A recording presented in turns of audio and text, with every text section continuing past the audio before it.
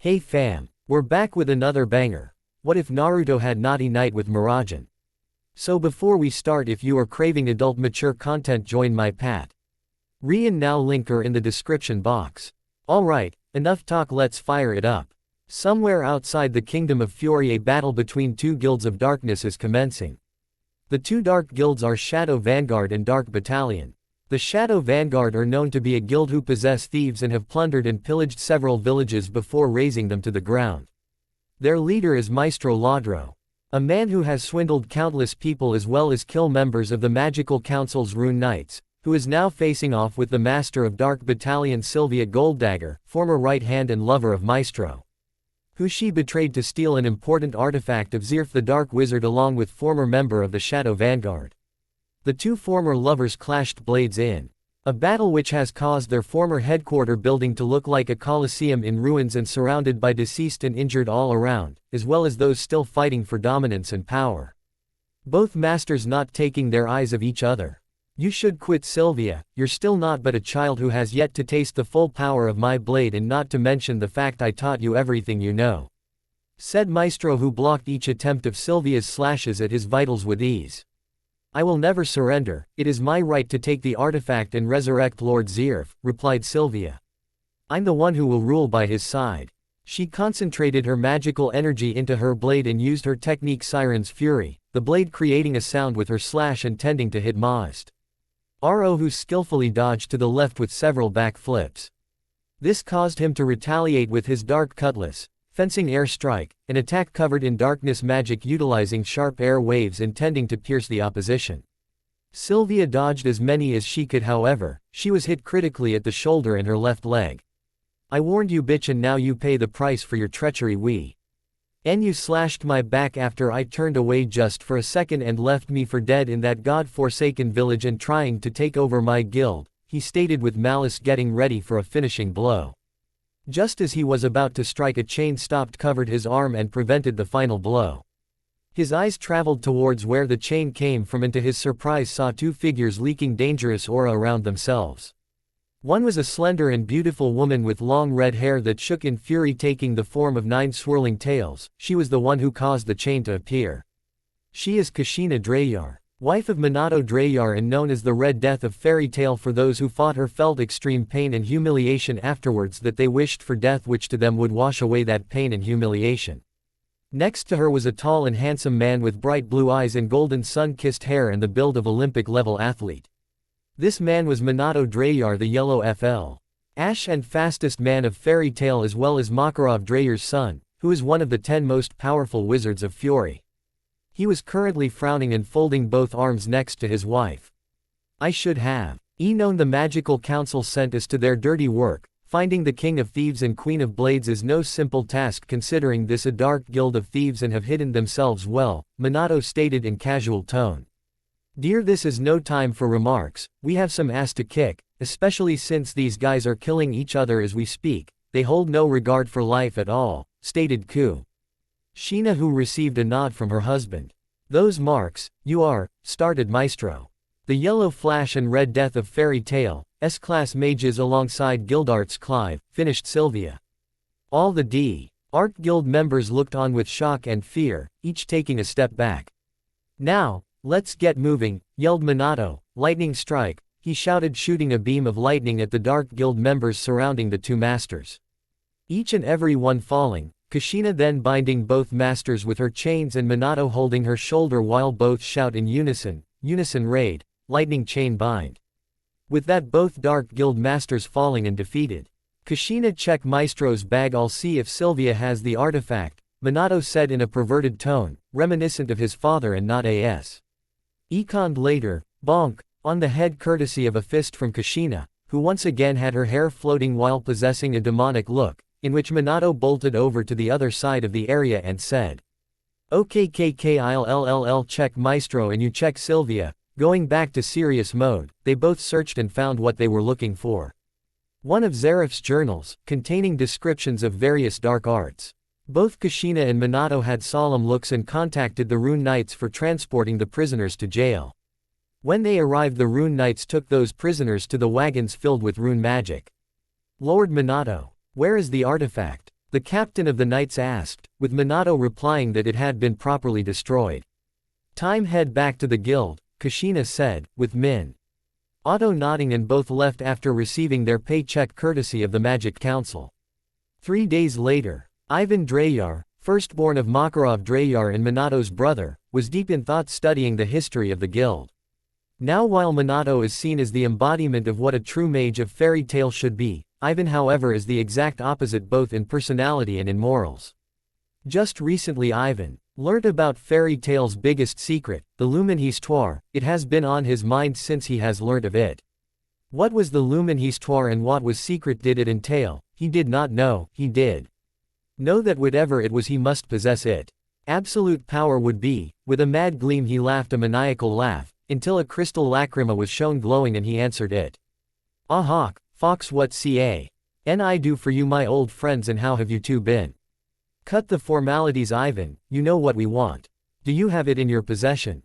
Barked the now shown Fox. Fox was revealed to be female, with a hood and a face mask that was the shape and appearance of a fox. Hawk was essentially similar except for his mask being that of a hawk. Both also had the builds of warriors, and it seemed Hawk was the calmer of the two. Though that does not mean he was seething in the inside at the audacity of this man to speak to him like a common peasant.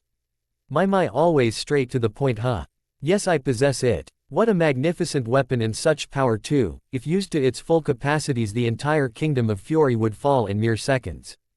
But do you have what I want first? Otherwise deals off, and you know I will keep my word. He answered in with a serious face for once. If these two did not have the requested item he would show them why he was considered a dangerous man. Yes, we have it. Was found in one of the Dark Guild's hideouts. The exchange will commence in 5 days at the outskirts of Magnolia. We'll be there, just be sure no one spots you, especially that old geezer. He would be troublesome to deal with, Hawk told Ivan in a cold monotone voice. Ivan nodded before turning off the communication lacrima. Ah Hawk, think you can pull the wool over my eyes, but I know more than I let on. No one shall stand in my way. Cuckoo. Laxus my dear boy, you will finally be of use to me. Cuckoo. Outskirts of Magnolia. That fool Ivan thinks he can order us, bellowed Fox while crushing the lacrima. She was furious. That weakling Ivan was nowhere near their league, and she truly believed that if they fought, she would come out the victor between the two. However, she also knew Hawk was the strongest. Even stronger than her. His power is that of a wizard saint. Calm down Fox. What he is getting is nothing compared to what we will possess in a mere 5 days, sighed out Hawk with Fox slowly nodding. They held up a suitcase, opening it, looking over the item. It was a lacrima, but not just any lacrima, it was dragon lacrima. Thunder sounded, with an image and roar of a dragon. That was the purpose of the lacrima, made from dragon scales, and why does Ivan have use for it?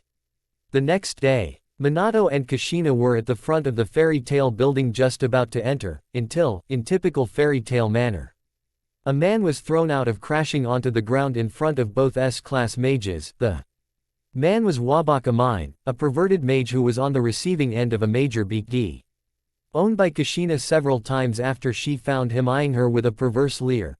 Can't they go one day without causing trouble? Hey Kushi. He stopped when he saw the dreaded crimson hair of Fury and slowly backed away. Boom. Wabaka was thrown back into the building, where everyone saw with wide eyes and growing fear. The Red Death was going on a rampage. All the men screamed like little girls and tried to run. But it was no use. One by one they fell to, until Kushina eyed the drunken sleeping old man. This was Master Makarov Dreyar, Guild Master, Wizard Saint, and finally her father-in-law. Let it be known she hated people in the guild fighting for stupid reasons. Who's disturbing my nap? I had nice dream about 2 voluptuous girls on a date with me. He suddenly felt immense kill. Ling intent and turned to look behind him, seeing the mighty woman who knows no mercy. Kuu Kushina was all he could yell before a falcon punch was sent his way, sending the old man through the roof and blasting off. 30 minutes later. Dad, you should know not to piss off Kushina by now. The last time you spanked her ass, and after that she beat you so bad I had to plan out your funeral, exclaimed a nervous Minato. He clearly seemed to love his father despite his tendencies, and was not thrilled to have the idea that his wife was the one who killed. Well my boy, it was worth it, but enough about me. How was the job? Replied Makarov, who turned serious knowing full well that the task given by the council was to eliminate the artifact of Zirf, the Dark Wizard himself. Even Makar, OV1 the 10 Wizard Saints could understand the significance of destroying a powerful artifact. It was fine old geezer, we took care of everything, the artifact was dealt with and the 2 dark guilds disbanded forever. But that's not what we want to talk about. We need to head to your office right now. Kushina said this in a quiet and slightly meek manner, the opposite of her personality of a strong powerful woman. Makarov nodded lightly and followed the two. A deep silence ensued, causing some tension in the air. Before Makarov could speak, he was cut off by Kushina. I'm pregnant. What? Makarov shouted and was rewarded with a punch on the head from Kushina. She told him to calm down and explained she found out after the mission, so it took an extra day to come back the guild. Makarov then formed a shit-eating grin and said, so I've got another grandchild to be born and then spoil, got names for my future grandchild or children. They both looked at each other. Then and smiled, if it's a girl Tsubaki and if it's a boy, Naruto. Makarov widened his eyes. Naruto was a name he had not heard for a long time. They decided to name him after Naruto Vermilion, HW. As the brother of the very first guild master Mavis Vermilion and was the very first S-class mage of the guild known as the guardian of a fairy tale, he was every bit as kind as his sister, although he died very young. He had the respect of every guild member and died a warrior death. Naruto, may you watch over the guild and continue to protect our family. An ominous aura surrounded Minato as well. Makarov. Both staring down at each other intently, neither of their resolves wavering. This was a battleground, several guild members each having expression of anticipation and some nervous. The father and son duo have not moved an inch. Both were breathing in the atmosphere and preparing for their battle. Would you begin already? This is getting freaking ridiculous. For God's sake, it's just a drinking contest, said a very pissed off and very bloodthirsty Kushina. This was not some epic battle between good or evil, this was a drinking contest between the third master of the guild and his son. Who will most likely die after tonight once his wife will get through to him? Both father and son nodded furiously and the competition began. After several barrels of alcohol, Minato fell on his back and murmured the words, I surrender. Kushina sighed and she picked up her fallen and dizzy-eyed husband. Of all the times, now you decide to get drunk, old man, we'll be off now. Getting a nod from Makarov, who was dancing in victory. A few minutes later at Minato and Kushina's household. HEEYY Fox, WWHYYYDDIIDDDY Yo MMAAAKKKEUUUSS Leave, TTHHHEE Pa Arties Juiced Getting SS. Start, was all he could say before dropping unconscious. Kushina looked at him with a grumpy face that formed into sigh. Honestly, Minato, this was not a part of the plan. You getting drunk could have affected the whole trade-off. Remember, this trade-off with Ivan is for the good of the guild and the world. Kushina then muttered to herself, great, I'm talking to myself, well, rest for because in 4 days we need to steal ourselves. Good night, Hawk. 4 days later. Hawk, Fox, finally you two know I hate waiting, stated Ivan with an evil shit-eating grin. Said people narrowed their knot that Ivan could see. They would not give him satisfaction. Okay, here is your prize, provided you have what I want. Both figures looked at each other and brought the briefcase out and opened to show the dragon lacrima. Ivan did the same, and in the briefcase was a weapon of immense power and destruction. It was the Blade of Armageddon. The blade was the bulk of legend, it has the power of destruction. And can only be wielded by someone has learned a specific magic and can channel their power into the blade. This blade was around the time of Zirf and Dragon Civil War. It was quite literally mad. From the bones and scales of a dragon and is said to have devoured the souls of several fallen warriors. It had many users, one being the legendary Shadow, a mage who achieved the moniker, the Ultimate Mage. He was around the time when the first generation of fairy tale had achieved popularity and was defeated by the S-class mage Naruto Vermilion, also the very creator of one of fairy tale's great magic, the fairy law. The Blade of Armageddon had a disc hilt with a sharp bottom. The blade itself was that of katana except with a sharp and slanted end, with the tip is in a straight curve and spiked. It had ancient runes written in a dark reddish color, and the blade itself was black and silver. It was truly a magnificent sword. Both Hawk and Fox could feel its power radiate. All three nodded and exchanged briefcases. Well, it was a major pleasure doing business with you, Hawk and Fox, or should say Minato and Kushina. At this both Hawk and Fox eyes have widened in shock. How did he figure out their secret identity, and what would they do if he revealed it to the guild? They could not risk it for the safety of the guild, as they were actually doing this so the guild would remain on top. So you knew who we were from the beginning when we approached you, huh? As Minato removed his mask but still wore the hood as it started to rain. Ivan grinned and said, "Come, no, you didn't think you could hide this from me, could you? My Shikigami magic came in handy and then some, so Kushina, you were with child."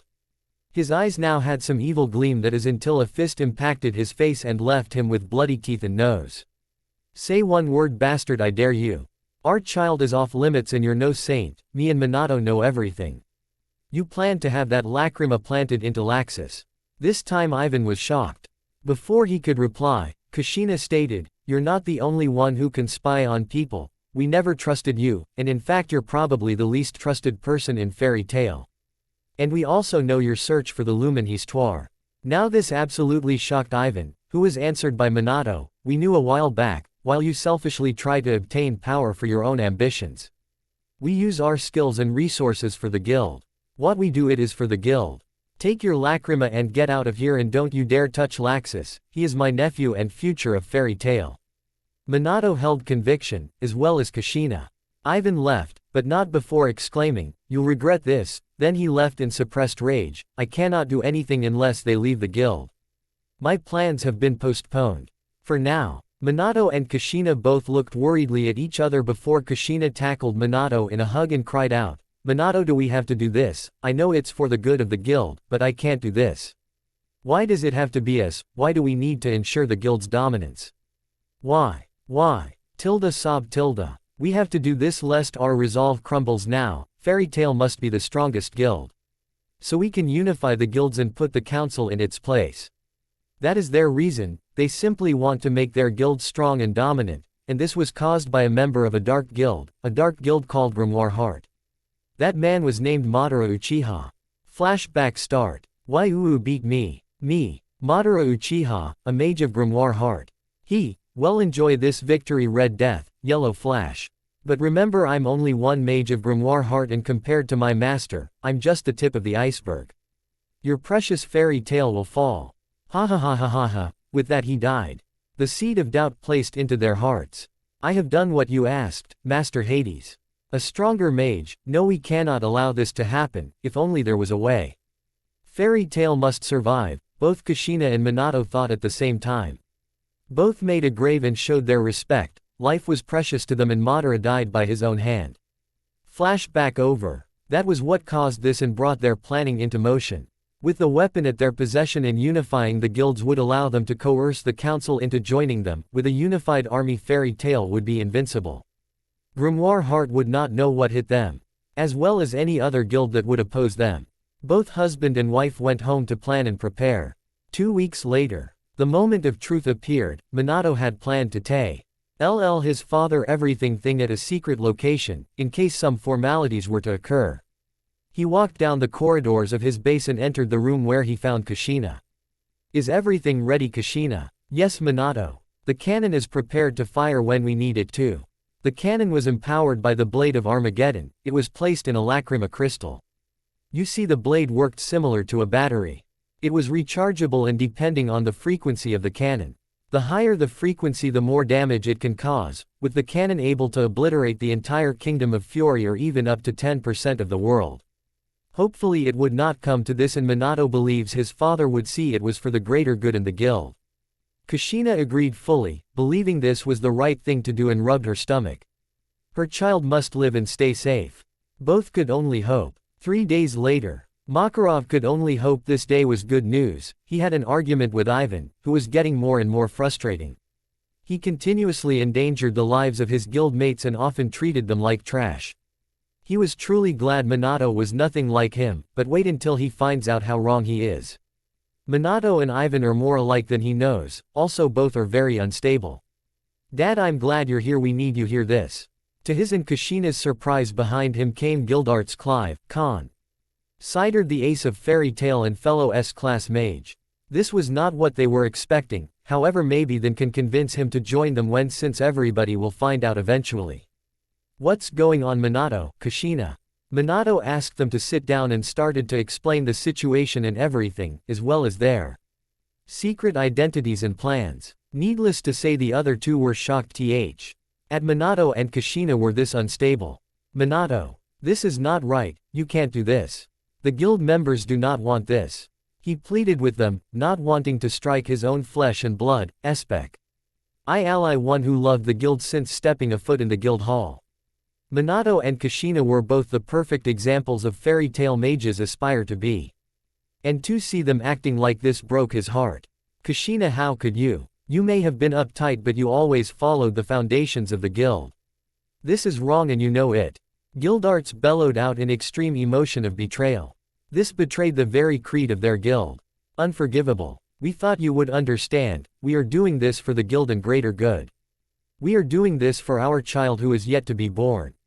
Kushina exclaimed in rage. This shocked Guildarts who looked at Makarov who indicated that he knew. Kushina words won't get through to them. Start the cannon. Maybe a little demonstration will help enlighten them, Minato ordered in a cold tone and glare.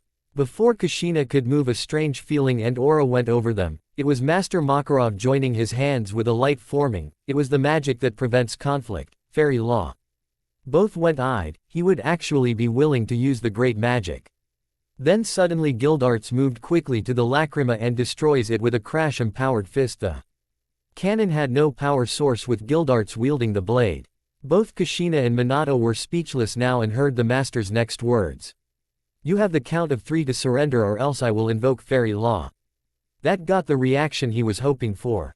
He stopped his attack and was ready to speak before Kushina used her chain magic at the ceiling, causing a boulders to fall. We'll leave for now, but we will return to take back what belongs to us. By the way, we aren't the only ones with secrets, make sure to watch out for Ivan, after all he supplied us with the blade. Both Guildarts and D. Makarov had wide eyes at this statement. The husband and wife duo disappeared and the two fairy tale mages left with the blade. 9 months later, the cries of a baby could be heard in the room. Both Minato and Kushina and looked at him with loving yet lifeless eyes. Naruto, you are the key to us ensuring that order will remain, you will be our salvation. Naruto, instead of being the guardian of fairy tale, like your namesake. You will, the destroyer, and we will damn well make sure of it. Meanwhile at the fairy tale guild. What is this feeling? Thought the master as he was outside on the roof and the wind blew. The weather was changing. Again boy, hit the dummy harder. Minato, once one of the kindest souls you would ever meet, said to his 5-year-old son Naruto. Naruto looked exactly similar to his father except he had his mother's face and some of her crimson hair at the form of the tips of his spiky blonde hair. Naruto was hitting a training dummy with a kendo stick while being watched by Minato and Kushina. Why are you hesitating? It's just a training dummy. Now don't hold back or else, Kushina emphasized her point by holding a whip and stretching it with her other hand. Naruto sped up in hopes that he would not get hit with that devil weapon and attacked with more force than before, hoping they would not whip at him. However, unlike a couple of years ago where they were people of their word, their mentality took a hit since that day and with relentless intent whipped him at his back.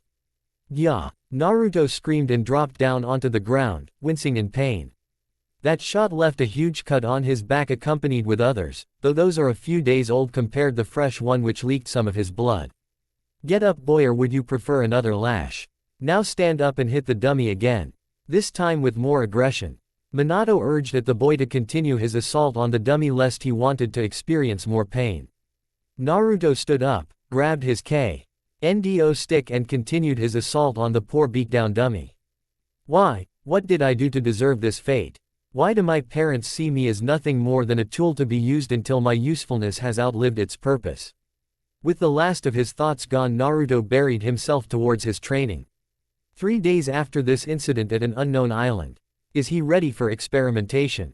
Questioned Kushina, at Minato who was looking at the sleeping form of his son Naruto. In truth both loved their son dearly and wanted to be a family after this was all over, however they failed to realize what their actions are causing to Naruto and have never put themselves in his shoes. They were too set on their vengeance on their former guild, feeling betrayed of what happened years before, even though it was they Our own fault for what happened since their fear overrode their sense of morality. Their belief was that if Fairy Tail, the strongest guild, was destroyed, then the other guild would fall in line, as well. As the council, who will feel threatened by their power and also the fact that they have been collecting dirt on all of them so as to blackmail every member. Truly did the once great Fairy Tail mages fall from grace. They both went for preparations when Minato told Kushina they were ready to begin the procedure. They injected Naruto with some sedatives and went onwards to their laboratory, where He plugged their infantile son with many wires and leads and strapped him to a board. Alright Kushina, let's begin. The sooner we start, the sooner we can leave. Begin. Kushina nodded and then activated the machine.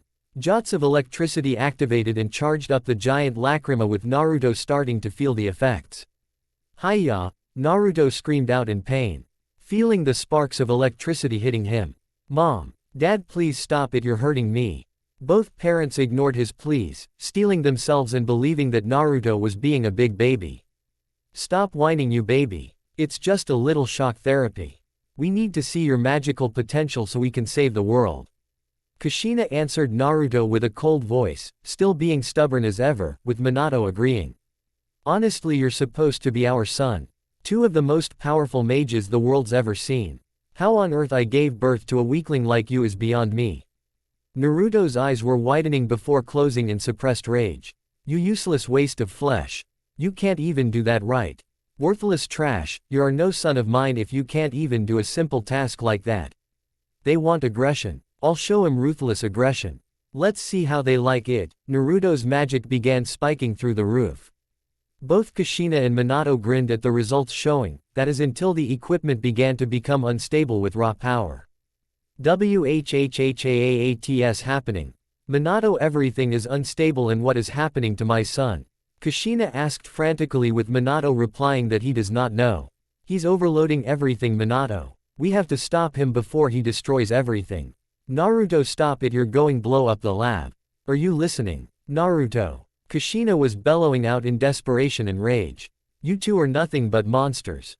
I'm done listening to you. Naruto lost it and began to scream out all of his frustrations, before exploding and releasing massive energy wave. Devastation everywhere, though the two parents and their child were all alive. Kushina wwwhhheerrreeaarrreeaarrre Minato said in his bloodied form caused from the explosion just minutes ago. Minato, I'm alright, but where is Naruto? Kushina and Minato slowly regained their bearings and looked around for their son. Both were bloodied and bruised from the explosion their son caused. What magical power he possesses, would have been their original thought. But now it was worry for their precious son. Kushina sees a hand sticking out from the debris. Naruto, I found him. Get your ass over here, Minato. Lifting the debris, their eyes widened. A bloodied Naruto was lying there on his stomach, with large blood puddle below him. Worried, they turned him over, with tears streaming from their eyes. They felt regret. Naruto will never be the same again. For he has something and is permanently scarred. Naruto. The next day, we see a bandaged Naruto laying blissfully unconscious on a bed. He had a tube connected to his arm that was also connected to a sachet containing blood. Kushina sat beside her son, grasping his small hand to hers and silently praying to God for his health. You see, during the energy avenue that hit them, it showed Naruto's memories to them from his perspective, showing them their hypocrisy and darker selves. This was a wake-up call for both parents, and they both slowly began to recall everything from their youth to leaving the guild to the experiment, which was a way to measure Naruto's capacities and potential in the future. Both were appalled and even admitted that what they were planning before was horrendous on their part. They physically fell sick afterwards. I think it's time we atone for our sins, starting with Naruto and Fairy Tail. Kushina, get the communication lacrima. It is time to set things right, Minato finished with determination worthy of a mage of Fairy Tail. Kushina went to get the lacrima as request whilst having a face of nervousness and worry. Meanwhile at the Fairy Tail Guild. Come on Mikao, let's have a drinking contest. Shouted out the man's best friend Wabaka Mine. This man had a ducktail hairstyle and was a chain smoker and was a well-known pervert. Mikao Konbold, a blue-haired man with a slight goatee, agreed to the challenge without hesitation. Inside his office, Makarov Drayar was looking at the paperwork sent in by the Council for F. Fairy Tail's Path of Mayhem, in this case Gildart's major slip of his powers, destroying a village's entire town by mistake, and was weeping with tears, when suddenly a communication lacrima glowed. Makar. OV answered the lacrima with a projection of the person starting to form, but still not there yet. Dad. Makarov's eyes widened at the mention of the one word he feared that he would never hear again. The projection cleared, showing Makarov the full-blown image of the person. It was his son Minato. Minato, is that you? Taking notice of Minato's bandaged appearance, he asked, what happened to you? Never mind, is Kushina with you? Kushina appeared beside Minato to answer his question. It is good to see again, Master Makarov, Kushina for once said in a respectable and meek tone, quite the oppose. Ite of her usual self, I'm afraid we are not here for formalities. We need to discuss something with you. Okay, about what? He was cut off by Minato. Dad, meet your grandson, Naruto Drayar. Minato finished to the point, whilst tilting to the side and pointing towards the unconscious Naruto. Makarov's eyes widened at that piece of information, with his eyes steadily moving towards the image of the laying Naruto. He looked like a combination of Minato and Kushina. He had Kushina's face and Minato's hair. Though when he got a closer look, he noticed that Naruto was in terrible shape, the bandages around his arms and his face. Especially the one covering his right eye. At did you do to him? Makarov was furious and released quite an amount of magical power, causing the floor to crumble as well the other guild members feeling his power radiate. Gildarts went in and asked what was wrong, where he saw the master talking through a lacrima. With this, Gildarts sent other members who were arriving away, while Makarov calmed down and told Gildarts to stay, as this also involved him. Once in, Gildarts saw Minato and Kushina through the projection and what appeared to be a child. He was about to scream in rage until Makarov told him not to do anything rash. With this, both former members of the guild began to explain, and needless to say, both Gildarts and Makarov were suppressing the urge to kill them both. You fool! Both of you stupid fools! How could you do this to a child? Your own child nonetheless. My grandson! Makarov bellowed at them, with both parents looked away, not wanting to meet his gaze. We did what we thought was right. We realized now the consequence of our actions and want to make things right. We're not asking for forgiveness, and frankly we do not deserve it, but Naruto is innocent.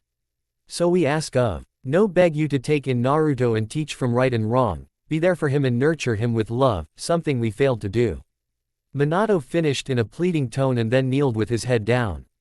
The same with Kushina. Please take him in and raise him as a member. Fairy Tail, a guild we have betrayed. We deserve to pay for our sins, but Naruto still has a chance. Please, Master Makarov. Gildarts, do not let the child pay for the sins of the parents. With that, both parents were in tears. Idiots, that goes without saying. Both regretful parents brought their heads up, with tears still streaming and their former master keeping a straight face. I cannot forgive you for your actions, and I especially cannot forgive you for what happened to Naruto. However, if I ignored you throwing yourselves into darkness, it would be myself I could not forgive. This is not me saving you, but showing you the path to tomorrow, as well as young Naruto should you choose it. That is the way of Fairy Tail, and do not worry about the council, they do not know of your activities. Both parents had their eyes widened to epic proportions and stammered, we. Tilde boom tilde, the lacrima cut off from their position. Kushina. Minato. Both powerful mages yelled in unison. Island where Minato and Kushina are located. Who the hell are you? Kushina yelled at the figure, who was looking down at them with an impassive face. This was an old man, wearing a helmet that had two horns sticking out from each side, shoulder pads with a cape attached. The most notable feature was the eye patch covering his right eye. Kushina and Minato put Naruto inside the room to check out the explosion, only to realize that half the building had gone, and to see the figure before them. Not that it will matter to you, but you can call me Hades, Master of Grimoire Heart. The now named Hades said to them in a bored tone.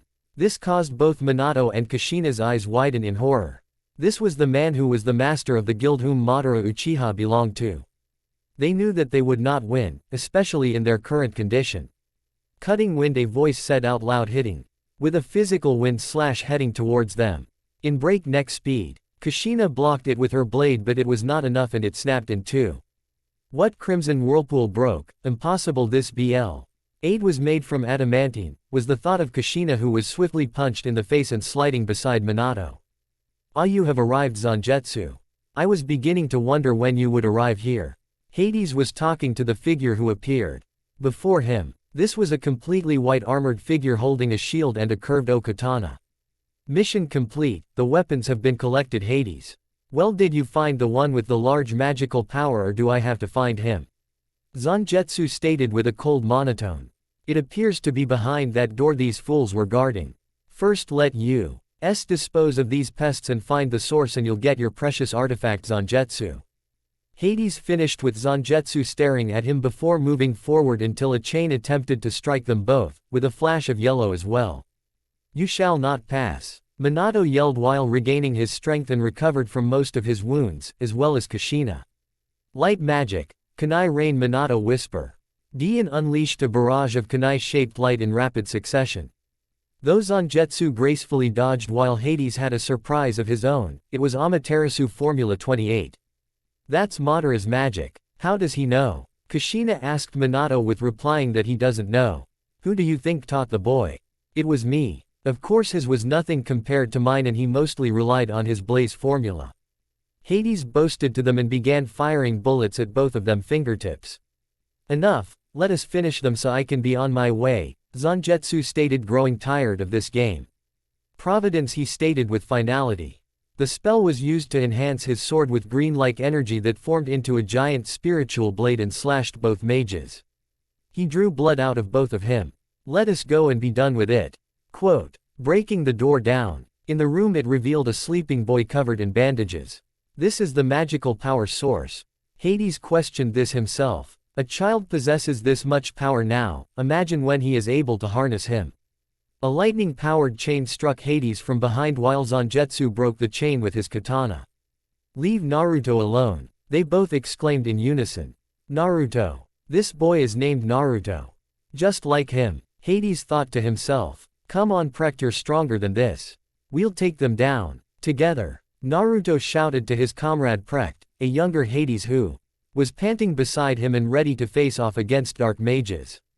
So you survived, I'm impressed, but this time you won't live.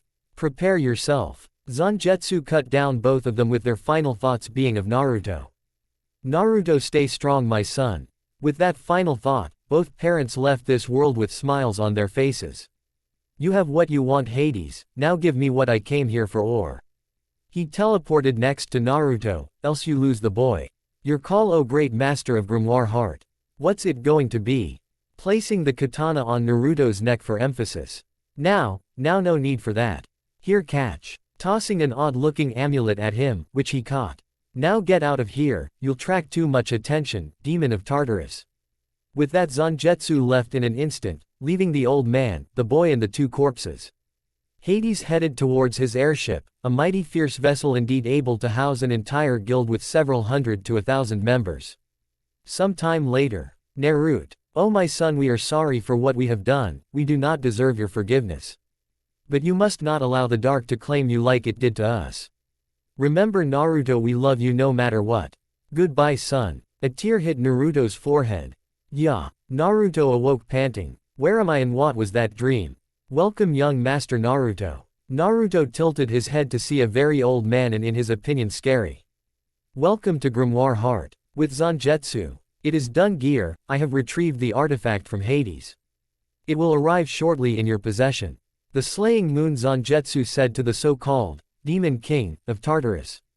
Excellent, but why didn't you just destroy the human and take the item? It would have been a simple task, after all you're one of the strongest in the guild. My ons are my own and none of your concern, Gear. I will arrive shortly, he finished with finality and shut down the projection.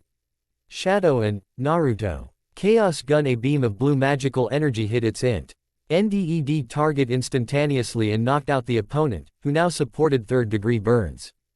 Dark Guild Black Arachnid, you should never have crossed Grimoire Heart. Now you there, what is your name? The figure, who shot the beam at the Dark Guild member, set his sights on a heavily injured female member of the guild he just laid to waste.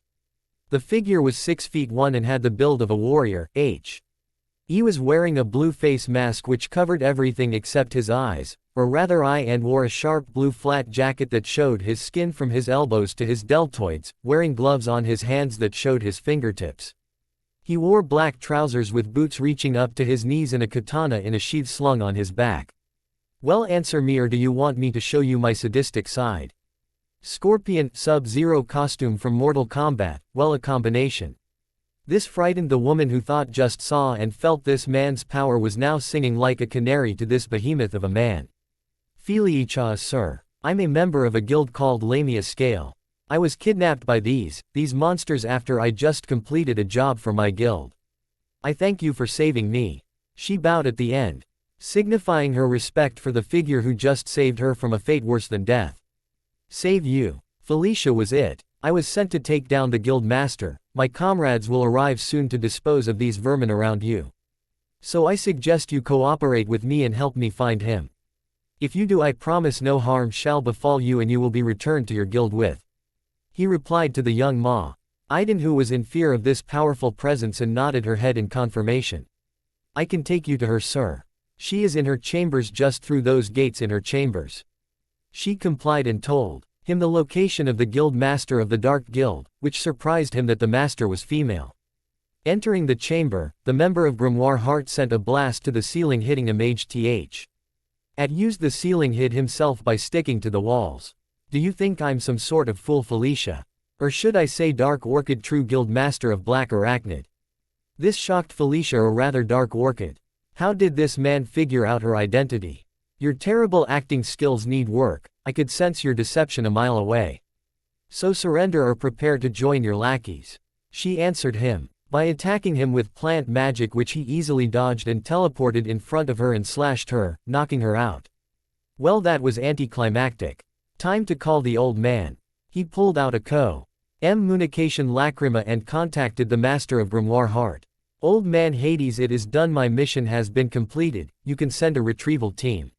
My Naruto, what did I say about calling me master? Oh well, you did excellent work. We can interrogate these fools for finding the location of Lord Zeref's body. With that we can be closer to the one magic. Hades, the man partly responsible for Naruto's parents' demise, told one of his most trusted warriors. Look at you, strong and defiant to the end. I have another task for you. It seems the council has found out about one of our hidden laboratories through rumors and are sending mages from a specific guild. There is spy in one of our sub-branches and the council suspects Grimoire Heart. I want you to travel towards the location and destroy the secrets it contains, and if you can deal with those mages. Which guild is to send those mages? It might be helpful to me to gain intel on those mages. Naruto asked the aged man, going serious for the moment. The guild's name is Fairy Tail. Meanwhile, at the Fairy Tail Guild Hall, you tin can bitch, you whited-haired bimbo, yelled out two of Fairy Tail's most powerful S-class mages. This was Titania Urza Scarlet and Demon Mirajane. The other members were scared of these two monsters, as Greywood put it, and Natsu, well, let's just say he is not the smartest individual out there. Erza. Mira. Fight me. Natsu, the fiery dragon slayer, encased both fists with fire and tried to launch a surprise attack at both female mages. Shut up, Natsu. Both Urza and Mira retaliated with feminine fury and punched Natsu the same time, causing him to fly back and hit the wall. There was a huge hole where Natsu was thrown. Unfortunately for the young mages, Master Makarov arrived after business and Eric concurred. What happened to my guild? Everyone turned back to see their guild master arrive with his jaw on the floor, quite literally. Now Mirajane and Urza began to sweat nervously around the guild master, knowing they were in deep trouble. Mirajane. Urza. To my office now. You two Laxus. Makarov lifted his head up to the second floor and there sat Laxus, who was confused. Oh, why his grandfather wanted to speak to him as well. In Makarov's office. Master, I know it looks bad, but Urza trailed off but was interrupted by Makarov. I didn't call you here for the damage to guild that can be dealt with later. No, it is a far more important matter which requires all three of you, so listen up. All three young mages became serious when Makarov explained to them that a request came from the council. So you're sending us to deal with the problem? Must be serious if you are sending us then, the first time all three of us have teamed up. Old man, I won't be responsible for these two, but you already know that. Don't you? Laxus arrogantly told his grandfather. You see, Laxus has changed throughout the years and became more arrogant and had his own vision for fairy tale, which would only allow strong mages with its ranks. There was also the fact that Laxus was angry at his grandfather for excommunicating his father Ivan. Ivan was excommunicated for endangering the guild, as well as another whole reason. Though Laxus didn't see it that way. Laxus, Mira and Urza, I want you to come back alive. I trust you three to put aside your differences to complete this task or I have a feeling these opponents you are to face are no joke. Makarov laid down pieces of paper which showed their opponents. A spy of the council managed to retrieve information on these three individuals. All of them are S-class level and are dangerous. All three mages looked at the files and recognized the names of the three dark mages and were surprised that somebody somehow got information on these people. Itachi Uchiha. Age 23. Alias the Raven, rank S. Bounty 8 million Kisame Hoshigaki. Age uncount, alias Great Blue, rank S. Bounty 7,500,000 Daidara. Age 19. Alias Mad Bomber, rank S. Bounty 3,750,000. These guys are members of Red Dawn, a guild that once had the potential to be the most powerful dark guild in years. And now they work for Grimoire Heart, a guild that eludes the magical council even to this day. Your mission is to find out what they are up to and capture them for interrogation. Now go, my children, and return safely. Makarov finished sagely. All three went to prepare and leave together. This mission was important and they would not fail it no matter what. I wonder if you're still alive, Naruto. Please find your way to your family. With Naruto. Naruto. Please find your way to your family. Yeah. Naruto woke up after hearing that voice. What was that, a premonition? You're losing it, Naruto. Maybe a glass of water can cool my nerves. Naruto got up from his bed and went to the bathroom to get a glass of water. After drinking his glass and turning off his tap, he looked at the mirror showing his facial feature for the first time in years. He let his hair down, with a fringe on his left side covering his scar. Basically classic Dante's hairstyle. He lost baby fat and now bore a slight resemblance to Laxus. It would be safe to assume that he is indeed a Drayar having their features. All in all, he would physically resemble Minato and could be considered more handsome than his father. I better get back to sleep. The mission begins tomorrow. 3 days later. Castle Doom. What kind of shitty name is that? I mean, who the hell came up with it? Naruto said out loud to himself. Castle Doom. What kind of shitty name is that? I mean, who the hell came up with it? A voice said out loud which Naruto heard, taking this as a sign of those mages arriving. With fairy tale mages. Calm down, Mira, the name might not be the most appealing we must stay alert, for there are at least 3 S-class dark mages in this area. Urza tried to calm down her rival. Tish. Whatever, Castle Doom's still a shitty name. And stop acting like your leader, Urza. I'm every bit as strong as you. In fact, I'm stronger than you'll ever be. Mirajane stated with superiority. What was that, you bitch? Urza shouted back to Mirajane.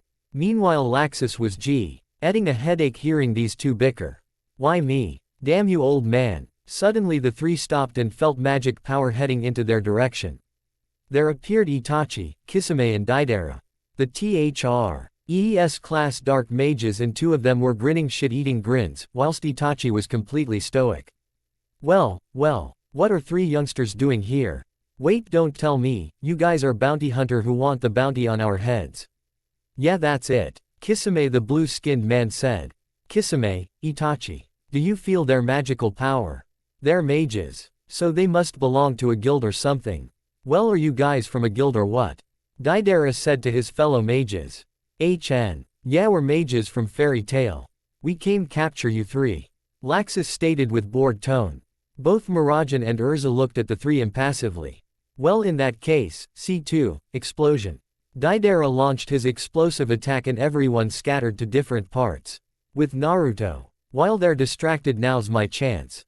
Naruto took action and entered the castle. With Laxus and Itachi. So I get you, Uchiha. Well, let me show you my power. Laxus began powering up with lightning surging his body. Settle down. I am on your side. I am the spy who gave the council the information on our location, Itachi stated to Laxus in a calm manner before bringing out files from his cloak. I believe this would be sufficient evidence. Laxus stared at Itachi intently. Urza and Mira vs Kisame and Deidara. Evil explosion. Thunder Empress armor. C3, shield. Water barrier. Both Kisame and Deidara were matching the females. However, Deidara was slightly in trouble keeping up with them. Urza re-equipped to a different armor and matched Kisame, who channeled his water magic into a sword form to combat Urza. Mirajane sent a fist towards to Deidara and used her evil spark spell to damage him. What's wrong? You boys can't keep up with us maidens. Give up now and we might be merciful. Mirajane smirked as well as Urza. Both Deidara and Kisame looked angered and ready to step up their game until an explosion occurred, snapping everyone to gaze into the explosion. Flashback 10 minutes ago. So this is the lab. Yeah, definitely got a haunted castle vibe, but I got a job to do. Naruto formed ready aura around his body and skin and prepared to unleash his attack. Chaos Blast. Flashback end. The whole castle was destroyed with nothing remaining. Everyone ran towards the now barren wasteland. What the? Everyone thought and saw a figure in the middle. The figure saw all 6 mages and said one thing. Well, look. Like I got your attention, and that was only a fraction of my power. He looked over to the fairy tale mages who stared at him with wide eyes. How rude, it's impolite to stare, ya know. Itachi, however, prepared himself for battle and his eyes changed to a reddish color. Naruto, what are you doing here? Itachi was actually nervous, which surprised his 2 teammates who knew him to act calm and collected. Naruto, as in one of Grimoire Heart's top mages. Kisame asked Deidara, who heard about Naruto from Itachi. This guy has the privilege of possessing the moniker, Maelstrom of Chaos. The fact is, even Itachi couldn't beat this guy even if he went all out. Deidara explained. Maelstrom of Chaos. Laxus turned to Itachi for an explanation, who had not left his sight on Naruto. So Itachi, how you were the spy sent from the magical council, and with the looks on everyone's face I take it the blonde one knows this, whilst the 2 ladies, the fish man and the man woman, have no idea. This hawked everyone to the core, who did not know about Itachi being a spy, but also caused Kisame and Deidara to seethe in rage and shout out their grievances. I'm not a fish. I'm not a man-woman. Ouch, so noisy. How do you deal with these big bro, Itachi? Naruto asked while looking at Itachi in bored tone. You know what, never mind. I'm forgetting who I'm talking to. Look, I'm not here to fight in fact, I just completed my mission and destroyed the secrets of Castle Doom, which is a shitty name by the way. So you can come quietly, Itachi, or do I have to use force? Your choice, bro. Not a chance, Naruto. What the master has planned must be stopped at any costs. You don't have to do this. Fight alongside us. Itachi tried to plead with Naruto, whose soul eye closed with Naruto deep in thought. I hate to interrupt, but I'm feeling left out here. Kisame interrupted with a grin. I had enough playtime done with the redhead, but I think I can't hold back anymore. Kisame began charging Magicka L power and started to morph into a monstrous creature. Kisame transformed into 25 feet shark-like creature. His facial structure completely changed, with gills sticking out of his neck and a dorsal fin replaced his hair on the top of his head. He had a tail and his arms became sharp like blades, along with his claws. What magical power! I have to be careful not to underestimate this guy. It could mean the death of me if don't. Naruto thought to himself, as well as everyone else. Kisame, you handle the traitor, while I handle the blonde guy. It looks like we can't hold back anymore. So I'll go serious 2C2, Garuda. Deidara made a giant-like winged soldier made of clay. So that means you use maker magic just like Gray. Mirajane stated to Deidara, who nodded at her exclamation. He began molding small clay spiders and birds to show them a demonstration of his magic. My magic is clay make. It allows me to mold clay like any other maker magic, however my clay is quite special since it causes explosion. Oh, that reminds me, blast. Deidara detonated his spider-like creation against Urza and Mirajane, who both dodged the explosions just narrowly. This oust everyone to once again scatter into the wind and fight their opponents. Kisame vs Itachi. Itachi stared down against his former partner and began activating his magic, Susanoo formula, Dark Guardian. Itachi was covered in skeletal structure, which gained skin and looked like a fiery samurai warrior. So this is your magic, Itachi. Now let's see who the stronger one out of us is.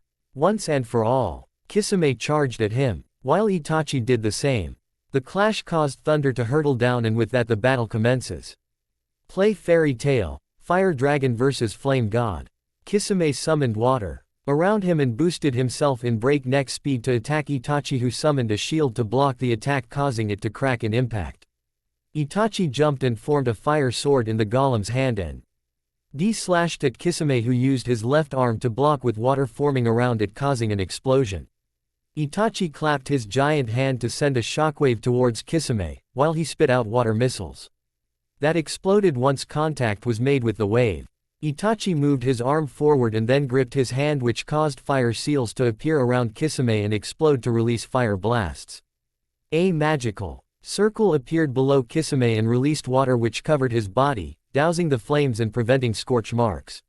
Shark Bomb, a shark made out of water, pounced on Itachi.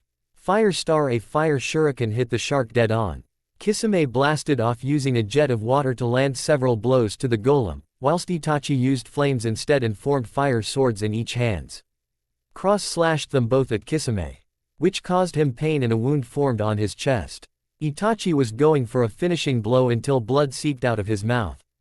This caused his movements to slow down and allowed Kisame to punch him, that sent him backwards and onto the ground. Kisame shot off to the air and attempted an aerial assault, which Itachi thankfully got up and repeatedly dodged until launched a fireball at him. Both mages stopped fighting momentarily to catch their breath. Music over. Not bad, Itachi. You really deserve S-class status for your performance. Though I couldn't help but notice that little slip up during that attack. Want to explain? Kisame gave him a predatory smile. It does seem obvious, doesn't it? Well, to tell you bluntly, I'm dying, Kisame. Itachi still remained calm even in this situation. This caused the grin on his face to go down and turn into a frown. So you hid this from us for a while, huh? But let me ask you this, Itachi, why? Why do you fight for them, and what is your connection to that brat? Kisame was referring to Naruto, who seemed to impress him with his display of power by destroying the castle. Itachi closed his eyes and remembered the past. Flashback 10 years ago. Now Naruto concentrated, focused that energy into a blast and hit the target. Itachi smiled warmly to his little brother and spoke full of confidence. Alright big bro, watch this.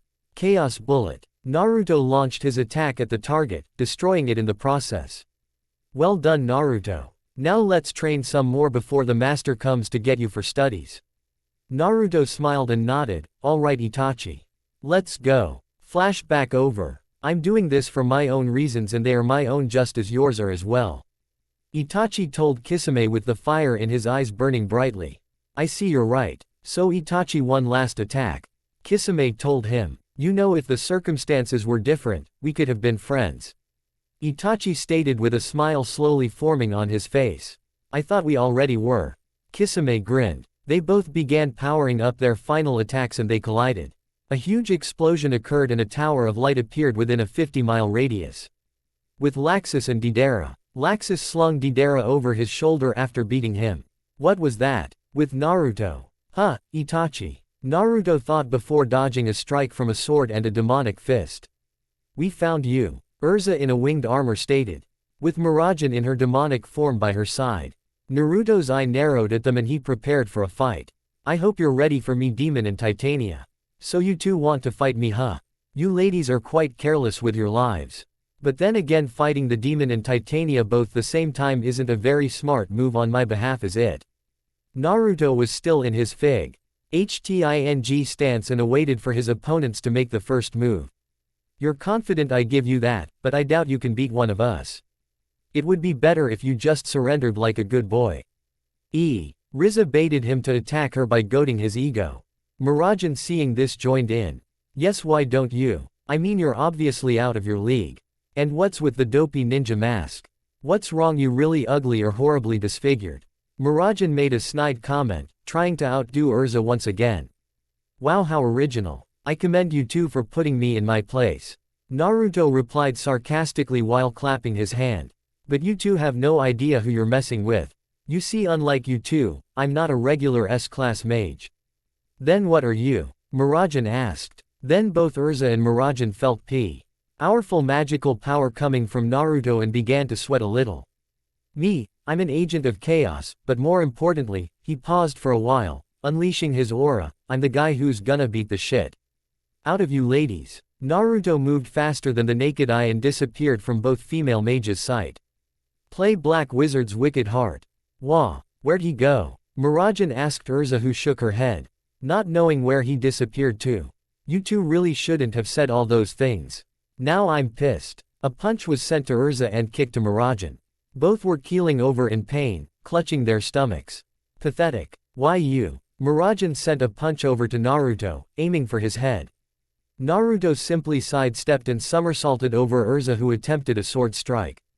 Urza changed too. A speed armor and Mirajane used demonic speed to attack simultaneously, which Naruto also countered by using his own chaos speed, transforming into blue light in the process, which began attacking Mirajane and Urza systematically and quite harshly. Stop music. He stopped his assault on the two. Now let's try this again.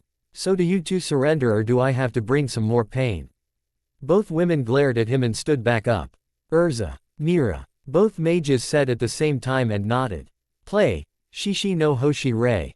Evil explosion. Mira caused a huge explosion which temporarily blinded Naruto and Urza re-equipped to another armor and used a lightning spell to attack him.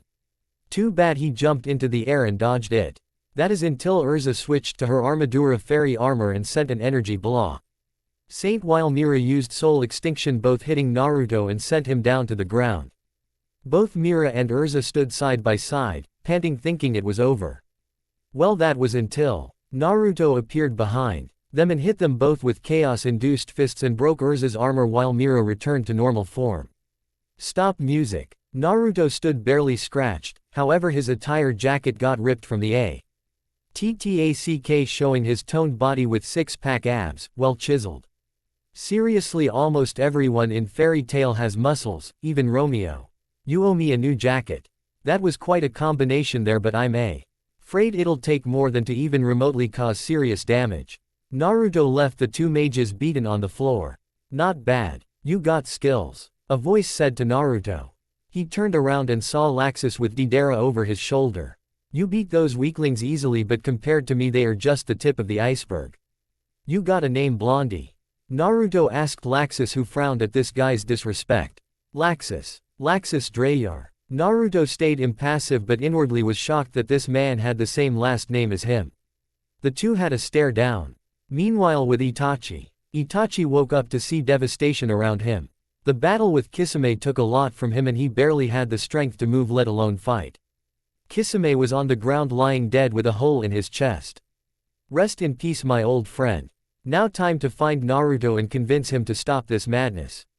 With that he moved forwards, heading to Naruto's location.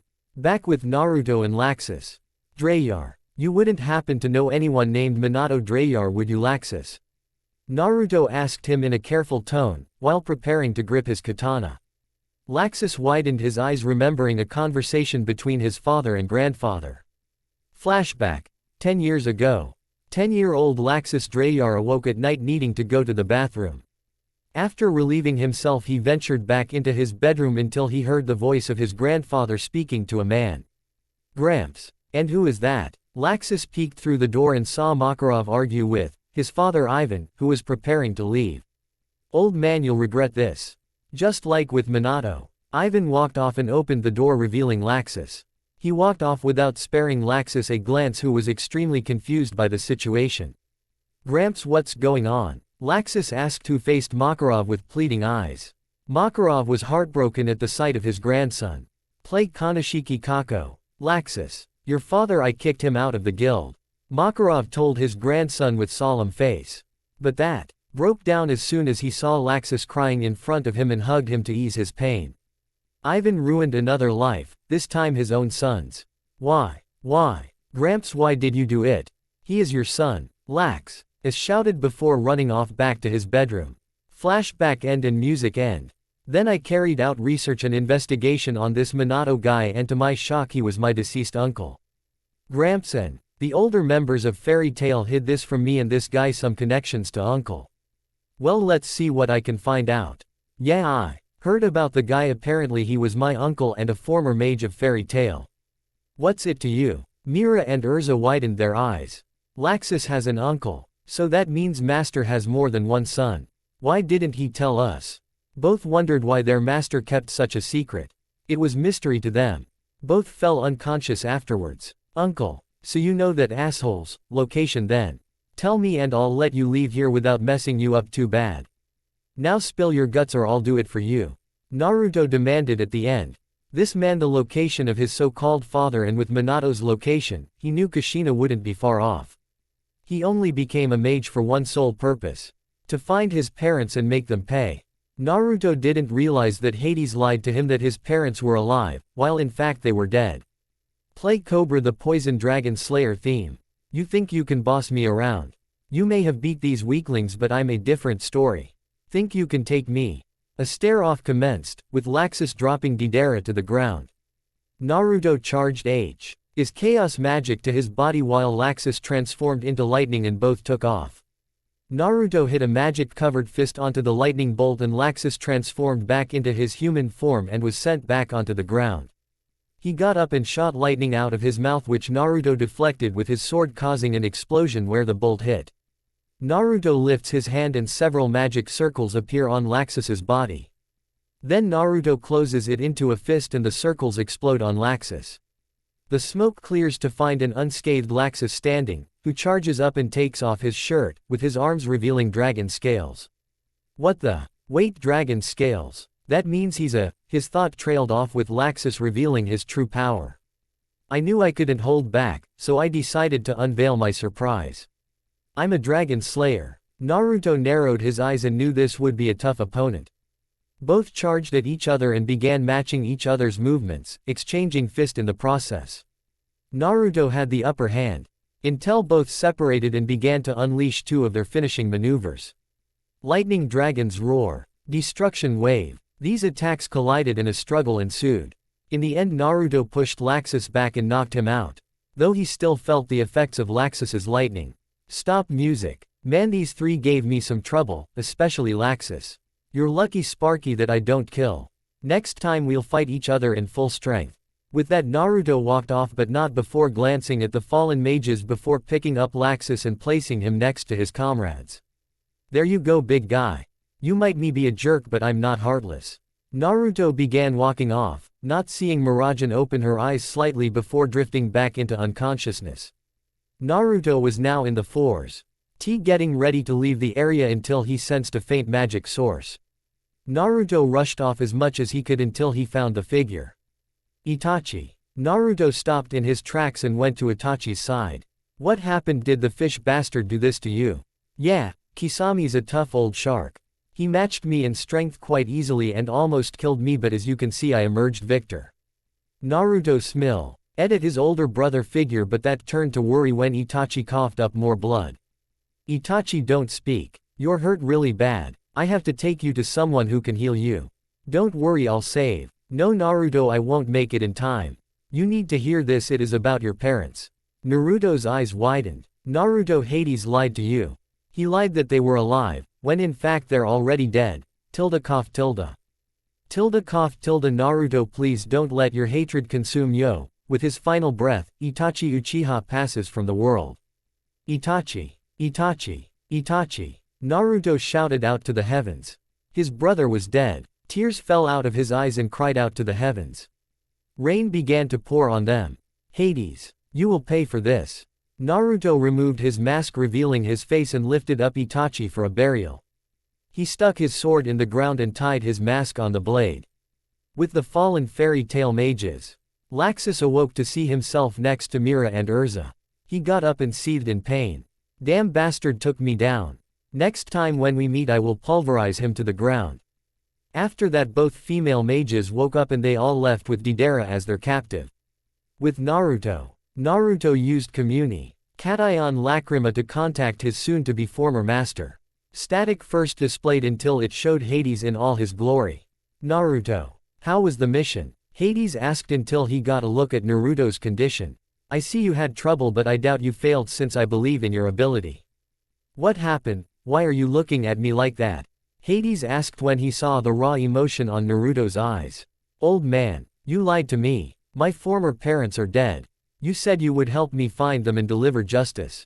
Naruto stated with a venom-laced voice. Yes, I did, young Naruto, and yes, they are. If I told you the truth, you would have no reason to become strong as you are, and more importantly, your contributions are ambition. Hades calmly said to the young Drayar.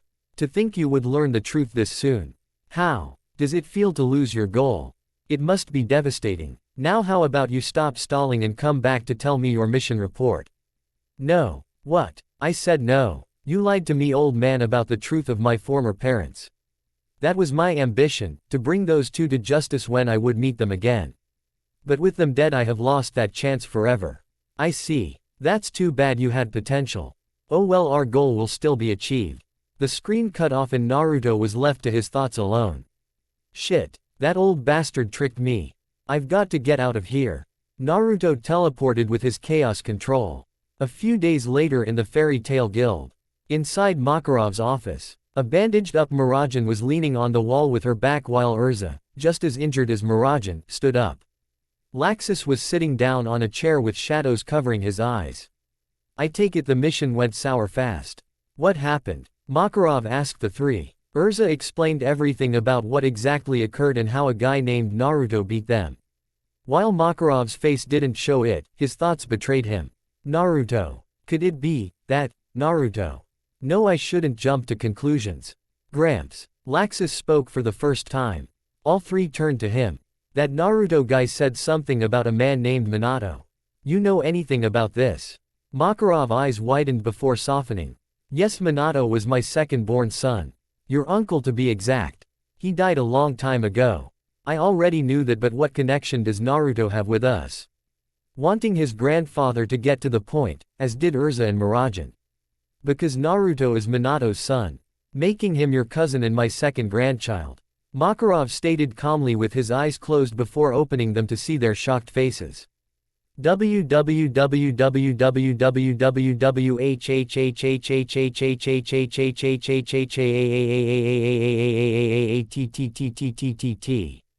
TTTTTT. All three yelled, which caused everyone in Magnolia to cover their ears.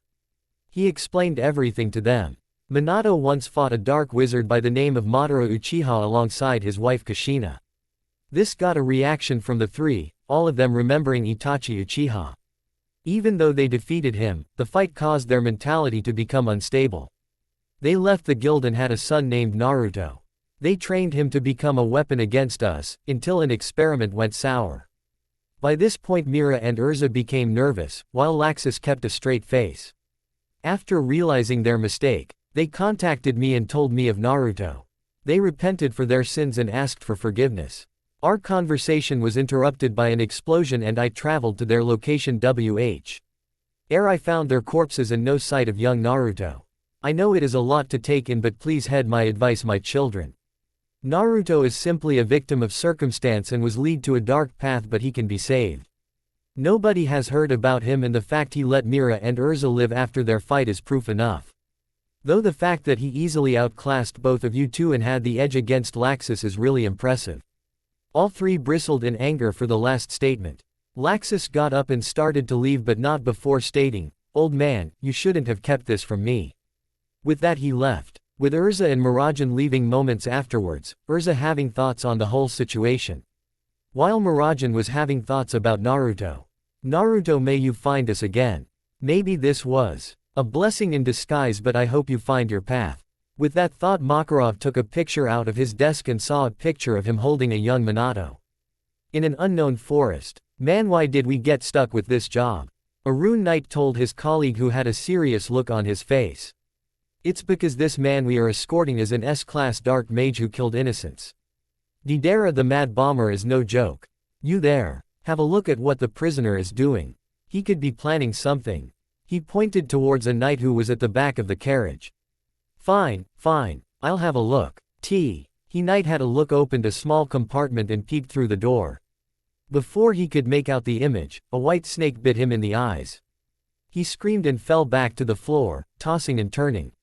Every single one of his fellow knights went to his aid. That is when the snake exploded, taking out all of them and damaging the carriage. Deidara came out of the carriage and took the keys from the captain. It was a good thing I made that snake before they bound me. Man, I thought they would never check on me. Oh well, time to leave this shithole. Fairy Tail, you shall pay for what you did. With that, Deidara left the location. That was nice work, Deidara. A mysterious voice said to Deidara, right behind him. He turned around to see a white-haired man, with lines on his face. Deidara raised an eyebrow. Who are you? He asked while preparing for an escape route. You can call me Brain, and let's say I have a proposition for you. One you can't possibly refuse. He smiled a devious smile at him. Deidara gave one of his own and said, I'm listening. With Naruto a few days later. Naruto was walking through a forest and heading towards his current destination, Magnolia. This was the home to the guild Fairy Tail. After calming down, he went to seek out answers, and maybe Fairy Tail can supply them. He switched attire and now took off his mask. His hair was now spiky with a fringe. On it, Virgil's hairstyle, and he ditched his ninja-like attire for a trench coat that was white and wore trousers alongside a muscle shirt. His boots now had metal soles covering the toes. In place of Naruto's katana was a double-edged word in a scabbard. Dante's rebellion, sleeping form. Maybe Fairy Tail can shed some light on my past. That Laxus guy seemed to know something. Naruto was snapped out of his thoughts after hearing loud crashes and explosions. What the? I sense great magical power from that area. Naruto used his chaos speed to travel towards the location of the explosions.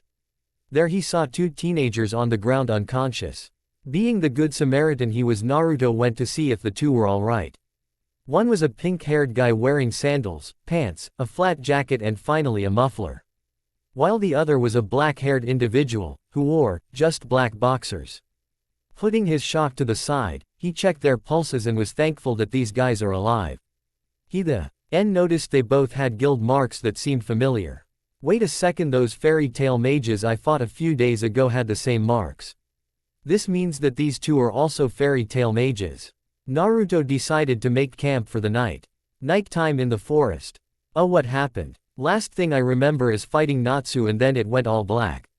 Gray said to no one in particular. What he did in Tino was that Natsu was also awake and scoffing down some soup which Naruto made.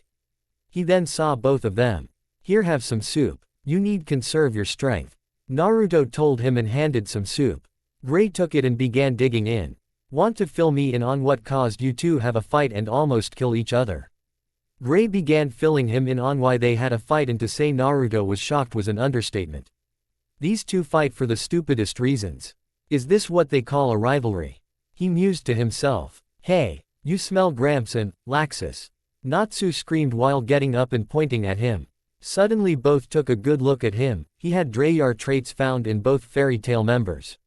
Laxus is in Laxus Drayar. Naruto asked them, both nodding at him. That guy's an ass. This got a two reactions. First their jaws opened up to their necks and then laughter. You're alright, Gray trailed off. Naruto. My name's Naruto. He smiled at them, and with that a new bond was formed between the three. Say Natsu, how are you able to smell Laxus's scent on me, even though that makes me sick to my stomach? That's easy. I'm a dragon slayer. Natsu puffed out his chest and looked proud. Being one allows me to have better hearing and sniffing abilities than even the most trained dogs. You know, you just compared yourself to a dog. Never mind, so you're a dragon slayer, pretty neat. So what element do you use? Naruto asked his new friend, who showed him his fire magic. Whoa, fire. Nice one. What about you, Gray? What's your magic? Mine's a special type of ice molder magic known as ice make. Gray gave him a demonstration by producing a snowflake made of ice. What's yours, Naruto? Are you a mage? Gray asked him. Natsu was leaning as well, wanting to know his magic. Yes, but my magic isn't one I can show off without collateral damage. But I guess can try this. His magic power spiked when he showed his magic through his right hand, showing blue energy. This is chaos magic. Both mages felt his power and knew this guy was strong. Fight me, both said at the same time. Say wah. He saw the look on their eyes and knew they want to fight him. Be honest, Naruto thought these guys had true potential. How about after you guys heal up and maybe when I find your guild master? I met some of your guild members before. So you two are fairy tale mages. So different from the ones I fought. Wait, is that how you know Laxus? You fought him, and who else? Natsu asked. Man, he must be strong to fight evenly against Laxus. Now I definitely want to fight him. Wait, you fought against other members, who are they? The Titania chick and the hot demon girl. I didn't just fight them. I defeated them, Naruto stated with full confidence, with both Natsu and Gray's eyes widening and mouths agape.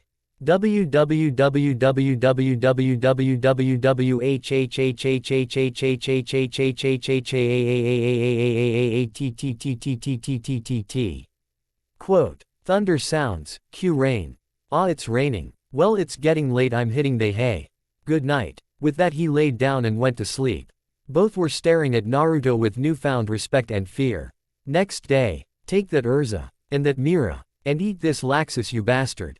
Natsu was sleep fighting, though he didn't know he was hitting Naruto by accident, who awoke just a few seconds and tossed Natsu outside where he landed in the mud. He looked over to his left and saw a smirking Gray. His age showed and said, "What are you looking at, you nudist?" Gray looked down and saw he had no boxers. He began to panic and run around or Naruto punched him. I got some spare clothes you can borrow. Geez, I hope his stripping is not contagious. He muttered to himself. Natsu and Gray were arguing all the way, with Naruto getting annoyed at the two's constant bickering. Before snapping, enough. Either you guys stop, or so help me I will chaos blast you asses. Am I clear? Both felt his magical power rising and subtly nodded at him. Naruto put his hood up and entered the building with the two rivals. Natsu. Gray. Where were you? Shouted the ever so deadly Urza. I, Natsu and Gray, where were you two? Repeated Happy, the blue cat with wings, which had Naruto bulge his eyes out of his socket. A cat with freaking wings. That's new, Naruto commented, which was not left unnoticed by the others. Who are you? Mirajane asked him rudely. Big sis. That was rude. He's a guest here, be nice. A shorter white-haired girl told the older one. I'm sorry for my older sister's outburst like that. I'm Lizanna Strauss. Nice to meet you. She bowed and smiled. Nice to meet you too, Lizanna. Me here to meet your guild master, if that is all right. My name is Naruto. With that declaration, Mirajane's, Urza's and Laxus power levels rose up and they prepared for any conflict to take place. Calm down, you three. I just came to talk with your master. All three didn't believe him until two figures appeared. It was Makarov and the guild's ace, Guildarts Clive. Settle down, you three. Let us hear what he has to say. Do not worry, me and Guildarts will be more than enough. If it's all right with you, old man, I would like to speak to you somewhere more private. These three can come along as we. LL, and I suppose the guy next to you can as well. Makarov nodded and told them to follow him, with everyone else watching in shock. In Makarov's office. Would you mind taking off your hood, young one? I would prefer to see your face. Makarov told Naruto, who complied and took off his hood. Everyone finally saw his face. He had similar facial structure to Laxus, but had softer skin tone and essentially more of a mixture of Kushina's and Minato's features, plus his left eye was covered by his fringe. Once again, my name is Naruto. Naruto Drayar, son of Minato Drayar. Play Blue Blaze Blazball. UE alter memory opening, the turning world's heartbeat, you still can't hear it. Can an audible, can it believe future? Nursing an azure smile, in a vortex of dominion does not give up, I'd like to know truth. A young Naruto crying after his parents' treatment of him. Naruto raises his head up and morphs into his older self. He is standing tall with the grimoire heart logo behind him. The god of darkness toys with suffering. As the seething goes, not giving mercy, even with no doubt if we're purified in an innocent color. We feed the breath of demons with our souls. Hades is seen in the background laughing maniacally. Naruto bathes in a blue light and Zangetsu is seen with his back turned. Victory or defeat won't be salvation, what kind of power is this? You can see, emotions that eyes of steel stare to. Until life falls. Open the awakening. Ah, the wiped hand, your blue shiny lights. Naruto fights Laxus evenly matched and jumps backwards avoiding Mira and Urza's attacks, he blasts them awa. Why before looking up and seeing Guildarts in front of him. The other S-class mages appear in front of him, Naruto smirks at them and raises a fist before being engulfed in a blue light and dashes towards them. May they reach the sky. Naruto is in the guild celebrating with the others and raises his hand in the air showing the fairy tale symbol. The words fairy tale appear with the rest of the cast. Chapter 6, Fairy Tale's Maelstrom. Wait a minute, why should we believe you anyway? The guy we faced was wearing a mask, and even though you look a lot like Laxus here, how do we know you're not lying? Urza demanded from him. To prove his point, Naruto unleashed some of his chaos magic in aura form. This provided the evidence to the three who fought Naruto and lost. That's the same magic he used to beat us. You or him. Thank you, Captain Obvious. Look, I'm here for answers to my past and my parents' past. You, Master Makarov, could probably shed some light on this matter, so please tell me everything. Naruto asked in a respectable tone, which surprised everyone. Okay Naruto, I'll try to answer as much as I can, however you must tell me about Grimoire Heart and your part in it. Makarov told him with authority. With the others agreeing. Fair enough, old man. I was trained to use my magic since I was 5 years old, and I know for a fact there are other members that are also strong. However, my former guild master is someone you don't want to mess with. If I could describe him, it would be a true monster, and some members even refer to him as a god. Naruto explained to them Grimoire Heart's main goal, as far as he knew. The resurrection of Zerf. Wait, you mean to tell me that Grimoire Heart intends to revive the most evil and powerful dark wizards the world's ever seen? Mira repeated what Naruto said to everyone, and Naruto nodded his head in confirmation. So what caused you to leave your former guild?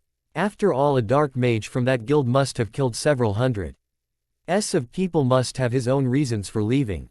Am I right? Mira glared at Naruto, who just took a seat on the master's chair and put his feet on the desk. Clever, aren't you? I had no reason to saint there anymore, and for your information, I never killed anyone. The most I did was beat the shit out of my opponents. I hate killing. In fact, have you wondered why you're still alive? I could have killed you three in your battered forms. This got Mira, Urza and Laxus to once again widen their eyes. Also, you don't kill. Now that's one positive aspect about you I appreciate. Seeing as you told us all the information you know, I'll answer some of your questions. Makarov told Naruto in a carefree tone, which slightly surprised him, before continuing. I want to know Fairy Tail's connection towards Minato and Kushina Drayar. They were my so-called parents. Gildarts and Makarov flinched at the venom-laced tone, with Urza and Mira frowning and an impassive Laxus. I see. If you want to know my connection to those two, it's simple. Minato was my son and Kushina my daughter-in-law, thus that makes you my grandson. They both were mages of Fairy Tail at one point until something caused them to become paranoid. They fought a powerful dark mage and barely defeated him. His name was Madara Uchiha. This got a reaction where Naruto thought of Itachi, and he was member of Grimoire Heart. Now this got several shocked reactions, including Naruto. Makarov continued his explanation. They eventually became so paranoid that they made a weapon that was to be used to goad the council and other guilds to help unite against Grimoire Heart and destroy it. I and Gildarts here put a stop to it by destroying the weapon, but by that time they were long gone and swore revenge against us. 5 years later they contacted us with regret and begged for forgiveness, and that was the first time I saw you, wrapped up in bandages no less. And your left eye gone, isn't that right, Naruto? Everyone look. Naruto expectantly, and sure enough he moved his large fringe out of the way and revealed his scar on his face, where his left eye used to reside. Everyone knew then and there he definitely was Makarov's long-lost grandson. Since Gildarts was there with Makarov on the day and the other three were told what happened 3 days ago. The scar simply confirmed it.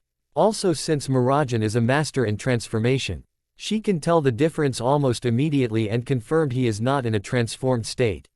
I have a theory on the transformation jutsu, since it is an actual illusion except Naruto who becomes an actual transformation, and combination transformations are different, since there are two different entities. Naruto's transformation with Gamabunta, I personally think, unlike Just's the magic variant actually gives you the features, and is stated that Mirajane's transformation magic is like Lizana's takeover and is more combat orientated, while Naruto's version is for stealth.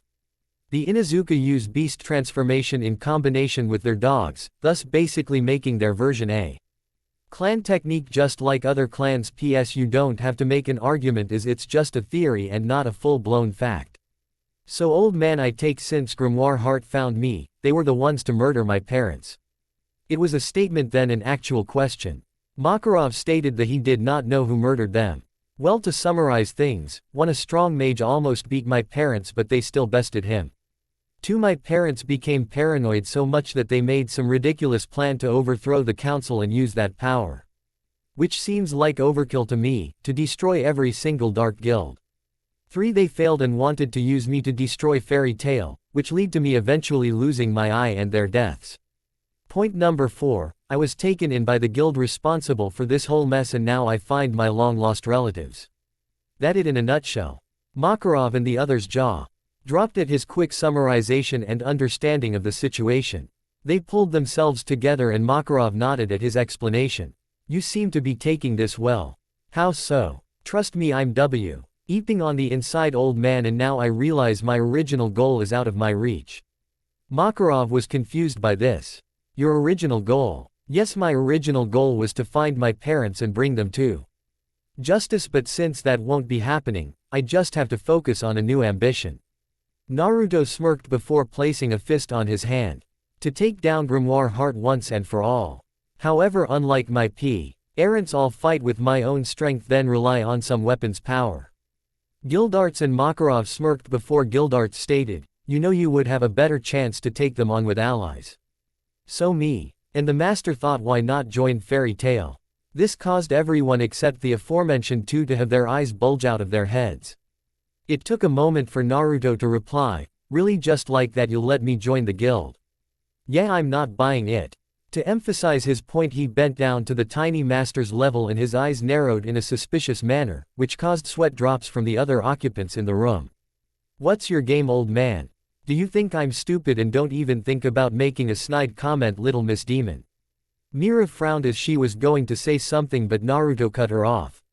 Well, I would like to get to know my grandson and I'm sure by the way you act, you are not a bad person. In fact, I thought you would be a vengeful spirit that would hate ever yawn around him and have an inferiority complex.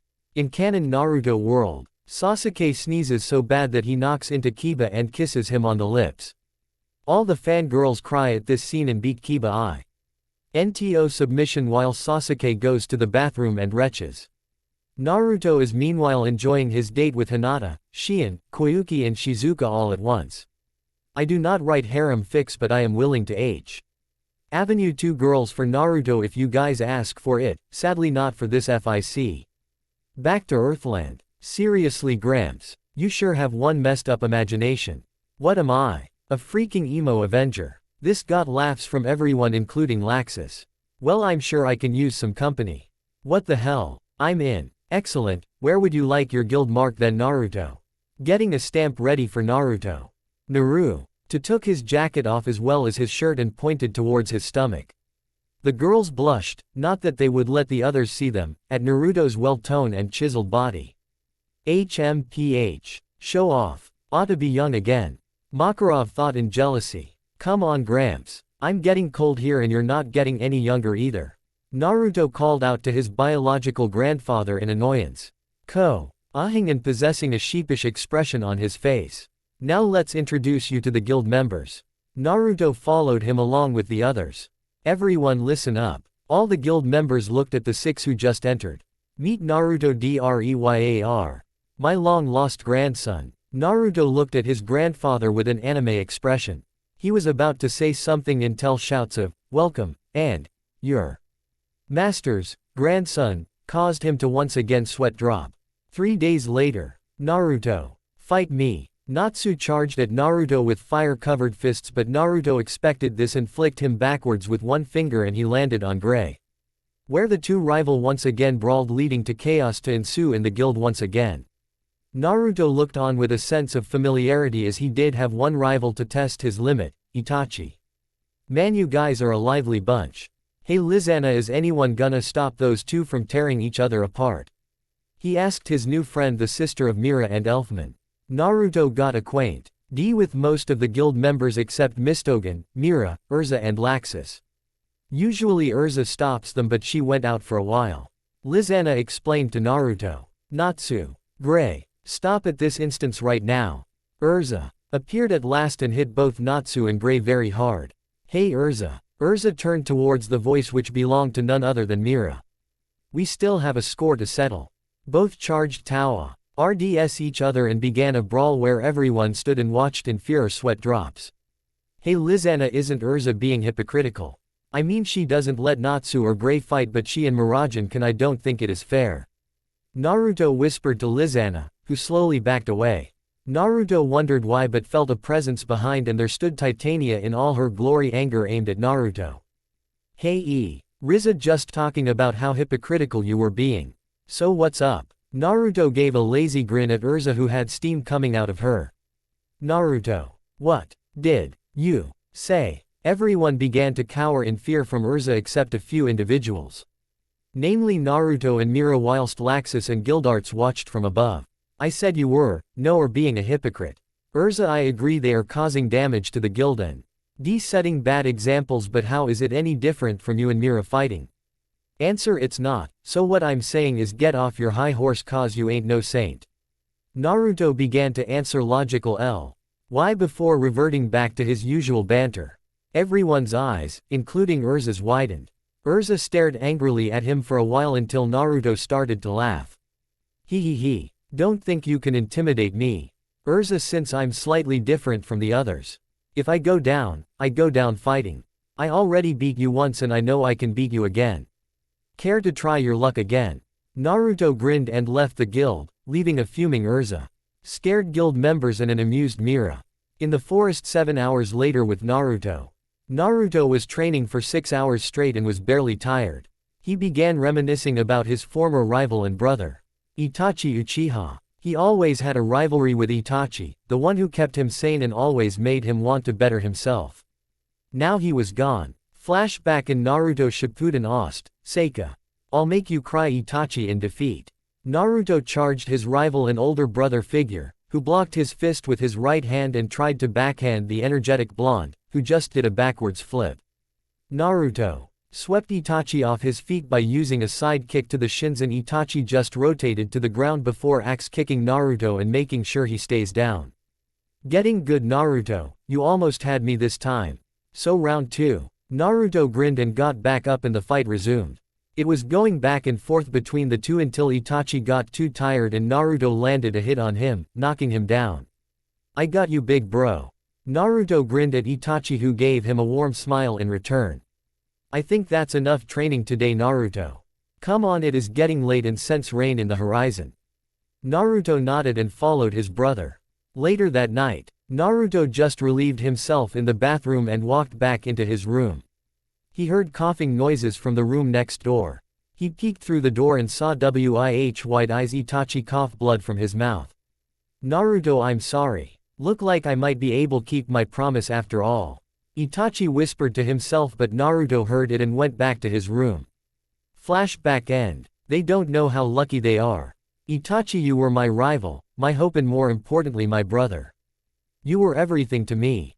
I will miss you. Naruto now had tears leaking out before pulling his hood. It began to rain. Why do you torment me? Why must you take everything from me? Answer me. Thunder sounded as the answer to his question. Naru. To left, not noticing Mira seeing him with tears forming in her eyes before wiping them away and heading home. End music. The next day, Naruto is in the guild taking a little nap on a chair after MP letting 3 jobs during the day with record speed. He was nudged awake by someone and he opened his eyes to see Mirajane in front of him, holding a request in her hand. Hey Blondie, I want you accompany me on a job. So get ready in an hour and don't be late or else. Mira told him but didn't give him a chance to answer as she walked away quickly. She didn't even give me a chance to answer. Man, Lizana. Elfman, how are you able to live with that? She's really bossy, almost as much as you know who.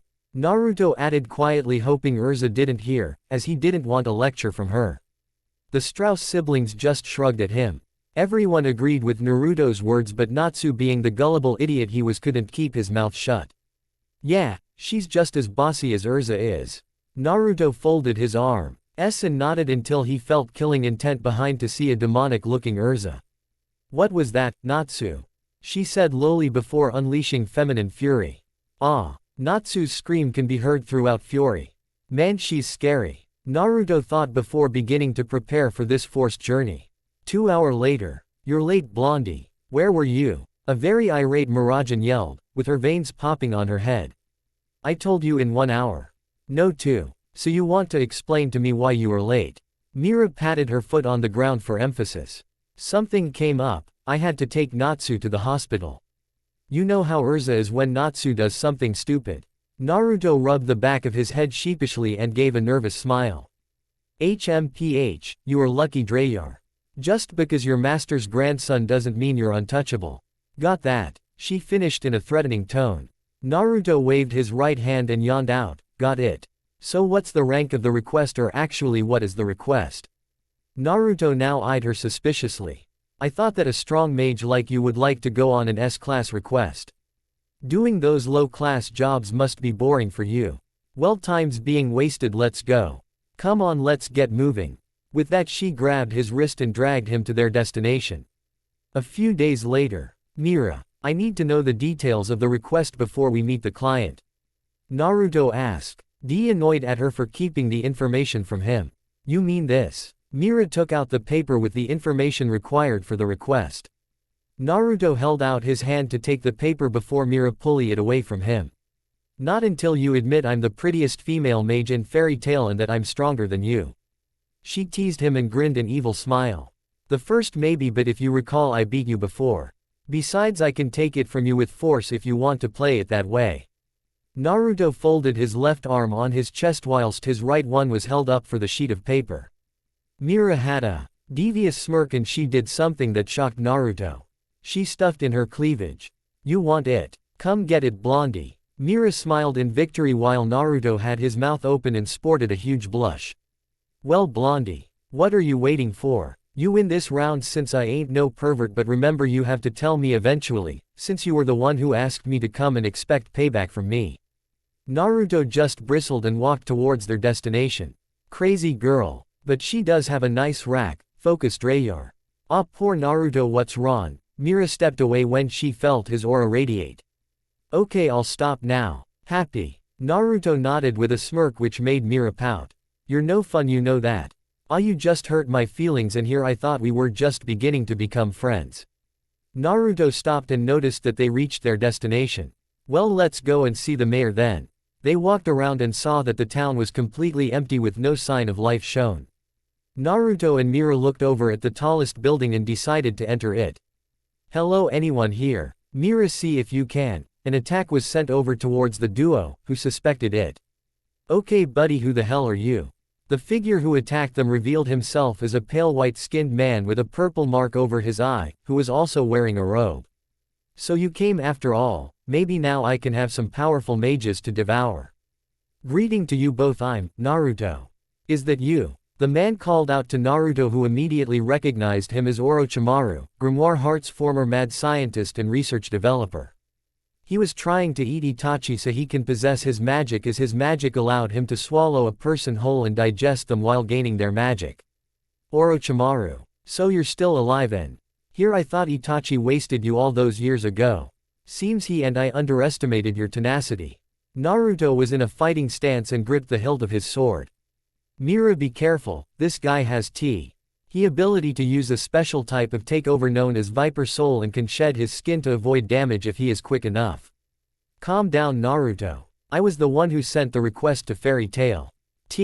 His shocked the duo even more than meeting him here, but not as much as the next answer. It seems one of my own experiments had become unstable and caused my body to fail me, but you can see for yourselves. He opened his robe to show his shriveled up body before coughing out blood. What kind of experiments do you do? Mira asks before Naruto answers her in a tone laced with anger. Human experimentation. Mira's eyes widened at that. He gathers demon cells gained from various creatures before experimenting on human test subjects. He also tried to experiment me from when we both were in the guild, but Itachi, the guy you met before me, put a stop to him and severed his left arm. As you can see, he gained a new one, but I can tell you it's not his own. Pointing at a reptilian arm, with snake skin. Very perceptive Naruto. Truly worthy of being Minato's son. Still, I hope you have read my request that I sent you, guild, but seeing as the confusion on your face is clear as day, you have not read it.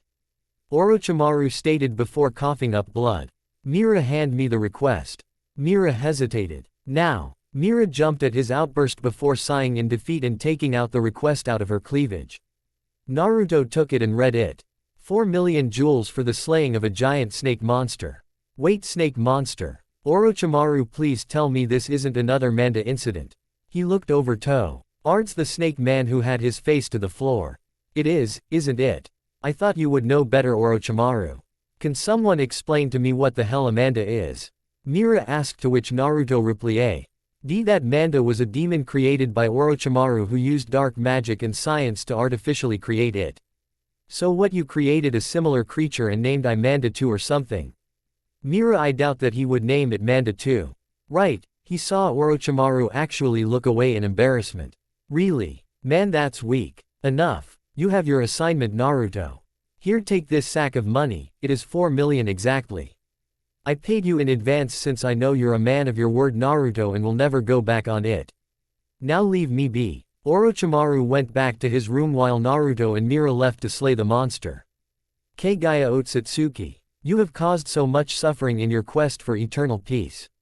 First Zerf defeated you, and then when you revived, you were once again beaten by that guild. You would even release the gates of Tartarus to rule over with fear, and even I, a madman, am not the monster you were. Now my time is up and I find my only hope for salvation for the atrocities I have commit. Ed lies within that person, Naruto Drayar, a force of chaos. With that, Orochimaru fell dead and left the world. Read chapter 679. Kagaya is one of those misguided villains and wants control of the world for peace. Just like Madara, except she's turning them into white Zetsus, and sorry for spoilers once again. So this is where we'll find the giant snake. This forest reeks of evil. Mira said to Naruto as the two were walking down the forest path, where they would find their target Manda. I just hope that purple menace doesn't eat me, I've been in a snake before. They are nasty. Mira giggled, making Naruto's one eye wide at this. She then stopped giggling and looked at Naruto with confusion adorned on her beautiful face. What's wrong? She asked him, a little worried. You actually sound like a girl for once. Mira frowned and lightly punched him on his arm. That's not a bad thing though. You sound cute when you laugh like that, to be honest. This caused the girl to have a sly blush on her face, but she turned around so Naruto couldn't see it. Whatever. Naruto was genuinely confused. Let it be known that Naruto is dense when it comes to these matters, you would be too if you lived the way he did. Core Pride Blue Exorcist Opening 1 Opening Sequence. Makarov is standing with his arms folded. He lifts his head up to see the current generation of Fairy Tail, including Naruto and Laxus. We see the words Fairy Tail appear in front of the screen. Naruto walks down a forest path, moving forward with his hands in his pockets and his sword behind his back. Laxus destroys several boulders with his lightning. Urza defeats several monsters while Mira changes to her Satan soul form. A giant purple snake destroys the forest around it. The scene changes to a dark figure with red eyes. Kana and Gray unleash their respective attacks, with Lizana and Elfman using their respective takeovers. Natsu stands tall as he activates his fire and blasts the screen. We see several silhouettes of various enemies the guild will face. The final scene shows Natsu wearing his muffler with pride as he strikes a fighting stance in front of the audience. The screen fades. End opening sequence. This is the cave of Manda Jr. Doesn't look like much to me. Naruto stated, though he and Mira could sense the beast's power. Its presence is evil, that much is obvious. But we can take it. Ira was confident in her abilities and Naruto's since he defeated Laxus, Urza and herself included. Don't underestimate it though, Mira, this one is stronger than the original Manda. Here it comes. Both mages moved out of the way to avoid an incoming purple blast. The ground began shaking violently as something slithered out of the cave. It was a giant purple snake with a spiked head shape, dark, sharp rings under its eyes with dark green eyes, and it had sharp fangs. The most obvious feature of Manda's would be the fact that it was the height of the actual Fairy Tail building itself, maybe even larger. Sonic and the Secret Ring's Ost Poison Spear. Fighting time. Mira. Naruto powered up while Mira transformed into her demonic form. Ladies first. Mira. Mira sent a powerful uppercut against the titanic snake, making recoil upwards, but it soon snapped its head down to bite Mira, though dodged at the last second. Have a taste of my chaotic lightning, Manda Jr. Naruto had blue electrical sparks in his hands. They struck Manda alongside black lightning that Mira unleashed from her scaled arms. Manda screamed in pain as both mages receded their attacks and lower itself. However, Manda did something that made the youths narrow their eyes. It shed its own skin and came out unscathed. Mira looked over to her comrade and said, "The only way we can stop it from shedding its skin is to pierce it. I never seen you use that sword of yours yet, are you any good?" She smirked at the last statement with Naruto giving his own. "Believe it." Naruto replied. "Sorry, couldn't resist." Naruto channeled his chaotic magic into his sword. He drew it out and it became pure energy. "Need you to distract him so I can time it right, Mira, think you can do that?" Mira nodded and swiftly moved, pushing back the snake. "Just wait a few seconds."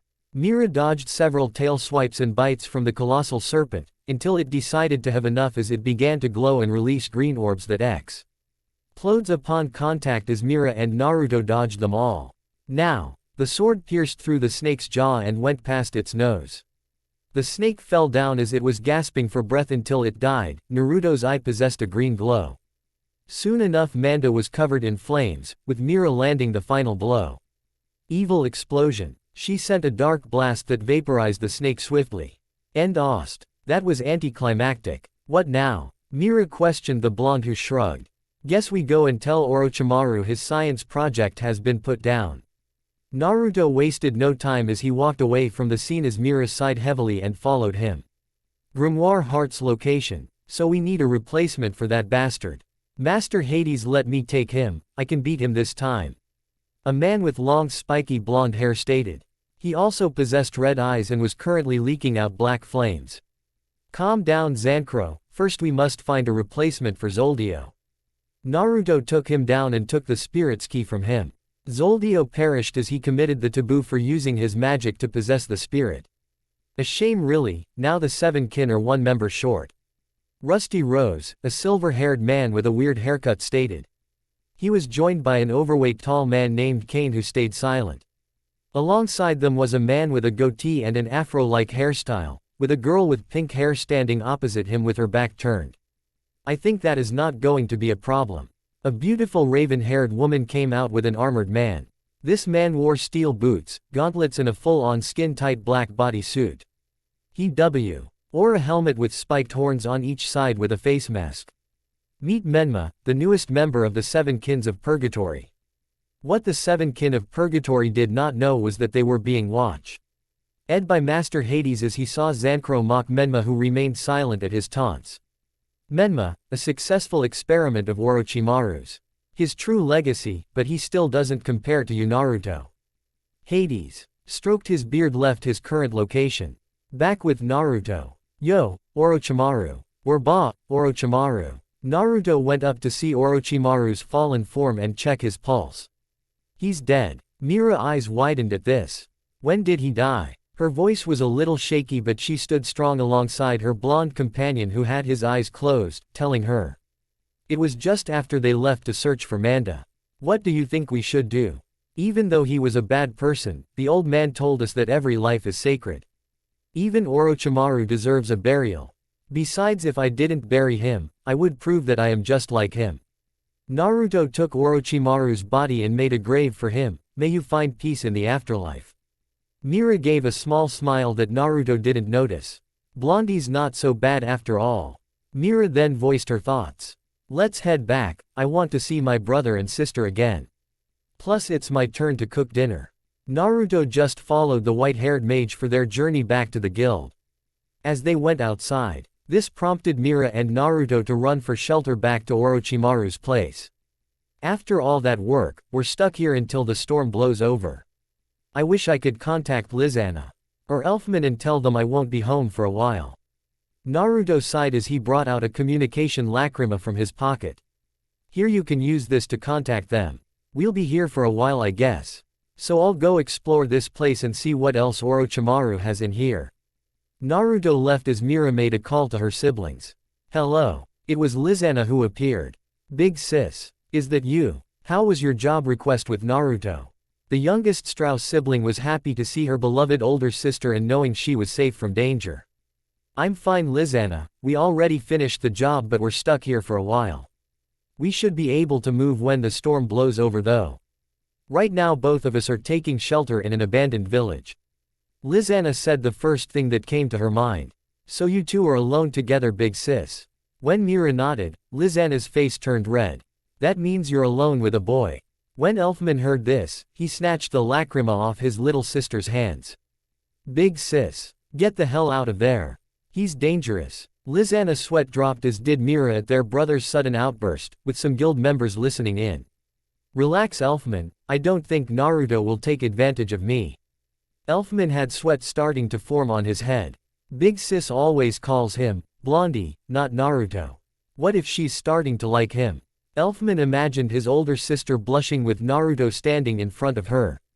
Both moved in closer as they kissed.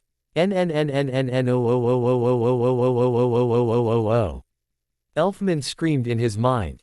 While Elfman was busy dealing with his thoughts, Lizana told her sister to be safe and cut off the feed, causing Elfman to comically shout out loud. What wrong with that brother of mine? Mira sighed as she got up to find Naruto. She was walking through the hallway and noticed an open door. She went inside to see Naruto holding a book with his one eye staring intently at it and sweat dropping at the side of his face. Naruto, what's wrong? This book Kontai. NS Grimoire Heart's personal log on several experiments. The old man needs to see this. I knew they were maniacs but these experiments are inhumane even by Orochimaru's standards. Mira took the book from Naruto and read some pages as well. What the hell? How could they do this? With Grimoire Heart. He's a monster, a true monster. Kane stated out loud as he and the other members of Grimoire Heart, except some of the Seven Kin and Hades himself, were fearful. There were hundreds of corpses on the ground with Menma sitting atop a boulder. Yuaarrreea monster. A man over 9 feet tall stuttered in fear of Menma. He tried to run away but was decapitated by an unknown force. Menma had his arms stretched out and his fingers motioned differently. Ha ha ha. Nice work, Menma, I can tell you'll fit right in with us. Zancro laughed manically but became furious at Menma's next comment. Dogs shouldn't speak, especially ones that possess more bark than bite. Zancro, now enraged, had black flames all around him. Menma simply made a slashing motion and Zancro's flames disappeared. Like I said, your bark is worse than your bite, dog. Master Hades, I take me leave with your permission. Hades nodded as Menma walked away from the rest of Grimoire Heart. The experiment is a success, soon I'll be one step closer to the one magic. Obito, you may have failed me all those years ago, but then I wouldn't have found Naruto and in turn I wouldn't have Menma at my disposal. Soon, Master Zerf. Hades thought as he eyed Menma walking past his men and even Altair. Menma is quite interesting but he doesn't hold a candle to you, my sweet Naruto. Altair thought to herself as Menma left. Naruto Drayar, I will destroy you and kill everyone you hold dear. Then maybe this empty feeling will go away. Menma thought as he walked throughout the empty hallway and planned his next course of action. Back with Naruto and Mira. They didn't. They created a clone of me. Naruto stared at T. He dropped and Mira's pupils dilated at his statement, becoming shocked at this. We definitely need to head back and inform the master immediately. The problem is the storm's getting worse by the minute. Mira's pupils returned to normal. Naruto looked at her and said that he could get them there in no time. How? She was answered straight away. My chaos magic allows me to manipulate space and time. I can teleport us to the old man. Mira's eyes narrowed at this. Why didn't you tell me earlier? She demanded an answer from him. Because I haven't tried it from this much of a distance. And it takes a lot of magic from me. But the situation calls for us to get there as soon as possible, so hang on. Mira was confused at this. What do yo, hey? Naruto picked her up bridal style and then shouted out his next words. Chaos control. Both disappeared in a green light, soon appearing in front of Makarov, who was drinking his booze in his office. He spat it out and saw the two in front of him with the first question that came into mind. What the hell are you two doing in my office? Makarov is standing with his arms folded. He lifts his head up to see the current generation of fairy tale, including Naruto and Laxus. We see the words fairy tale appear in front of the screen. Naruto walks down a forest path, moving forward with his hands in his pockets and his sword behind his back. Laxus destroys several boulders with his lightning, Urza defeats several monsters while Mira changes to her Satan soul form. A giant purple snake destroys the forest around it, the scene changes to a dark figure with red eyes. Kana and Gray unleash their respective attacks with Lizana and Elfman using their respective takeovers. Natsu stands tall as he activates his fire and blasts the screen. We see several silhouettes of various enemies the guild will face. The final scene shows Natsu wearing his muffler with pride as he strikes a fighting stance in front of the audience. The screen fades. End opening sequence Naruto's long day. A clone. They created a clone of you and even named it. I knew they were crazy, but to do this is truly despicable. Makarov had an angered expressio on his face while the other two stood still with serious expressions. This log was made years ago, so there's a possibility this Menma might. Mira was interrupted by Naruto. No. Menma's alive, I can feel it in my veins. When I meet him, I'm going to have to fight him. Naruto's fists hardened until he collected himself. But that's a bridge I'll cross when I get there. You told the council abo. My former affiliation with Grimoire Heart. Makarov grinned and shook his head. As if I'd let my grandson suffer for doing nothing. Besides, fairy tale mages stick together. Now go get some rest, we'll sort out this clone business later. You two can go now, enjoy yourselves after a hard-fought mission. Naruto and Mira nodded, with Mira grabbing his arm. Let's go, Naruto. Mira literally pulled his arm to take him home, leaving a confused Makarov in the process. She always calls him Blondie. Since when did she start to call him Naruto? Makarov just shrugged and looked over to the log. Grimoire Heart. You messed with my family and for that you will pay. Oi. Calm down, Mira. I'm still a little tired from the spell. Everyone in the guild saw Mira pull Naruto by the arm. Big sis, when did you get home? Elfman asked his sister, no longer worried now that she was back in the guild. Mira explained that Naruto could teleport from far distances with his magic. Your magic is amazing. Naruto rubbed his head sheepishly, but his eyes went off to spot Mira and Urza talking to each other in private. He sighed and went up to get something to eat, coming back with several bowls of ramen. He's not a danger to the guild, Urza. In fact, he fits in well. Mira stated while looking over to see Naruto devouring the ramen within seconds and then turning back to an equally shocked Urza. In F.A. court, he's friendlier than Laxus, and that's saying something. The two women did not notice that Natsu could hear them due to his enhanced hearing, confused to why the two were talking about Naruto. I'll ask Naruto later. So you can eat that much, huh? How about a little drinking contest? Kana, clad in a bikini top and trousers, held up a mug in front of Naruto. Naruto heard several murmurs stating that Naruto stood no chance. Especially by Wabaka and Mikao stating that Kana is a monster when it comes to consuming alcohol. You're on, Kana. Naruto smirked as bets were made, an outstanding 46-2 with Kana the one to win. Natsu and Mira bet on Naruto to win while everyone else thought that the two bet on the wrong horse, they would soon regret it. Fairy Tail Ost S-Class Promotion Trials. Let's get moving. Naruto and Kana drank their mugs in unison before putting them down and taking big gulps on their next ones. We see Naruto drink one and then Kana drink another. These mugs won't do, let's kick it up a notch. Kana switched to barrels with Naruto following. Give up yet? Kana asked as Naruto shook his head. I never give up and I'm not starting now. Naruto drank another barrel as Kana smirked as they continued. A few more barrels and Kana lost. She lost. Mikao and Wabaka shouted with their eyes out of their sockets. Natsu jumped into the air with his fist raised, with happy crying anime tears. Mira grinned as she held up a victory sign in front of Urza. Ost End. Where's Naruto? Natsu exclaimed as everyone looked around to not find Naruto anywhere in the guild. On. Lee to find Naruto in front of a mirror talking to himself. Would you look at this Gu Hikwai? He thinks he can beat me in a fight. Alright buddy, I'll take you on, but first more booze. Naruto shouted and held out his mug, motioning for someone to get him a refill. He's definitely my grandson, hell even Laxus got drunk like that.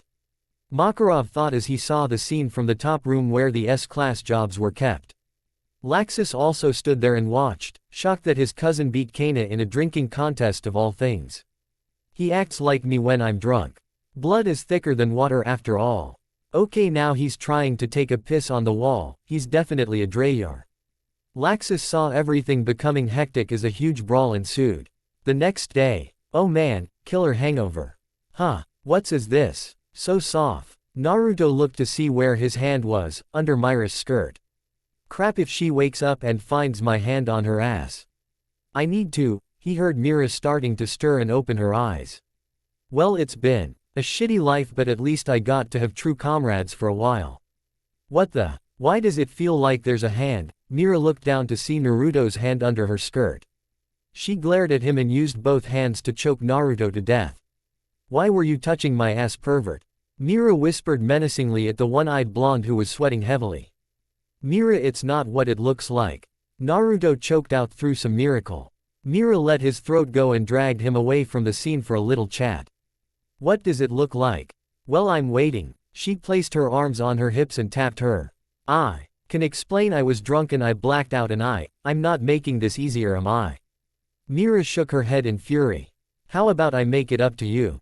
Whatever you want, I promise. Naruto was now worried as Mira gave an evil smirk. I'll take you up on that offer, maybe not now but someday in the future. Hey. Mira laughed and walked away. Why are the hot ones always crazy? Naruto's sweat dropped. Eden went back to see everyone waking up with their hands on their heads. Must have been a great party, too bad I can't remember a damn thing about last night. Naruto went over to his house within the outskirts of Magnolia Town and took a shower while thinking of the news he found out yesterday. Menma, a clone of me. Too far, shitty geezer, too damn far. Naruto got out of the shower to enter his living room, only to see Natsu and Happy inside snooping around. What are you guys doing? Naruto's eye half narrowed and his lips twitched. Oi Naruto, I wanted to know, Mira sent me. She said something about a favor you owe her. Naruto's eye blinked rapidly for a few seconds. That was fast, damn, and here I thought I could relax today. Alright, let me get changed then. Naruto wore a white-e shirt underneath a black trench coat with fingerless gloves, black pants and brownish boots.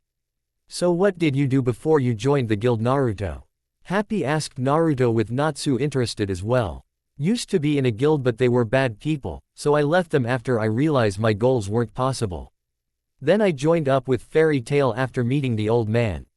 Naruto kept walking since. Who cares about that now? You're Fairy Tail now, and besides you're the old man's grandson, and that's enough for me. Happy gave a thumbs up. Naruto looked towards them and smiled. Thanks kid, you don't know what that means to me. They soon entered the guild only for Gray to stand in front of them and challenge Natsu to a fight. Natsu channeled some fire in his hands with Gray channeling ice. Gray jumped as they took the fight outside. Ready to pay me back, Naruto? Naruto turned to see Mira with a smirk on her face. I'm actually starting to believe she's a real devil. Unknown location. Who are we meeting, Brain? Deidara asked his new leader as he and the rest of Waracion cease. A member of Grimoire Heart, apparently a new member of the Seven. He's said to be as strong as Naruto. The other members of Waracion Z stiffened before continuing. That man, Racer, a man with a blonde headdress and spiky nose, started to sweat. Him, Angel, a white-haired girl who wore a feathered dress that had revealed a large amount of her cleavage, also began to sweat. None of my spirits are a match, even Gemini couldn't copy his abilities. No money is worth facing that monster again. Hottie. An orange-haired man with a funny face stated. A raven-haired man on a carpet awoke hearing those words. Him. This was Midnight, the self-proclaimed strongest of the Waracion cease. Naruto, his soul burns with even greater than the sun. I'll defeat you. A spiky-haired man who had a snake around him. This was Cobra, one of the more powerful members. So Naruto has an equal. Hard to believe since even Itachi was careful around him. Deidara thought as he saw a figure arrive. You're Menma, I presume? Brain asked as Menma nodded. He took out a scroll and gave it to Brain before turning to Eve without saying a word until he was interrupted. Naruto Akatsuki asked. Hold on, bastard. Say something. Racer began to speak but was held back by an invisible force. The rest except for Brain made a move but were also subdued. What is this? Deidara felt as if his body was held bound by something but could not see it. Trash should not speak. Brain, keep your dogs on their leashes or I shish. I'll kill you like I did the Hidden Element Guild. Menma left as the others were able to move again. His presence is similar to Naruto, when he's enraged that is. Deidara thought as the rest were also freed. Everyone had similar thoughts as they would steer clear from Menma from now on. End Ost. What is that scroll, father? Midnight asked Brain, who had just closed the scroll after reading it. A treaty between us and them. Or rather a non-aggression pact between Grimoire Heart, Oracion Cease and finally Tartarus. Everyone soon became tense at his declaration and some of them even sweating. Tartarus, you serious? I heard rumors but even I didn't think they exist. Deidara muttered as he basically voiced the group's thoughts. They are real but are so elusive that only I and Grimoire H. Earts, Master have met one of the members. As this scroll states, a non-aggression pact was made so that we would not get in each other's way. However, take caution my comrades, Tartarus is different from any other dark guild. Midnight asked the question on everyone's mind. How so, father? Brain looked at each and every one of them. Because they're not human. They're demons from the Book of Zirf. This revelation shook all of them to the core. Demons of Zirf. Cobra exclaimed in with his eyes widening. Back with Naruto. I don't know what's worse, facing a horde of ravenous S-class demons or this. Naruto had to help Mira with her clothes shopping. Why do I have to do this? Couldn't you ask Lizana or even Urza? They're better than me for this kind of stuff. Naruto grumbled the last sentence out as he couldn't deal with clothes shopping. Sorry but you owe me, and besides we're also here for you. You need some new clothes too. Mira went into the changing room as Naruto watched. D with his single eye wide as a dinner plate. I'd rather take my chances with the demons. Gah. A 5-year-old Naruto was thrown back by his mother as he was forced to endure harsh training once again. Get up, brat. This is only a warm-up, or do I have to lock you in the cellar again? Minato stated in a cold tone as Naruto got up, only to be backhanded by his mother. Weak? Why are so weak? Because you hatred that is. To the cellar with you, brat. Kushina began to drag a pleading Naruto and threw in a basement infested with rats, spiders and even snakes. Naruto screamed for the not to do this but was silenced by a kick from Kushina, who told to shut up, rather harshly in fact, as she closed the door. Naruto opened his eyes to see the creatures surrounding him before they beg. And to assault him and take bites on his flesh. Years X 784 Akame ga Kill Ost Fallen Heroes, First Half Gu. Naruto awoke in his bed, shirtless and sweating. Naruto panted until he caught his breath. A nightmare. Even when they're dead, they still torment beyond the grave one way or another. Naruto stood looking out at the night sky. He held out his hand and caressed the air for some reason. I miss you, Mira. As soon as I get back I'll tell you how I really feel about you. Core Pride Blue Exorcist Opening 1 Opening Sequence. Makarov is standing with his arms folded, he lifts his head up to see the current generation of Fairy Tail, including Naruto and Laxus. We see the words Fairy Tail appear in front of the screen. Naruto walks down a forest path, moving forward with his hands in his pockets and his sword behind his back. Laxus destroys several boulders with his lightning, Urza defeats several monsters while Mira changes to her Satan soul form. A giant purple snake destroys the forest around it. The scene changes to a dark figure with red eyes. Kana and Gray unleash their respective attacks with Lizana and Elfman using their respective takeovers. Natsu stands tall as he activates his fire and blasts the screen. We see several silhouettes of various enemies the guild will face. The final scene shows Natsu wearing his muffler with pride as he strikes a fighting stance in front of the audience. The screen fades. With Fairy Tail, why can't I manipulate your flames? Totomaru, one of Phantom Lord's strongest mages, was on his knees, having taken damage from Natsu W. Hope possessed a look of anger on his face. I have full control of my flames. So you can't take control of them, bastard. This is for my friends. Fire Dragon's Fist. Natsu sent Totomaru flying, hitting a bunch of Phantom Lord mages. That guy, looks like Naruto's training helped him a lot. But, Gray channeled ice on his hands and then slammed them onto the ground, freezing his enemies easily, and then launched an ice cannon at them, effectively knocking them out. Though you could only use your magic in your arm. Saul, another one of Phantom's top mages, faced off against a creature with hair, scales, beast-like appearance, and it also said the word, Man, a lot. Saul was battered and the creature hit a strong right, sending the mage far away from here. A real man can go beyond his limits, thanks to the training I received. I have full control over my power now. The creature reverted back to Elfman, who now had spiky hair and sported a scar on his face. Suddenly a figure came down hard on the ground. It was Master Makarov, who was now clinging on to his life and gasping for breath. Master Gramps. Everyone shouted out for their leader and father figure.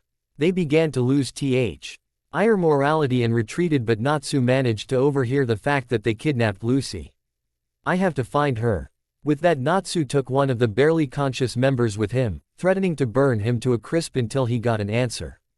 I'll tell you. The mage explained Lucy's location as Natsu let him go and ran off to Lucy's location alongside his faithful companion Happy the cat. We see Lucy, an attractive blonde girl of 17. She tricked Jose, Phantom's guild master, and kicked him at his family jewels when his back was turned. She escaped her cell and towards an opening, only to find herself in a tower. You can't escape from here, girl, there's nowhere for you to go. Lucy stared defiantly at him and let herself fall, only for her to be caught by Natsu and Happy. Natsu, Lucy said as they headed back to the guild. At the guild, with Master recovering at Perliusikas, we need an edge, and no doubt that those snakes are planning in another attack soon. Kana, Fairy Tail's resident drinker, stated. We need an S-class mage like Urza here then. Everyone turned to see Mira, who completely changed from the person who she was before. She let her hair fall down at her back, with a small ponytail on her head. She wore a red strapped dress and high heels. Mira, you can't, even if you were a former S-class, your powers are nowhere near what they were 2 years ago. Mira looked at the ground in sadness. I know, that's why we need to contact the others. Mira used a communication lacrima to reach Laxus while Kana attempted to use her cards to locate Mistogan.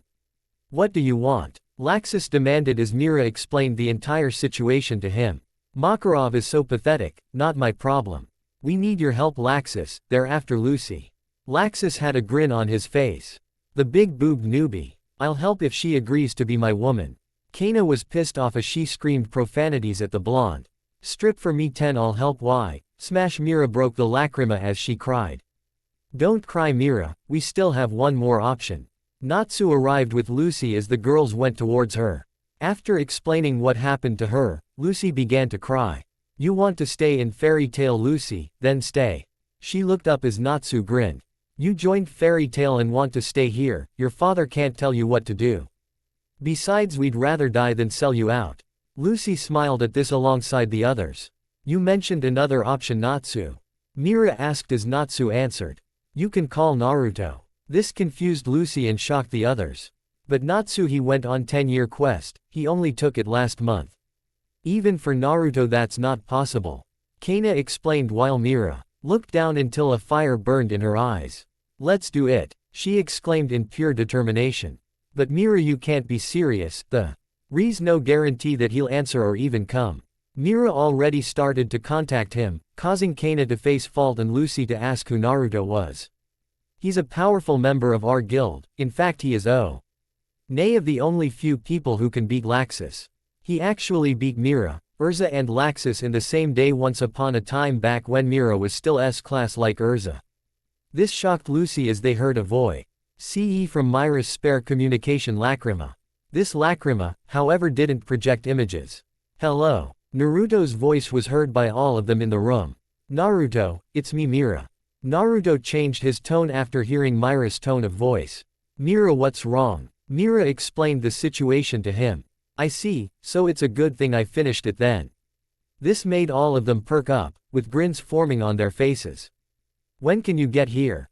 Kana asked, but Naruto didn't get the chance to answer as rumbling occurred. They all went outside to see a moving castle which was in reality their headquarters. Fairy Tail. Hand over Lucy Heartfilia and I promise no harm shall come to your guild. Do not comply, I will blast your guild to bits. Jose spoke in a mocking tone. We'd rather die than sell out our comrade. Urza replied with defiance, which the others shared. Very well then, unleash Jupiter. The building opened up to reveal a cannon forming a powerful dark blast. Urza changed into her adamantine armor and prepared for the blast. The cannon shot. The powerful beam only for a bluish magical circle to appear and absorb the beam. Hitman Reborn Ost Succession. Seems like you guys I showed up in time then. Everyone looked to see Naruto on top of the building. His appearance changed, his hair was still spiky but had a fringe. He wore black fingerless gloves, a black sleeveless shirt, navy jeans and black shoes. Basically like future Trunks with cloud stripes spiky fringe. You, Naruto. Everyone yelled out in happiness. He disappeared in a flash and was now next to his guild mates. I leave for a month and this happens. Honestly you guys can't be helped, looks like I'll have to step in. Naruto waved his hand as 5 small magical circles appeared. Have a taste of your own attack. The beams, which were made from the absorbed beam of the Jupiter cannon, hit the cannon itself and damaged the weapon. End Ost. Damn you. The wizard saint shouted at, causing fairy tale cheer in victory. The cannon is not the only surprise. Transform the fortress. The mobile headquarters changed into a giant robot. It soon began forming a magical circle. That's the preparation for Abyss Break. Mirajane stated, shocking the others. He's using something that dangerous, he's insane. Urza stated as Naruto looked on. Hand over Lucy Heartfilia in 15 minutes or else we'll blow up your guild and all of you with it. Jose cackled but stopped as Naruto pointed something out. Didn't I just send back your last attack? Pretty sure I can do it again and I can pretty much guarantee that I see. And also destroy your little toy with ease. Naruto's eyes glowed for emphasis. Damn, he might be a little arrogant but he can back it up. What can I do? It's not like I have a hostage this time. Wait, that's it. Jose possessed a smirk on his face. Go ahead and destroy this robot, I can get a new one, but if you attack while Abyss Break is still forming, you'll cause a cataclysm. Can you really AFF? Or to hurt your own comrades through the impact? Naruto's eyes narrowed. Lucy and the rest of the guild looked shocked. Naruto had a look of anger on him as his eyes remained glowing until he saw Natsu, Gray, Happy and Elfman secretly making their way inside the giant robot. Naruto smirked, knowing what they were doing. Spineless to the end, I see. How about you and I face each other 1-to-1? See if you're worthy as a wizard saint. Then again, only you would take the cowardly way out by tricking our master and using your own comrades as hostages to escape my attack. You're pathetic. This made the Fairy Tail Guild laugh. Urza, I want you to go with them, make sure they don't try something stupid. I can distract Jose. Urza was about to ask what he meant until she saw Happy enter the mobile fortress. She nodded at his instructions. With Natsu's team, those fairies are dead, man. We've won this time. An arrogant boy with triangles on his face stated. This boy stood alongside his 2 comrades. A boy with a hood and a fat guy with swirls on his cheeks. Behind them were several of their guild mates. I hear footsteps. The hooded one stated as the group saw Natsu and the other 2 running towards them. They're here for the girl. Stop them. The hooded one unleashed insects, the fat one grew in size and the arrogant one began spinning with a white dog. The rest joined them in attacking. Out of my way. All 3 fairy tale mages yelled, using their respective magics to easily beat them. The insect guy was burned with his bugs by Natsu, the arrogant one and his dog knocked out by Elfman, and finally the fat one was frozen then smacked down by Gray. You guys. They all turned to see Urza arrive. With fairy tale members. Natsu's inside that thing. That might be a problem. Mirajane stated as everyone looked at her. It's because that moving base is technically a form of transportation. They all looked up and then did a sweat drop. Lucy, follow me and read us, they're after you after all. Lucy followed the barmaid as Naruto had an idea what she was doing. Look, an orange-haired man with glasses turned his attention to the blonde. Watch Lucy from afar, I have a D feeling and you know accurate they are. Loke nodded as he sprinted away from the scene. With Urza. Looks like an empty room. Behind me. Urza kicked an invisible force, revealing Arya of the Element 4. He covered his eyes and wore a green hat alongside a raincoat. A worthy opponent, I have to be serious here. He took off his blindfold and his red eyes revealed. With Gray. Drip, drip, I will be your opponent. Juvia the Rain Woman. A light blue-haired woman that dressed in a coat, hat and held an umbrella appeared before Gray. He's cute. Bring it on, lady. Gray prepared an attack. With Natsu and Happy. Natsu found himself in a control room of sorts. He saw a huge lacrima, wondering what it was for. Natsu, maybe that's what's powering this robot. Natsu had a devious grin as flames surrounded him. Let's break this thing into pieces. With Elfman. Elfman ran through a hallway and took down several mages. He sent them all flying from with his transformed arm. A real man can take hits from me. With Lucy. Loke. Lucy was knocked out by Gajil as he left a battered Loke and Redis in his wake of destruction. Target captured. Gihi. Gajil left with Lucy. Sorry Naruto, I failed to protect her. I'm pathetic, right, Karen? Loke muttered as he managed to stand up. Back to Fairy Tail members. What the hell is happening to the giant Robo MKII? Jose yelled out loud, as he had no idea that Natsu destroyed the power core and his remaining members of the Elemental Four were defeated. All of his mages were down for the count and he grew enraged. Gajil. Said individual appeared with Lucy tied up. Jose looked up to see the girl slung over the mage's shoulder. He smirked and complimented his top mage. Is she alive? I don't know. Let's check. Gajil flung Lucy then kicked her, causing her screams to be heard by her guild mates. Lucy. The guild shouted for their comrade. We now have Lucy Heartfilia, as you can hear from her screams. Excuse me, but I have some fairies to kill inside my castle. Jose got up to annihilate the Fairy Tail members inside. They have Lucy, it's my fault. If I hadn't sent her away then she wouldn't be in this position. Mira Cree. Ed as her tears began to pour until Naruto hugged her and wiped her tears away. It's not your fault, you did what you thought was best, Mira. I have to go and beat that snake to a pulp. So when I get back with your brother, Lucy, Natsu, Urza and Gray, we'll have a small celebration. Okay. Mira nodded as Naruto did something. Unsuspecting, he kissed Mira on her forehead. Naruto then walked away in deep thought. I stood by long enough. No more will my guild suffer. Jose, I'm gunning for you. Naruto gripped his hand into a fist rapidly, showing he meant business. Fall of a Wizard Saint. I'm going. Naruto began to walk away from his comrade to face Phantom's guild master on his own. Naruto. Naruto looked over his shoulder to see Mira face him with a look of determination and held her hands together. Come back to me. You hear? He nodded as he began to walk away. I promise, and you know I never go back on my word. With Lucy. Shut up, you cheerleader. Lucy was about to be struck by Gajil again until an explosion occurred with a flaming figure attacking Gajil, which knocked him back. Natsu. Lucy shouted out as Happy unbound her from her ropes. Happy, you as well. Aye sir, Happy said, cheerful at the fact that they saved their guild mate.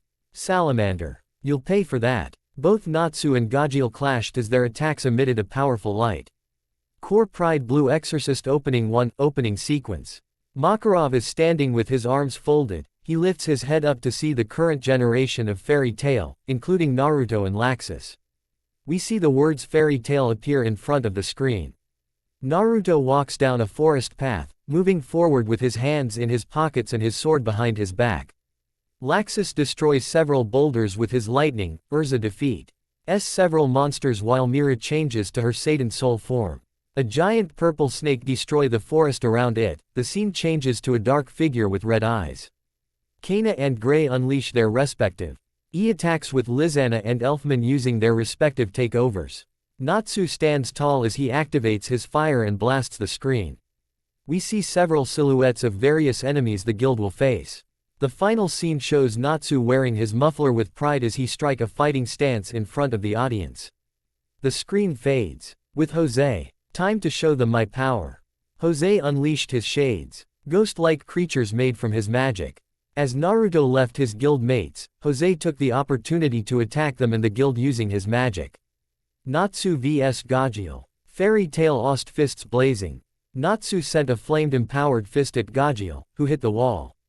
Natsu followed up with a kick but Gajil dodged at the last second. Gajil dodged and landed a powerful hit on Natsu, who landed on his feet. Gajil formed an iron sword, transforming his left hand into a powerful weapon. Natsu dodged his word attack until he hit a wall. The Phantom Lord Mage hit the wall as Natsu ducked underneath. Got you now, bastard. Fire Dragon's Flame Elbow. Natsu released flames from his elbow and once again channeled fire on his fist, breaking Gajil's blade. He then attempted to kick the Iron Dragon Slayer, only for Gajil to glow and to land a solid punch, making Natsu roll backwards. Natsu took one look at Gajeel, who now had metal skin, or rather was coated in iron scales. Scales, Natsu said aloud, but had to dodge another one of Gajeel's iron-empowered fists. Natsu then hit Gajeel with his own fist, only for it to sting his hand as he moved out of the way of another strike. Shit, that hurts. No use, Salamander. My scales nullify all attacks and are too tough to break. Gajeel boasted arrogantly until Natsu stepped back, holding back his breath and placing both hands in front of his mouth. Gajeel copied the motion as they unleashed their techniques. Fire dragons roar. Iron dragons roar. They collided and destroyed a part of the guild's structure. Luckily, Happy and Lucy managed to avoid getting hit. Gajeel's guild mates, however, were not so lucky. I told you, your attacks won't work. Gajeel felt a stinging sensation and his scales began to crack. The flames of a dragon don't just burn, they destroy everything. I will destroy Phantom. Natsu's flames surrounded his body as he clashed with Gajeel once more. They were now outside, matching each other blow for blow.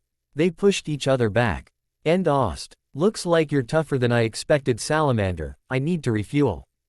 Gajeel took some iron scraps from a pile of rubble as he ate it, his body glowing and power restored. His strength is restored. Lucy placed her hand on her mouth. And Natsu doesn't have any flames to eat.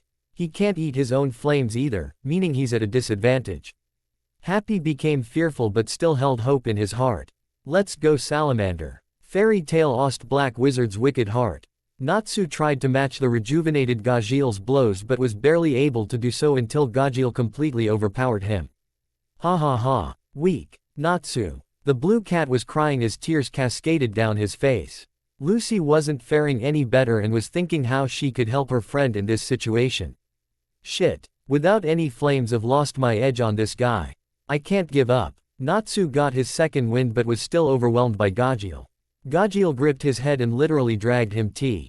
Oh, see the destruction Jose's shades were doing to the guild. Open your eyes, weakling. Look at your pathetic guild. Natsu saw his guild being destroyed piece by piece. Replace with Fairy Tale Ost Shukume. Natsu remembered his first time arriving to the guild, joining it. Meeting and fighting with Gray for the first time. How Urza prevented their confrontation and told him that the guild was a family. He remembered Mira teasing him for not knowing how to read, Urza forcefully teaching him how to read properly. That's my win, Natsu. You can't beat me in a ramen eating contest, many have tried but failed. Naruto grinned victoriously as Natsu lay down, his stomach bloated and eyes at swirls. Naruto then helped Natsu up. I'll be back soon, Natsu. Lizana walked away with her siblings Il holding up her hand in a gesturing motion with Natsu returning it. We see Natsu arrive in the guild and hear about Lizana's death as Mira was crying. Please teach me how to be strong. Natsu bowed with his head on the floor in front of Naruto, who looked down at him with stoic look. Why do you want me to teach you, Natsu? Naruto's eye widened as he saw Natsu's look of determination but also held desperation.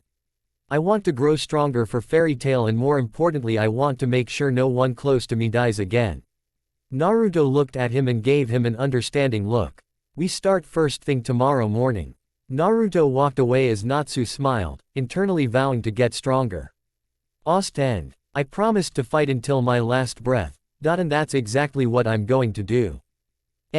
Otsu got up and used his own willpower to continue the fight. Lucy, can't you do something? The blue cat asked her in desperation. I don't have any of my keys except this one, but I haven't even formed a contract for this one. Lucy saw Natsu beginning to get beaten up. No choice. Open. Gate of the Archer, Sagittarius, a man wearing a horse costume appeared. How may I be of service? The man saw. Looted as Lucy asked if he could produce fire. I'm sorry, I can't produce fire, I'm afraid. That gave them downcast looks. Looks like another letdown from you fairies. Don't worry, Salamander, I'll put you out of your misery. This is too cruel. Natsu already used most of his strength before while Gajeel just ate iron. If Natsu had fire then he could win. Happy cried out as Sagittarius finally understood. I see. Then all you really needed was fire. I may not be able to produce on my own, but the archer hit the machinery, causing an explosion which meant flames for Natsu to devour. Arrows can pierce machinery, producing flames. Lucy commended the spirit, who saluted once again. Natsu ate the flames and was rejuvenated. Thanks Lucy, stay back cuz it's going to get destructive. Lucy gave him a thumbs up. Fairy Tale Ost main theme. Time to pay you back for what you did to our guild. Natsu was now faster than Gajeel, hitting a fire-enhanced fist then sending a powerful axe kick. Gajeel made a sword in his right hand only for Natsu to deliver an elbow to his face. You tore apart our guild. Natsu punched him more ferociously. Jet, Droy, Levi and Lucy, you hurt them. Your guild cowardly took out Gramps. You made a mistake challenging Fairy Tale. Natsu sent Gajeel into the air and this time sent a timed kick at him, making cracks appear on the ground. And now your guild master pissed off Naruto and trust me compared to him, Urza's rage is nothing. Crimson Lotus, Fire Dragon's Fist. Natsu this time sent a rapid barrage of fire-enhanced fists and took down Gajeel, alongside causing complete damage to the giant guild hall. Gajeel's scales shattered and he was flying back to the outside of the crumbled building. Replace with One Piece Ost difficult. My guild is off limits asshole. If you ever lay a hand on them again, I'll beat you until you're dead. In Gajeel's eyes, a silhouette of a dragon appeared behind Natsu. We have Naruto. If I'm a monster then Naruto's the devil himself. Your pathetic master isn't wary of Naruto, no it's worse. It's fear. He's scared of Naruto, of Fairy Tale and you know what? He should be. Gajeel felt strong power radiate from Natsu. Natsu held out his, he's a monster. End Ost and Jose's location. You fools are going to die here. Jose unleashed his dark power on them. Urza, Gray and Elfman felt immense pressure. Until Jose felt a presence stronger than him break his aura. Blue Exorcist Ost Exorcist. Naruto. They all saw their comrade arrive with his eyes glowing and soon felt incredible pressure that they were on their knees. Even after all this time, I still can't handle his power flowing like this. Urza thought as did Elfman and Gray, though she is faring better than the two. Jose however was trembling in fear. What was I thinking challenging him? He's no, he's the devil himself. Jose felt like pissing himself at Naruto's power.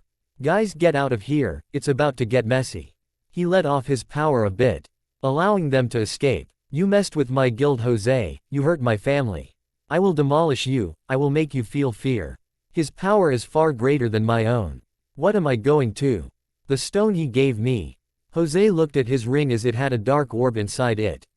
Foolish child, do you not think I have an ace under my sleeve, this? He showed his ring that began to emit dark energy. As a shadow stone, with it I will crush you.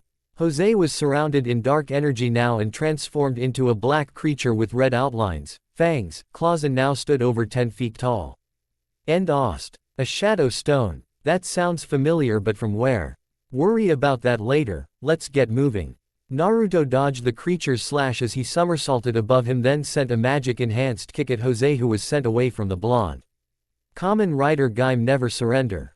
A wizard saint who can't even fight using his own power, you really are pathetic. Though I can see why he would use it, his magic now is fiercer than before. Naruto dodged a slash from the creature. It opened its mouth to send one of Jose's powerful darkness magic spells, Dead Wave. Naruto easily dodged and landed an uppercut on it. The beast roared as it summoned a huge number of shades and enhanced its abilities with darkness magic even further. Come on ugly. Naruto clapped his hands then gestured to the monster to continue. Now it sent a dark beam at him but Naruto simply stood still and closed his eye. Then Naruto deflected the beam away from him by swatting it with his left arm. It hit several shades as Naruto took them all out. The creature managed to create more of them as Naruto's grin grew. A wizard saint combined with the power of a demon. Haven't had this much fun in a while but I promised Mira I would be back. The shades relentlessly tried to attack him as well but Naruto had enough and placed his hands close together in a triangular gesture. The power of chaos is mine to command. Chaos field. Waves of energy came out of Naruto and hit all of his targets, including the transformed Jose. A white explosion covered it until the area around was barren. Jose was back to normal except for the burns on his body. Ost End. You actually think you can get the jump on me Arya? Arya was behind Naruto scoped that the blonde could tell he arrived as soon as his spell finished. Doesn't matter, Gramps will finish you off now. Arya attempted to drain Naruto's magic but a fist stopped him dead on his tracks. You came when our guild needed you Naruto. Thank you. Makarov arrived, all healed. Fairy Tail is my family Gramps. So it's natural. Naruto stared at Jose's ring, Shadow Stone, and it was broken until it dissipated into the air. Now you have Phantom. Go home. Makarov and Naruto grinned as the guild war ceased. With Fairy Tail victorious, they met up with their guild members as Urza hugged Makarov, hitting him with her armor. I'm sorry everyone. If I never ran away then my Ather wouldn't have hired them too. Lucy was silenced by Naruto. Lucy, right. Phantom Lord's guild master is a jackass. Even if your father didn't hire them, that maniac would have still started a war with us. You're Lucy of Fairy Tail. Our family member, and we don't abandon our family. Lucy cried as everyone looked on with smiles on their face. Master Makarov Drayar of Fairy Tail. Everyone turned to see Rune Knights arrive. Please don't move, the council wishes to speak with you. Uh-oh, damage controls here Gramps. Makarov himself began to cry beside Lucy. Are you serious? Naruto had a funny look on his face. Where did I hear about the Shadow Stones? He now sported a face of confusion. What's wrong Naruto? Gray asked as Naruto just shook his head. It's nothing. Naruto sig. Head as Natsu tried to run away from the Rune Knights. Unknown location. It seems Jose failed, even with the Shadow Stone I gave him. Muttered a raven-haired woman. This was Altair, a member of the Magic Council and secretly a spy from Grimoire Heart. I have to say Altair, where did you get that stone anyway? I've heard that they augment magical power, but whoever uses it begins to lose his mind. A blue-haired man with red markings on the right side of his face asked her. This was council member Seagrain, but his real identity is Jelil Fernandez. He was once Urza's old friend, but something occurred years ago to change him drastically. Does it matter? It proved ineffective against Naruto Drayar. His magic is remarkable. And he is still a dangerous force to be reckoned with. Well, we'll have to have Menma deal with him. You're hiding something Altair, never mind though. My plans shall come to fruition soon. Jelil thought as began to plot something sinister. N named P. Lise. Rune Knight was interviewing Naruto, but the blonde one-eyed man simply yawned. Naruto Drayar, age 21, grandson of Master Makarov Drayar of Fairy Tail.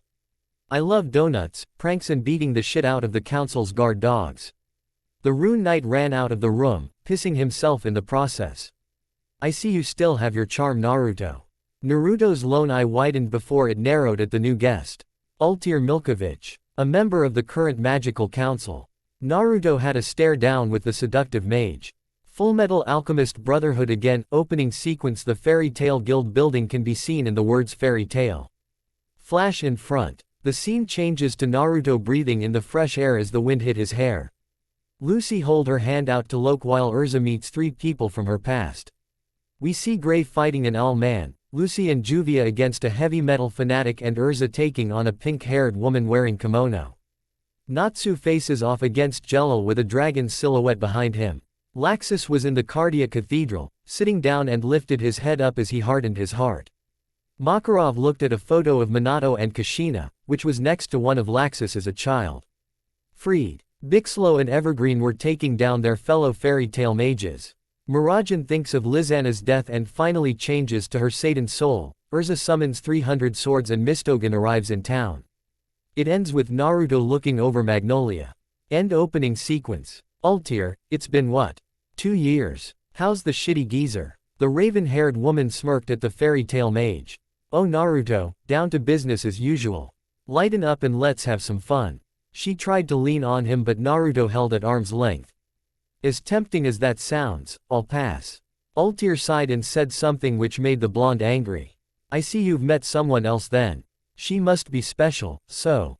Which fairy is it? Naruto didn't answer as he wanted answers on why a member of Grimoire Heart was in the council.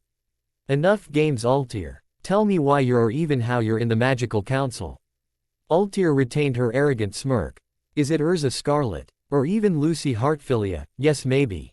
After all, the mighty Naruto Drayar saving the princess of the Heartfilia dynasty and falls in love at first sight.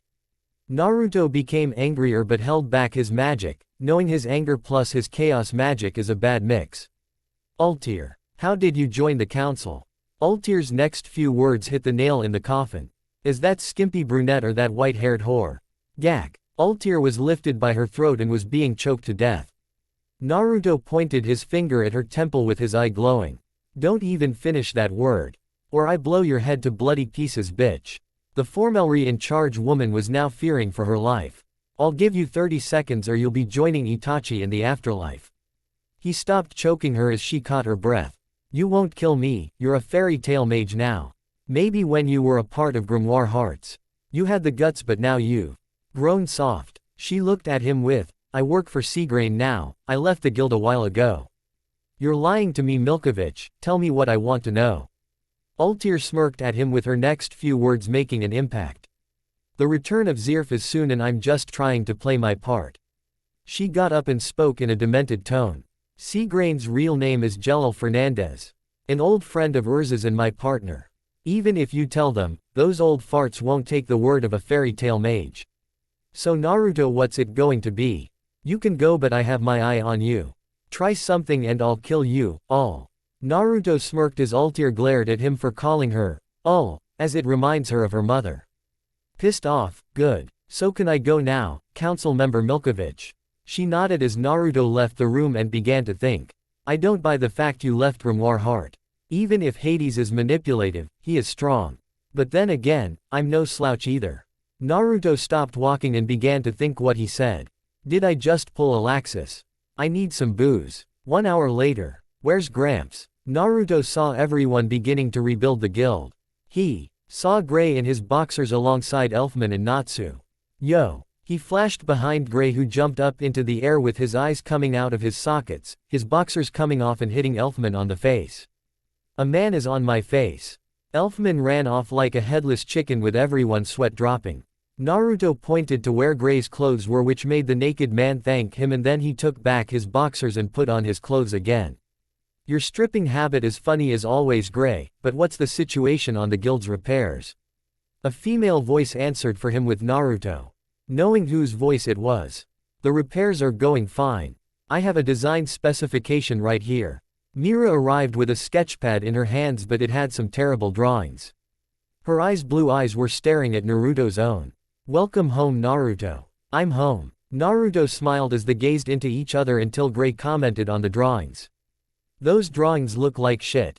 Which idiot did those? Mira closed her eyes for a few seconds with her smile and then covered her face with her hands and cried. It was you, Mira, my bad. Gray tried to apologize for his comment but felt killer intent at him where he turned around. To see Naruto as a black shadow with a demonic eye. You made her cry. Naruto tossed Gray into the air and sent him flying in a comical fashion. Mira, Gray didn't mean it. Even if he did, I love your designs. Naruto's words made her smile. She stopped crying as if she wasn't in the first place. Bipolar much. Even if she hasn't changed much, she's still the same Mira I love. Naruto has grown. Back then he didn't trust anyone, but now he trusts us without a second thought. Go on, Mira, ask him out already. Mira blushed and was about to speak until Urza shouted at everyone. Everyone get to work. The scarlet-haired woman barked orders as Naruto and Mira's sweat dropped. Mira, being who she was, grabbed Urza and took her to a corner where no one could see them. Urza, I was going to ask Naruto out and you just ruined it for me. Urza remained stoic until her widened in realization and she bowed at her one-time rival. I'm sorry. I didn't know you wanted to confess your love to Naruto. I mean, I know you had a thing for him like me, but... What? She saw that Mira was glaring at her. What do you mean you had a thing for him? Urza just realized what she said and was nervous. Urza, tell me now. Alright, I developed a small crush on him a while back and even tried to ask him out, but it didn't end well. But you, Mira, have a better chance than me. At this, Mira became confused and asked what she meant by that. Just go and ask him on a date. He's right for you. They were interrupted by Naruto calling out for Mira. Mira, where are you? Urza pushed Mira out of the corner as the white-haired girl crashed on top of Naruto. Mira. Mira looked to see Naruto's face close to hers and quickly got up, as did Naruto. So what did you want to ask me? Naruto, I wanted to ask you that if Naruto, my boy, I have a favor to ask of you. Makarov made an untimely appearance, as Mira and Urza were agitated by him ruining Mira's confession. Sure, Gramps, in a minute, Mira was going to tell me something important. Naruto turned to her, wanting to know what she was going to say. Never mind, Master Makarov needs you for something. Mine can wait. I'm beating the crap out of him. Mira just smiled on the outside. Right, Naruto, Natsu and Gray are nowhere to be found and you know that means trouble, please go find them. Naruto sighed at his grandfather's request, since he wanted to do something else. Damn, I wanted to spend the day with Mira. I'll have to ask her later. Fine, but you owe me 1 Gramps. Naruto disappeared instantly as both females glared at Makarov, who was confused but scared by their looks. Master, you ruined the moment. I hope you're ready to pay the consequences. Mira cracked her knuckles as Makarov begged for mercy. Needless to say, they had none as girly screams were heard. We find Natsu and Gray and Lucis, with their feline companion happy. Naruto saw all 3 comment on Lucis' underwear, causing him to facepalm. Oi idiots. All 3 jumped and turned to see Naruto with a tick mark PM his forehead. Messing with a lady's underwear is rude and not to mention, perverted. But Naruto, last time at the baths, you tried to peek on the girls in their towels. Gray deadpanned as Naruto blinked his good eye in realization. But I had to, as a man it is my duty to peek on. I'm turning into Gramps. Never had this problem before. This made the 3 sweat drop at Naruto's statement until he turned to them. But that's beside the point, what are you doing here? Lucy wasn't at the guild at all, so we were worried. Happy. Explained as they searched for clues to Lucis' whereabouts until they came across letter addressed to her mother. Wait, if it's addressed to her mother, how come it hasn't been sent off to her then? Naruto saw more letters that were addressed to her mother and found a letter meant for Fairy Tail. He began to read, turning to the 3 when he was finished. Your friend Lucy is going home to confront her father. This made Natsu look on in anger. Settle down Natsu, this letter is addressed to the Heartfilia Co. Heartfilia. No freaking way. Now you need to settle down yourself. We know. Heartfilia is supposed to be a famous name but. Gray was interrupted by the former Grimoire Heart Mage. No, it's just that I know someone who's familiar with the name Heartfilia, a celestial spirit named Capricorn. This time Gray and Happy shouted while Natsu took a while to notice what Naruto said. What? Naruto smacked him on his head and caused a huge lump to surface. Ouch. What the hell, man? Your reaction was too slow and I said I know a celestial spirit. Naruto's hand was glowing and a golden key appeared. Luckily I learned to summon celestial spirits. Open. Gate of the Goat. Capricorn. A bright light blinded the others and then a goat wearing a suit appeared. Master Naruto, it is good to see again. How may I be of service? The trio's eyes popped out of their heads. W.I.T.H. Gray commenting after his initial shock. You can use celestial spirit magic like Lucy. Since when? The one-eyed blonde answered him with a sigh. It's a long story, first I would like to meet Lucy. Capricorn, just call me Naruto. Not this master crap, and secondly, I need information on the location of the Heartfilia family's house. Capricorn was shocked at this but began to talk. May I inquire why? Lucy Heartfilia. I assume you know of her. Capricorn nodded in understanding as he began to talk and tell them where Lucy was heading. How are we supposed to get there in time? Natsu asked but was grabbed Naruto. As was Gray and Happy. That'll be all, Capricorn. The goat went back to the celestial spirit world as Naruto flashed away with the trio, who screamed at their teleportation. Lucis location. I'm back here. I ran away to escape from my father 1 year ago and now I'm back. One of Lucis' old servants saw her, alerted the other servants as they made their way to her. Well, until a bright light came in the way and blasted them all away. We're here, in record time too. Guys. The 3 felt sick to their stomachs. What the hell? Lucy screamed at their arrival in her former servant's unconscious forms. Oh, yo. Nice to see you again, Miss Lucy. I'm Naruto Dreyar, your senior in Fairy Tail if you recall. Lucis' eyes widened at this as she became nervous at meeting Naruto. Hello Naruto. Nice to see you again. She bowed at him, which made him hold his hand up as he rubbed his head. No need to be nervous, Lucy, you are part of Fairy Tail and my comrade. Besides, these 3 were worried and I had to teleport us here. Naruto gestured to the trio as they got up to hug Lucy. You guys came for me. I don't know what to say. Naruto interrupted before the others could say something. You plan on confronting your ass of a father yet and give him a piece of your mind, or would like me to threaten to cut off his manhood and do it for you? Naruto thought for a second and then spoke. You know what? The second option sounds like fun, I'll do it. Naruto began to walk towards the mansion, but Lucy, Gray and Happy stood in front of him. Please no. I'll handle it, you stay here. With these three so they can't cause any trouble. Later the servants awoke and prepared Lucy in a dress fit for a great lady. Just as planned, Naruto, just as planned. Naruto smirked to himself. So what do you think Lucy is saying to her dad? Happy asked his best friend as the three began to talk amongst themselves. This is bringing back memories, even though they are dead, and I finally met my grandfather, who is more perverted than anyone I have ever met. Naruto saw Lucy arrive with her bags. The Heartfilia residence sure is next to a beautiful looking piece of land. Actually this place is just garden. This land belongs to the Heartfilia family, up to that mountain at least. They all saw the mountains. This made Naruto have a dinner plate for his one eye. Natsu and Gray saluted Lucy while Happy just asked Naruto for orders. Let's just go home already, before these two get shut down. Naruto grabbed everyone and teleported them back Lucy's apartment. Hey, we're all on the floor and feeling sick, except for him. Well, I'm heading home now guys, but first, Lucy, are you a practitioner of celestial spirit magic? Yes I am, why? She got up from the floor, feeling a lot better. I wanted to find a worthy master for him. Naruto brought out Capricorn's key. Lucy's eyes bulged out of their sockets and she stared at the golden key. Open. Gate of the Goat. Capricorn. Capricorn appeared as Lucy looked excited. What is required of me, Master Naruto?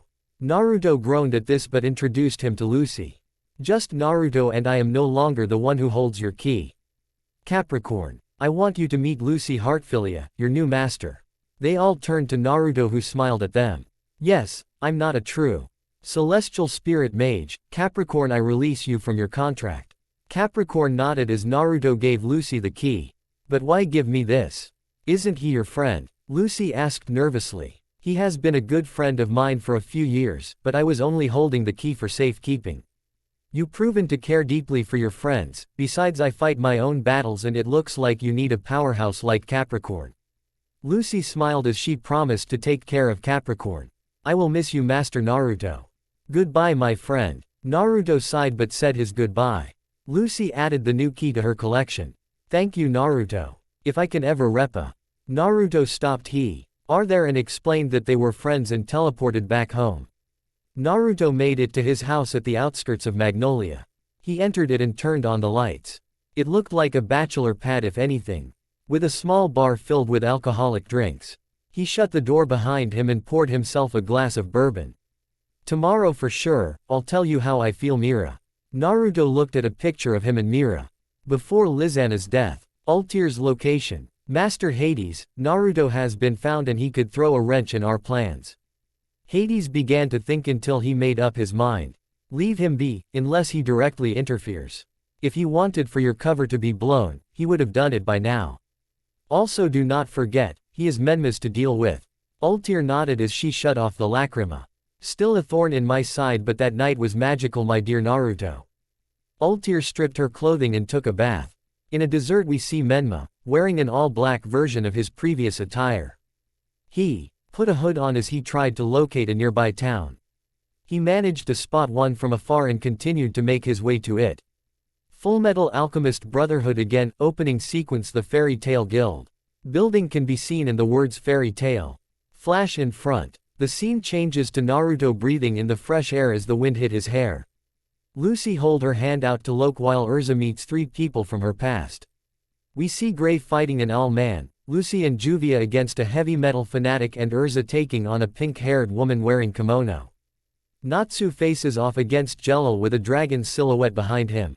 Laxus was in the Cardia Cathedral, sitting down and lifted his head up as he hardened his heart. Makarov looked at a photo of Minato and Kushina, which was next to one of Laxus as a child. Freed. Bixlo and Evergreen were taking down their fellow fairy tale mages. Mirajane thinks of Lizana's death and finally changes to her Satan soul. Urza summons 300 swords and Mistogen arrives in town. It ends with Naruto looking over Magnolia. End opening sequence. Menma walked around the town to see everyone going on with their day-to-day lives. The town itself was poor, but a lot of the locals were wearing some type of festive garbs. Menma decided to get something to eat and spotted a nearby ramen shop. He went in and was greeted by a brunette-haired girl. "Welcome to our shop, how may I help you?" Menma put up his index finger. "One bowl of chicken ramen if you would." The girl nodded as Menma was waiting patiently. Unbeknownst to the girl, Menma was still wearing his helmet underneath his hood. "You must be from out of town. So have you traveled far?" Menma stayed silent for a while and made the girl nervous. "Right, I'll just check on your ramen then." She was about to walk away until Menma spooked her by answering her question unsuspectingly. "I'm a drifter, just going from town to town. I have noticed everyone wearing strange clothes. What is happening here?" The girl answered with a smile, but he could tell it was fake. "The outfits are for the festival of Shukaku. Every year the priest performs the ceremony and we gain protection from the demon Shukaku." She went back and got the ramen and smiled at him. "Please enjoy the meal, traveler." She went back in as Menma took off his helmet, but still used his hood to cover his face. He quickly ate his ramen, put his helmet back on, placed the money on the counter and left. "I'm Ba. Where'd he go?" "Shukaku, as in one of the demons of Zirf. Something foul is going and this priest of theirs has my answers." His thoughts were interrupted as something knocked into him. He looked down to see a little girl rubbing her head. She had long light blue hair, light greenish-bluish eyes, a fair complexion and looked to be around 10 years old. Her appearance resembles a child version of Neon Nostrade from Hunter x Hunter 2011, just her appearance, but she has her own name. "Oh ouch. The girl looked to see Menma standing above her and to her he looked scary. "Kaya hhhh. Monster," she shouted in a comical tone. "Watch where you are going, little girl. Some people won't be as nice as me, also calling me a monster is rude." Also accurate. The little girl stood up while dusting herself off and then bowed.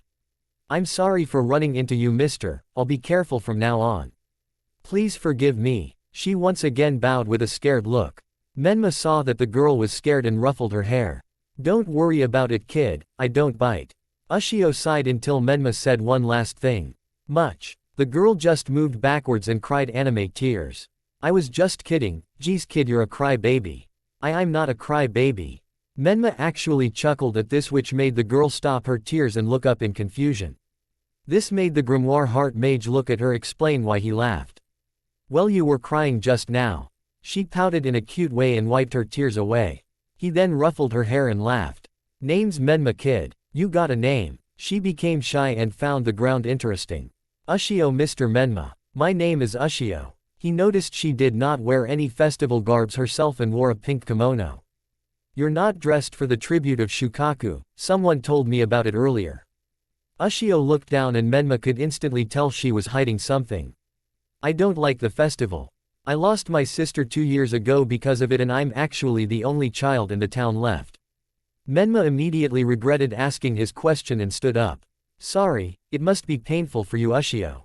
How about I treat you some ice cream?" The girl became excited and was holding his hand.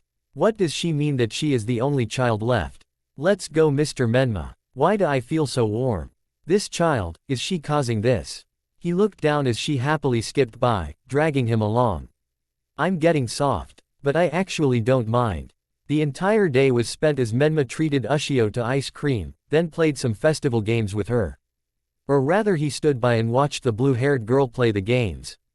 While she was distracted, Menma asked several people about the priest. He got negative responses.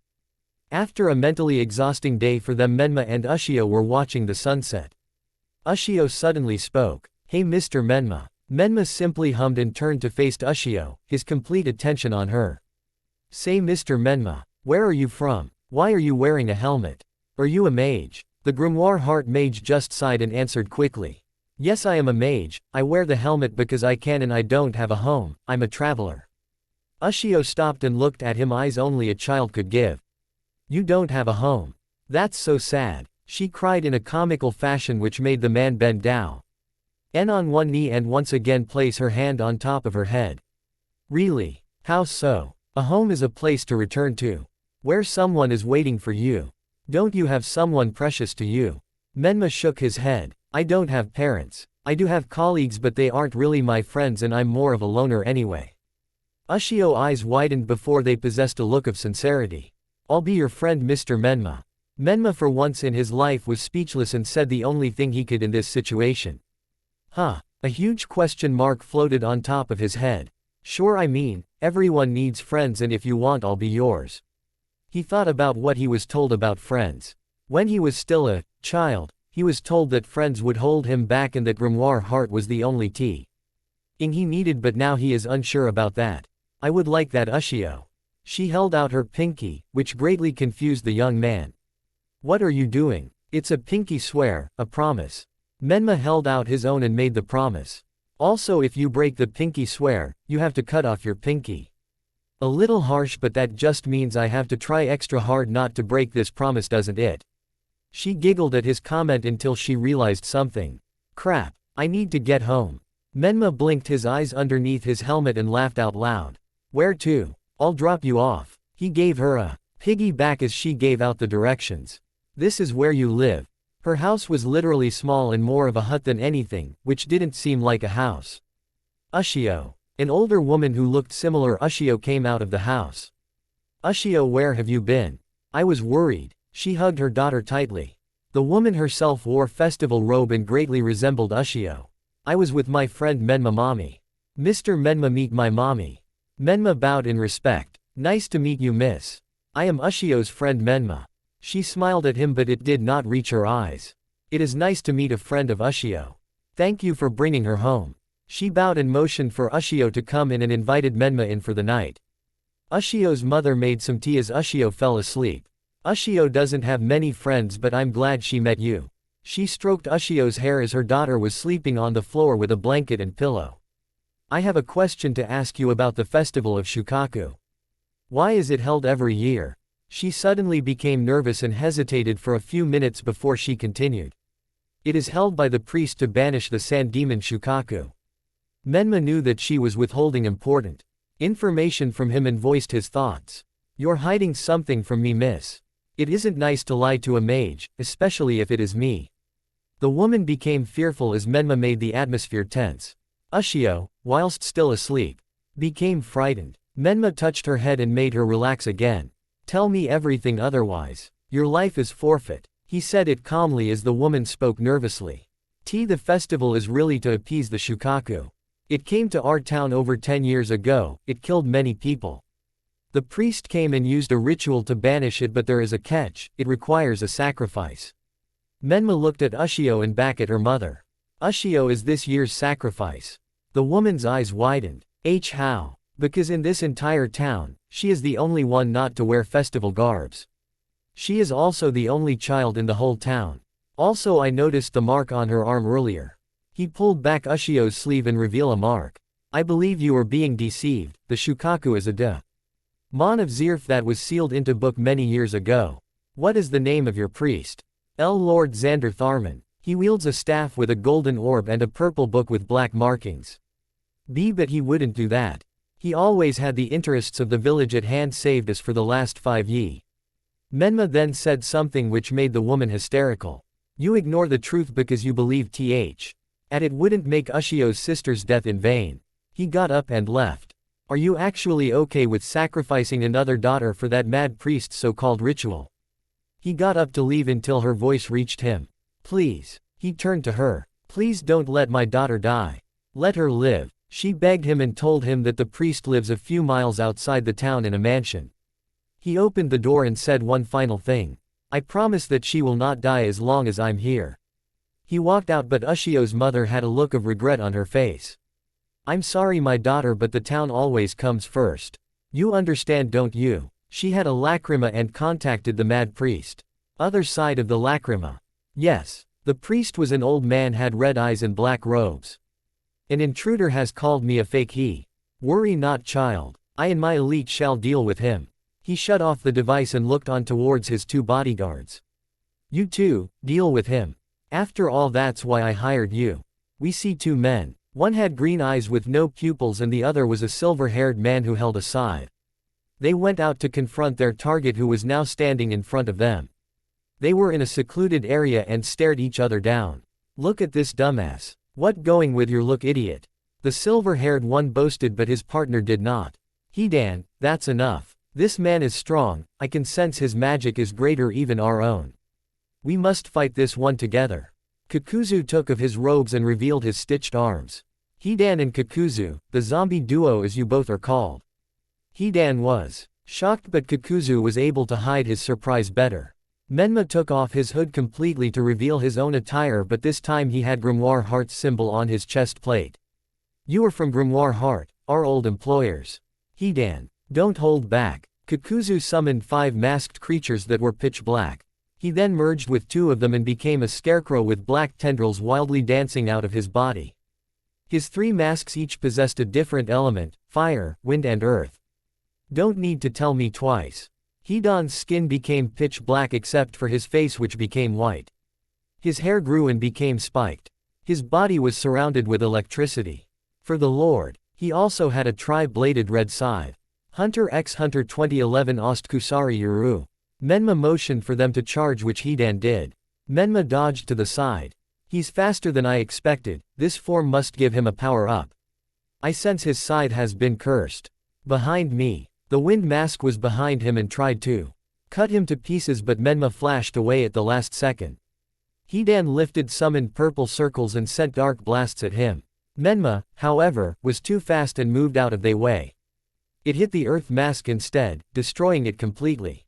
Idiot. Kakuzu called out as his other 2 masks charged up their attacks and joined them into one. A unison raid. Not bad. Menma the wind and fire spells call. Lidded with one of Grimoire Heart's 7 kin of purgatory. Did you get him? Hidan asked his partner, who looked on until he staggered a bit. What the hell? They saw the armored figure stand there unscathed. Suddenly the 2 masks were each split in half and finished. Looks like we need your one-hit kill, Hidan. Hidan's scythe extended and was attached to a cable as he tried to wrap it around Menma, but an invisible force prevented it. End Ost. What is his ability? Kakuzu sent a charge through the ground which revealed a spider web made from blue energy strings. Sasori's ability. Well, it looks like his, but even he couldn't do something like this. Hidan, he is using life thread magic, Sasori's magic. Except his version seems to be defensive. Hidan was shocked and looked at Menma Ith sweat falling down the side of his head. Nice scythe, it has decent durability. Both the zombie duo just realized something important about Menma. He didn't take them seriously at all. Hidan, screw patience. Go all out and use your Jashin curse. Hidan grinned maniacally and began to gloat. You are in for it now, bastard. A single scratch, no matter how tiny or insignificant, will cause my Jashin curse will cause a virus which will spread until it reaches your heart and then it explodes. We see mental cartoonish pictures from Hidan's perspective. You shouldn't really tell me about why. Our ability, but it is your given right to be retarded. This made Hidan mad as he and Kakuzu charged in a fast-paced battle. Fairy Tail Ost skilled magical battle. Menma avoided a vertical slash from Hidan, which lead him towards Kakuzu's empowered uppercut. Menma managed to cross his arms to block, but it still sent him flying as he landed on his feet. Water turret. The water mask from Kakuzu's left sent multiple projectiles at Menma. Lightning stream. His right hand had blue lightning which touched the ground, sending a current of lightning at Menma, who jumped very high. Hidan was on top of him, but Menma kicked his stomach and used the momentum to slam him hard onto the ground. The walking corpse sent his tendrils through the ground and tried to bind him. Menma used his string to cut off the tendrils. He can use them offensively as well. He is better than Sasori. Hidan now. Menma avoided a fatal cut, but his left arm wasn't lucky. Menma then collapsed as Hidan and Kakuzu regrouped and now stood over the fallen mage. Ost end. Damn, that hurt, damn it. Hidan cursed as Menma's previous attack hurt him more than he thought. He was toying with us, but that was his downfall. Kakuzu began to walk away. He reverted back to normal. Hidan sneered at Menma's supposed corpse and walked away, reverting back to normal. So disappointing. Hidan's face was gripped by Menma's severed hand. Hidan tried to get it off him, but then Menma channeled electricity which shocked Hidan as he screamed in pain and he was dropped onto the ground. How did you survive Hidan's curse? Menma fl. Icked his wrist as strings were attached to his left arm. Simple, I severed my arm just before his scythe did. making it seem like he cut my arm off, but in actuality, he didn't. Menma then tossed his arm into the air, used his strings to pull it towards him, and then rapidly motioned his right arm to reattach his left arm back. You're a monster. Kakuzu was back into his monstrous form. Look who's talking. You're a walking corpse with those stitches and tendrils. Suddenly Hidan got up slowly as Kakuzu went next to him. Hidan can't kill your good or keep you down. Kakuzu then moved away from Hidan's unexpected strike at him. Hidan, what are you doing? He then noticed Menma's strings attached to him. Menma sent another jolt of electricity which made Hidan wake up. What the? He low. Ought to see Menma still alive and changed back to his monstrous form. I don't know how you are alive, but this time I'll slice you to pieces just to make sure. Hey, how's your arm back to normal? Hidan then felt his body move without him in control. Hidan, he's using his strings to control you like a puppet. It was too late as the silver-haired man lunged at Kakuzu. Hunter x Hunter 2011 Hisoka theme.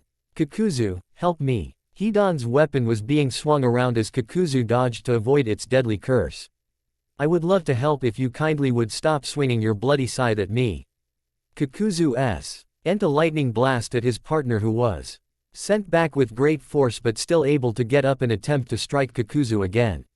Hidan dropped his weapon and forced to go through the motions. Oh shit. Kakuzu. He's forcing me to use black extinction on you. Hidan had one large purple magical circle in front of him as a powerful and released a dark blast. Kakuzu, as soon as he heard Hidan, charged up his own lightning XS cannon. A blue lightning beam collided with Hidan's and the area became a crater half the size of the OTWN and also damaged a quarter of the priest's mansion, Eve. And though it was far away from the battle location. Boring. I thought making you two fight each other would entertain me for a while, but I'm done. He saw the two defeated forms of his opponents and he was covered in a white aura. Your abilities are interesting, so interesting in fact, I just have to take them. His white aura covered them both. Xander's office. That explosion has me worried. Did they kill him already? Xander then felt amazing magical power nearing him. This power is too much, I feel like passing out any second. The door flung open and almost hit him. What? He saw Menma holding Hidan's scythe and blue electrical sparks convey around his left hand. Where are Hidan and Kakuzu? He then saw Menma's guild mark on his chest plate. G. Grimoire Heart. I think you need to quieten down a little bit. I want you to talk. Why are you sacrificing children and what do you gain? Xander couldn't move as he was bound by Menma's strings. Ya h. Menma broke one of his fingers to prove his point. No stuttering, I hate that. Answer me. He went poked one of his ribs and broke it. Another howl of pain from Xander made him cooperate. I'll talk. His breathing was heavy and couldn't take much more. I used Ilswians to deceive the townsfolk. I am a Zirf worshipper who found this book containing the Shukaku. However, the only method is to free him is to sacrifice a person in a ritual. If that was the case, how come it hasn't been revived yet? Xander confessed that he didn't know. Where's the damn book? He released H.I.M. from his bonds and picked him up from the collar. In the desk drawer. Menma took out the book and dropped Xander, who tried to run for it, but Menma already created a barrier to prevent his escape. Don't bother. He looked through the book and immediately faced Xander, who pissed his pants. You idiot, the sacrifice must have the ability to use magic and you are not supposed to kill them but offer their bodies for Shukaku to take over. Menma brought out his scythe and slowly walked towards Xander, who began to crawl away. You lived your life full of deceit and were plotting to kill Ushio. For that I shall be your executioner. Screams could be heard all night as the morning came. Town Square. Menma appeared in front of the townsfolk, wearing his hood again. He explained to T.M. what really was going on, and needless to say that they didn't believe him. This included Ushio's mother and all of the parents who lost their children to the ritual. Believe what you want to Bell. But that bastard deserved death and doesn't care about any of you. He began to walk away as they threw trash at him until Menma sensed someone unleash magic. Leave Mr. Menma alone. Ushio shout. D at them as she was covered in a purple aura. Menma looked at her and was impressed. Her magic level is quite decent, despite her inexperience and age. Suddenly her mother slapped her quite harshly, sending Ushio to the ground. Shut up Ushio. You're just taking his side since you get to live you little brat. But we learned how to perform the ritual ourselves, so you will help us in protecting this village. She however didn't get far as Menma used his strings to pull Ushio towards himself. Are you alright Ushio? The little girl nodded and sobbed into his chest. You actually hit your own daughter. If you really are willing to sacrifice her then you are delusional. Mr. Menma. He looked down. I don't want to die. Menma looked at the tearful girl and asked her an important question that would change the rest of her life. Then do you want to come with me and learn magic? She looked up as Menma wiped her tears away and held her close. You promise? She asked in a timid tone as Menma held his pinky. She intertwined it with hers as the promise was made. You all have lost yourselves because of a mad man, you don't deserve to live. Every single child died because of your foolishness and selfishness. For that extinction is your future. He used Hidan's black extinction to kill every single person in the town, bar Ushio and himself. Mr. Menma. Ushio opened her yes as Menma held her hand and they walked away together. The present. Where are the targets Mikoshi? Menma asked the little girl wearing a fox mask next to him. They are behind us trying to launch a sneak attack Papa. Menma nodded and turned around to send a powerful spell. Lightning. XS cannon. Menma sent his blast at the hiding targets and caused an explosion. The targets were on the floor and unconscious. Good work my daughter. Come, let us go and get you some ice cream. Mikoshi took off her mask to reveal Ushio, a little older and already seeming to be much more mature. He gave her a piggyback as they walked away. Menma gave her the Mikoshi as a codename, since her magic gives her great foresight and sensing abilities. Okay you can do this Drayar, just go over and talk to her. If she rejects you, just go home and cry yourself to sleep. Naruto stopped himself there. Sounded much better in my head. He made it into the guild's construction site and saw Laxus there, talking to Urza. That was until he said something which made Urza throw away her stool, hitting Natsu in the process and stare down Laxus. What is happening? He moved forward before either one of them could make the first strike. Fullmetal Alchemist Brotherhood again, opening sequence. The Fairy Tail Guild building can be seen in the words fairy tale. Flash in front. The scene changes to Naru. To breathing in the fresh air as the wind hit his hair. Lucy hold her hand out to Loke while Urza meets three people from her past. We see Gray fighting an Owl Man, Lucy and Juvia against a heavy meta.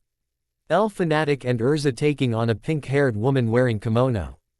Natsu faces off against Jello with a dragon silhouette behind him. Laxus was in the Cardia Cathedral, sitting down and lifted his head up as he hardened his heart. Makarov looked at a photo of Minato and Kushina, which was next to one of Laxus as a child. Freed, Bixlo and Evergreen were taking down their fellow fairy tale mages. Mirajane thinks of Lizana's death and finally changes to her Satan soul. Urza summons 300 swords and Mistogen arrives in town. It ends with Naruto looking over Magnolia. End opening sequence. Say that again Laxus, I dare you. Urza took out a sword as Laxus charged electricity. Makarov isn't here Scarlet, no one to save you from me if you take this road. He smirked arrogantly, which pissed off most of the mages until Naruto interrupted their showdown by sending a small finger beam past them. An small explosion occurred, nothing too serious. Sorry to interrupt but I doubt Gramps would want any more collateral damage. Plus I have something important to ask a certain someone. Mira let me deal with Laxus' jackassness and then we talk. Laxus' vein bulged as he was surrounded by lightning while Naruto with blue aura. What did you say Naruto? Laxus asked in calm way but it was too calm. I know what you are thinking, you think you can take me. Am I right? Laxus this time grinned, it was akin to a demented demon. Naruto frowned and this time his eyes began to glow. To the others they seemed to unleash powerful energy but the truth was they weren't even using a fraction of their powers. That's enough you two. Makarov arrived, causing the two to power down. Nice timing Gramps, just as I was about give Laxus a beating. Laxus walked away but not before glaring at Naruto one last time. Makarov then slapped Naruto at the back of his head. Ouch! Why'd you hit me old geezer? He rubbed the spot that was just hit by his grandfather. Do you think Magnolia could survive the fight between the two of you? Naruto then chuckled nervously, knowing that the old man had a point. Really? My bad. This made everyone in Fairy Tail face fault, excluding Mira, whom already was CL. Owes enough to Naruto to know what he is like. After this statement everyone went back to work, except Naruto, who grabbed Mira and disappeared from the area. Fast as always Naruto, so what did you want, ask me? Mira had a small blush at how close he was to her and was wondering what he wanted from her. Mira, there's no easy way to say this, but, will you go out with me? His face was almost red as. Mira took time to understand his words until something escaped her mouth. What? She squeaked in surprise, which made Naruto think that was cute. Did you just ask me out on AAD date? Naruto's eye began to blink rapidly until he laughed. That was cute, Mira. This made her blush even more. You think I'm cute? No, I think you're beautiful, Mira. Naruto moved forward and joined his forehead with hers.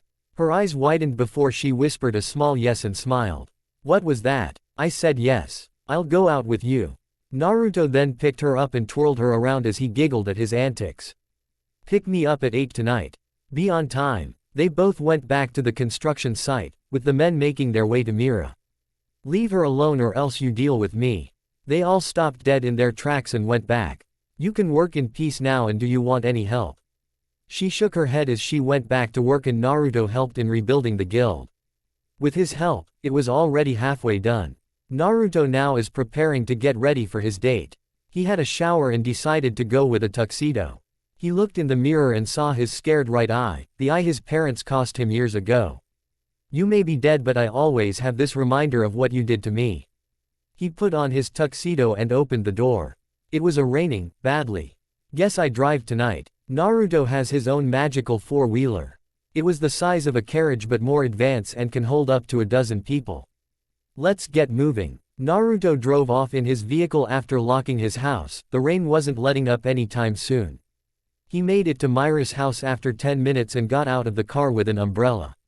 He knocked the door and it was opened by Elfman. Naruto, what are you doing here? He then realized Naruto was all suited up. As if he was going on a date. Wait, Big Sis was dressing up today and you're wearing a tux. That means, what the man? He pointed at Naruto accusingly. Elfman, quit bothering my date. Naruto looked behind Elfman, his eye widening. Mira had her hair tied into a back ponytail, similar to when she met Naruto, a pink strapless dress which reached up to her knees and black high heels. She also had a small white coat and a necklace with a black crystal stone. Mira, you look just, wow. She giggled as she passed Elfman by and joined her arm with Naruto's. I'll be back later, Elfman. That's if I don't stay at Naruto's overnight. Elfman froze in place as Naruto laughed alongside Mira. Bye-bye. As the door was shut, Elfman cried in worry. Big Sis, no. Naru. To held the door open for Mira and held up the umbrella for her, which she thanked him for. Ready, my princess? Yes, my lovely prince. Naruto took off in a decent speed to their destination, while Elfman would not sleep for the rest of the night, thinking thoughts of Naruto and his sister in all sorts of activities. Where are we going? I heard your favorite ramen show. Naruto interrupted and shocked her with his next words. We're not going to a ramen shop. Besides, no ramen is as good as anything you make. He winked at her as blushed at his praise. He then stopped at their destination, a restaurant called the Golden Sparrow. They left the vehicle as Naruto escorted her to the inside. Reservations for Drayar, please. The manager took them to their seats as the men were staring perverted Mirajane, but one glare from Naruto made them wet themselves, the manager included. Naruto pulled up Mira's chair for her and she sat down. Naruto and Mira ordered their food, meat assortment for Naruto and lobster for Mira. I didn't think you would take me here. They say it takes 3 months in advance to make a reservation. How did you get them so quickly? Let's just say I can be persuasive when I want to. He grinned until Mira caught him out. You threatened the owner, didn't you? It was more of a rhetorical than a regular one. Naruto chuckled nervously with sweat falling down his face. Am I that obvious? Mira smirked as if she was back to her old self. Only I can tell when you were devious, after all we were partners in crime back when I was still naughty. Naruto smirked. Naughty, huh? You were more than that. You really were a she-devil. You still are if that smirk of yours is anything to go by. She laughed at his statement, causing him to join in. After an hour, they finished their meals and Naruto paid for the both of them. Now the rain became a thunderstorm. They ran back to the vehicle as Naruto drove them. Mira then called out Naruto. Naruto, she said gently. What is it? He replied, matching her gentle tone. Do you think I could stay with you tonight? There is something important I have to discuss with you. Naruto saw how vulnerable she was when she asked him. You sure? What about night clothes? And what dealing with your BR? He saw the pleading look in her eyes. How can I say no to you? She squealed in delight and hugged him, causing him to flinch comically and the vehicle to temporarily swerve, until he said it right again. Easy Mira, I'm the designated driver, remember? Next stop my awesome palace. Mira rolled her eyes in amusement. More like crappy hut. This made Naruto put his head down in annoyance before he looked back up with a comical expression while Mira laughed loudly for the rest of the way. They made it back to Naruto's with said blonde taking off Mira's coat for her. I take it back, this place is better than I expected. It was true, the house itself had its own bar, marble floors and a flashy double-decker bed. Using the money I saved up, I built myself the ultimate bachelor pad. Mira had to agree, it did look like a bachelor pad. I don't know, it could use a woman's touch. Though I'm guessing a lot of women have been here and more than once. She looked annoyed and Naruto knew why and laughed, making her look at him. Actually, you were the first woman to be inside. Now this surprised Mira. And for it to have a woman's touch, it has to be the right woman. He then held her hand. Mirajane Strauss, I have loved you for a long time, would you give me the honor of becoming my girlfriend? He was answered by a kiss which he happily returned. Releasing the kiss she gave her reply. Yes, 1,000 times yes. They joined their foreheads and smiled at each other. I think I need to borrow some of your clothes. This dress isn't that comfortable. Or you could not wear clothes at all. He gave a small grin which caused Mira to slap his arm playfully. Pervert. Only for you Mira, only for you. I have some extra clothes in my bedroom drawers, so feel free to change at any time. So what did you want to talk about? Her playful nature was gone and replaced with a serious tone. I want you to help me regain my strength. I need to access my Satan soul again. Naruto just looked at her blankly until he closed his eyes and smiled. So the she-devil wants to rise again, huh? I won't go easy on you even if you are my girlfriend. She sighed in relief. What did you think my answer was going to be? Huh? She became a little nervous, Naruto could tell easily. Never mind Mira. You can take the bed, I'll take the sofa. He went to his bedroom and changed first. He simply wore a pair of pants for his night clothes and let Mira take the bedroom while he brought out a blanket and a pillow. Naruto. He turned around and his jaw hit the floor. There stood Mira, wearing just her panties and one loose shirt of Naruto's. Her hair was let down and the shirt was slightly open, revealing some of her cleavage. Wow. That was all he could say as she made her way to him, grabbing him by the arm and pulling his hand on her chest. Naruto, could you stay with me for the night? I'm not used to staying over yours yet. Please. Her eyes had a look that surpassed the dreaded puppy dog eyes. Sure. Damn, lost my cool. But she always had that effect on me. Naruto was now in the bed as Mira slowly joined him and was snuggling into his chest. Good night my handsome prince. She fell asleep quickly and Naruto stroked her hair. Good night my angel of darkness. He fell asleep and held her throughout the night. Meanwhile, Elfman couldn't sleep as his sister didn't come home yet and he had a vivid imagination. Big sis. Naruto, you bastard, stealing my sister's innocence. This woke his neighbors who told him to shut up. Morning at Naruto's house. Naruto woke up and noticed Mira was gone. However, he could smell something delicious being made and followed the scent. Naruto saw Mira, still wearing her night clothes, making breakfast and sneaked up behind her to hug her. Good morning Naruto. Naruto then kissed her neck as she let out a small groan and turned around to kiss him. After stopping themselves from getting any more involved, they enjoyed a nice breakfast, filled with bacon, eggs and toast. I think it's time for me to go home. She was about to get changed until Naruto stopped her. Want me to teleport you to your room? Your training will begin as soon as you are changed.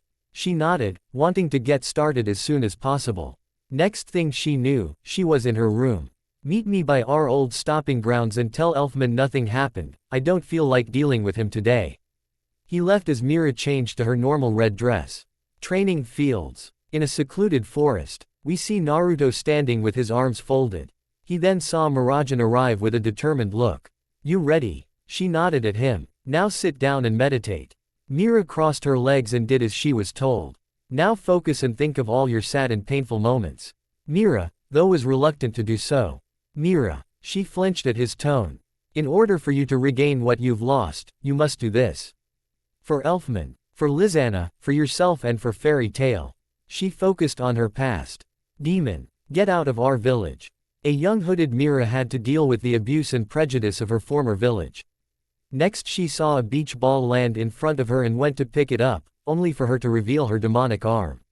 The mother and her daughter ran away from her, causing her to cry.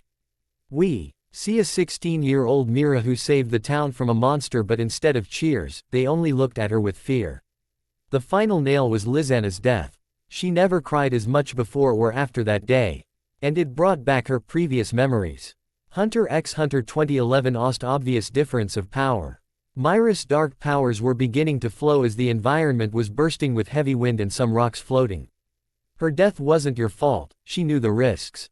You never got over her death and lost the ability to fight. You were an S-class mage who was near her sister and couldn't protect her. But you forgot. She isn't your only family. Elfman is still here. Urza, Natsu, Gray, Kana and Lucy are here. Gramps, Mikau and Wabaka. And you will always have me.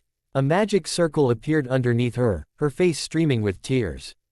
Protect your own, fight for what you believe in is right. The master taught us this, you know this. If Elfman is ever in danger, what will you do? A black crack was beginning to appear on the right side of her face and over her eye. Fight with everything you have until you physically can't. Abandon your fear, surpass your limit. She then screamed, full engulf. Ed in darkness, and she managed to achieve her Satan soul and she looked pissed off. Replace with Mirajane's Satan soul theme. She's pissed off as I expected. I'm dead. He dodged Myra's punch and jumped back with Mira following him. He moved out of the way at the last second from Myra's darkness-enhanced fists. He saw Mira hover above him in the air and smirked. How do you feel? He saw that she still retained her stoic look. Guess you're upset, find a free shot then. He opened both his arms wide and waited for her attack. She then charged at him as he stood there, still as a statue with a smirk on his face. Ostend, you were a difficult boyfriend, but thank you. She stopped her attack, mere inches away from his face, and turned back to normal. I can feel power again and it's thanks to you, but. She smacked him as Naruto rubbed his head. Ouch. What was that for? She stuck her tongue out in a playful manner. Freeze shot, remember. He then looked at with a solemn expression. Oh, you hate me for I just put you through. She shook her head negative and glared at him. I asked you to help me, I knew the risks and still took them. Lizana's death haunts to this day, but I've moved on now. I always hated my power. The power of a demon, since the first time I used it. But if it means I can protect those important me, then I'll become whatever it takes. He smiled and took off his coat. Wearing a black muscle shirt underneath. Then let's get some actual training done, now that you have your powers back. He had blue energy surrounding him. Don't hold back. She gave on. Of her own smirks and changed into her Satan soul. Don't hold back either. Both charged each other as their attacks clashed, causing the ground to shake in mass devastation. Unknown location. I see Urza has been captured. Good work, show. Jelil shut off his lacrima and sat on a throne. He wore a blue coat with a hood and smirked to himself. Soon, Lord Zirf. Soon you'll be revived and true freedom will be ours. He laughed maniacally as we can see the outside of the Tower of Heaven. The Fairy Tail Guild building can be seen in the words Fairy Tail. Flash in front. The scene changes too. Naruto breathing in the fresh air as the wind hit his hair. Lucy hold her hand out to Loke while Urza meets three people from her past.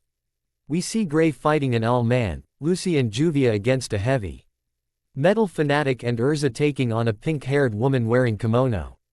Natsu faces off against Jelil with a dragon's silhouette behind him. Laxus was in the Cardia Cathedral, sitting down and lifted his head up as he hardened his heart. Makarov looked at a photo of Minato and Kushina, which was next to one of Laxus as a child. Freed, Bixlo and Evergreen were taking down their fellow fairy tale mages. Mirajane thinks of Lizana's death and finally changes to her Satan soul. Urza summons 300 swords and Mistogen arrives in town. It ends with Naruto looking over Magnolia. End opening sequence. Natsu and the others, joined by Juvia, arrived at the Tower of Heaven. Natsu ran off to find Happy, whom was taken by one of Urza's former comrades. They found and escaped Urza, and her past was slowly revealed. How she was a slave and that the ones who captured her were once her friends. How she was tortured after a failed escape attempt and how they failed their escape attempt, which caused Jello to try and rescue her, but he was the one tortured instead. An old man named Rob saved her life, which reawakened her magical powers, and she used her newfound powers to defeat them and save Jello from his tortures, but he had become corrupted by an evil force and then exiled her from the island where Jello presumably told her comrades on how she abandoned them. She only revealed parts of her past, leaving out the parts which made her feel weak and helpless. She told them to go home, but they all split up, with Lucy reluctantly going with Juvia. Meanwhile, Natsu had already tied up Wally and Miliana, with Happy flying alongside him. He had beaten the two quite easily thanks to his training from Naruto. However, due to Natsu's stupidity, he wore a giant cat mask which caused him to taken in by surprise. He used crocodile tears to free himself out of Miliana's magic binding tubes. He then proceeded to defeat the two with his powerful roar. Miliana was a curvy brown-haired girl who dressed like a cat. Wally wore an old-style gangster attire and had a square face. Their comrade Sho arrived to where Urza was. He was a blonde-haired young man with a dark skin tone. Stop it, Sho. A huge man wearing turban. An eye patch on his left eye, and his jaw was covered by a metal plate. This was Simon, also one of Urza's old friends, but unlike the others, he knew the truth about Urza seeming L.Y. abandoning them and saw through Jalal's lies. With his appearance, he explained to Sho and the others what really happened, causing the three to feel regret and Sho to fall to his knees, guilt seeping through him. Jalal's location. I knew they would betray me. Looks like I need your talents after all. He looked at the three by his side, a tall man with the head of an owl, a rocker of Avera.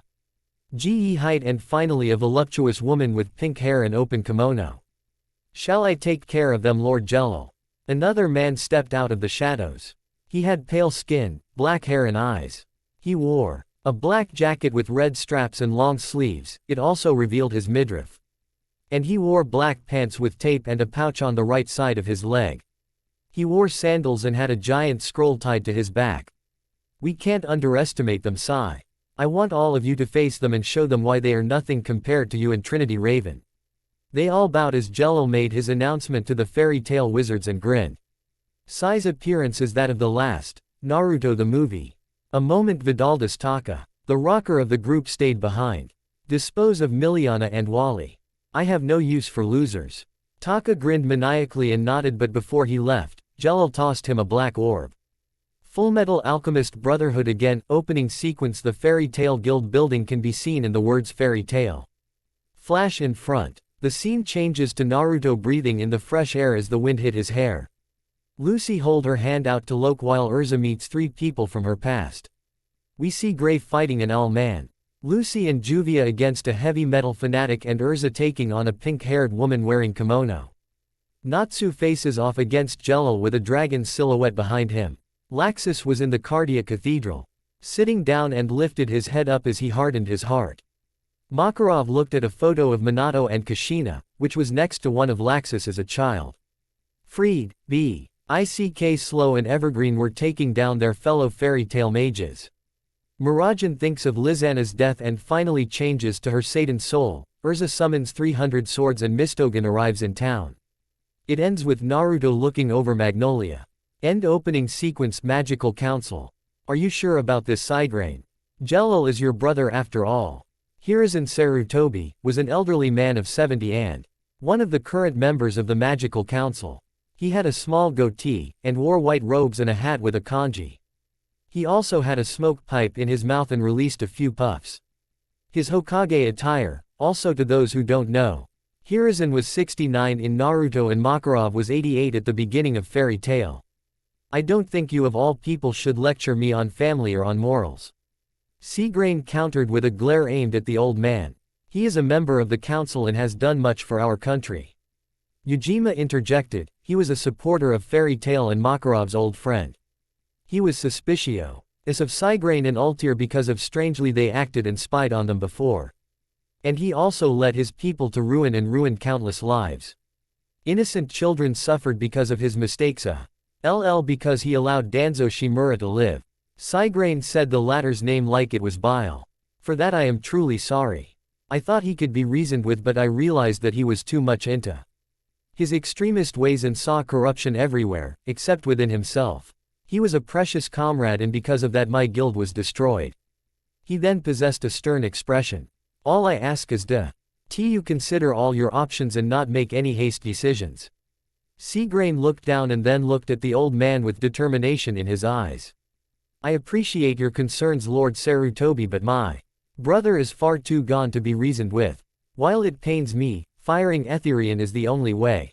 He then looked at everyone. We must vote and decide on the best course of action. From what Ujima told me, Sigrain and Altair are up to something. Now either is a good actor or he is telling the truth. I must remain vigilant. He smoked his pipe and waited for the other members. Answers. Altair gave her support to Jello while they were all deciding on a vote. Tower of Heaven with Natsu and the others. Jello had made an announcement that the Magic Council will fire Etherian within 30 minutes. And that they have that long to defeat him and his warriors to survive. The fairies and Juvia split up into two, Juvia and Lucy, while Gray was on his own. Sho trapped Urza in one of his cards. He vowed to protect Urza and defeat Jello by himself. He briefly blinded Simon and ran off to face Jello on his own. Sho found himself by an indoor lake and bridge, where the only female member of Trinity Raven, Ikaruga, stood in front of him and was ready to kill him. With Lucy and Juvia, love rival, Juvia stared at Lucy with an intense gaze which made the blonde girl shiver. Suddenly they were attacked by another member of Trinity Raven, Fukuro, the owl man. He used jets to float above them and then launch a fist at the Juvia grabbed Lucy and dodged the attack. Lucy thanked Juvia, who ain't stoic and knew that they couldn't be so lax in front of the enemy whose abilities they didn't know anything about. Natsu and Happy's location. You some kind of weird pervert or are you just a wannabe rocker? Was Natsu's intelligent response when being confronted by Vidaldus Taka, who looked indignant at Natsu's words. Go to hell. I am Vidaldus Taka of the glorious Trinity Raven and part of Deathhead's caucus.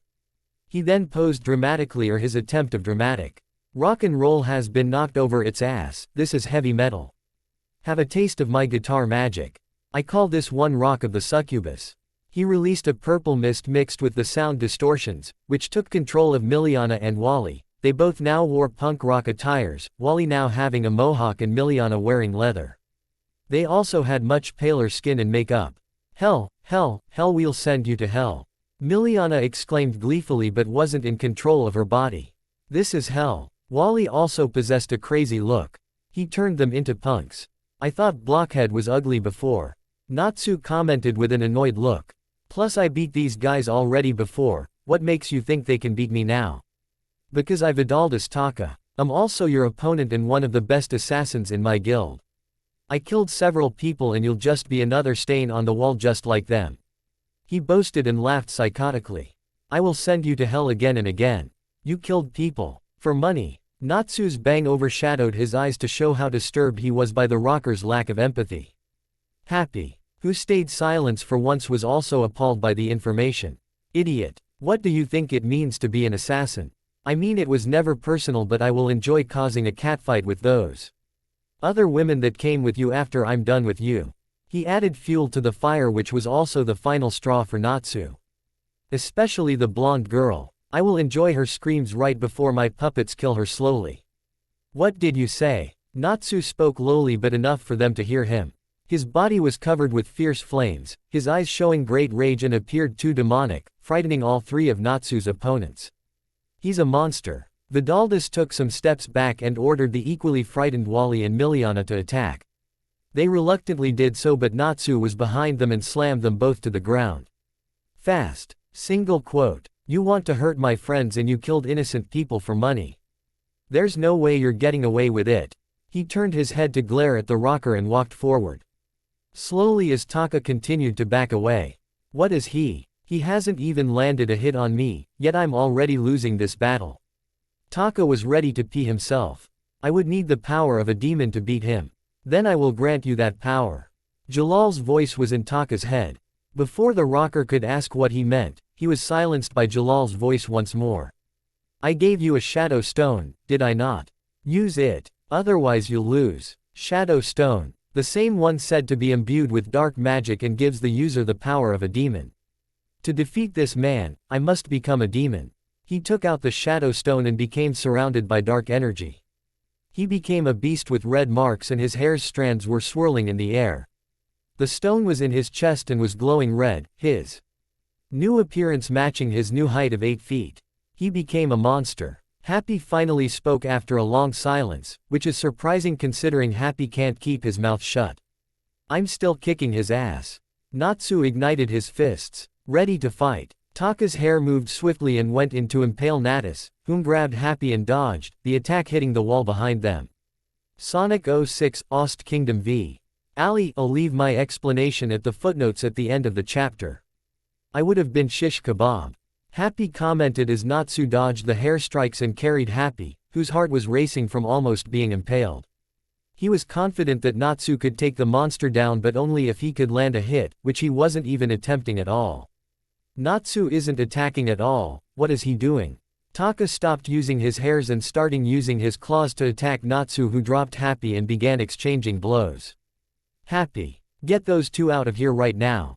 Natsu told his friend as High's flames covered his fists and he was holding his own against the strengthened rocker. He's a lot stronger. That stone gave him a power boost, a big one. But I can't fight him without hurting Happy and those two on the floor.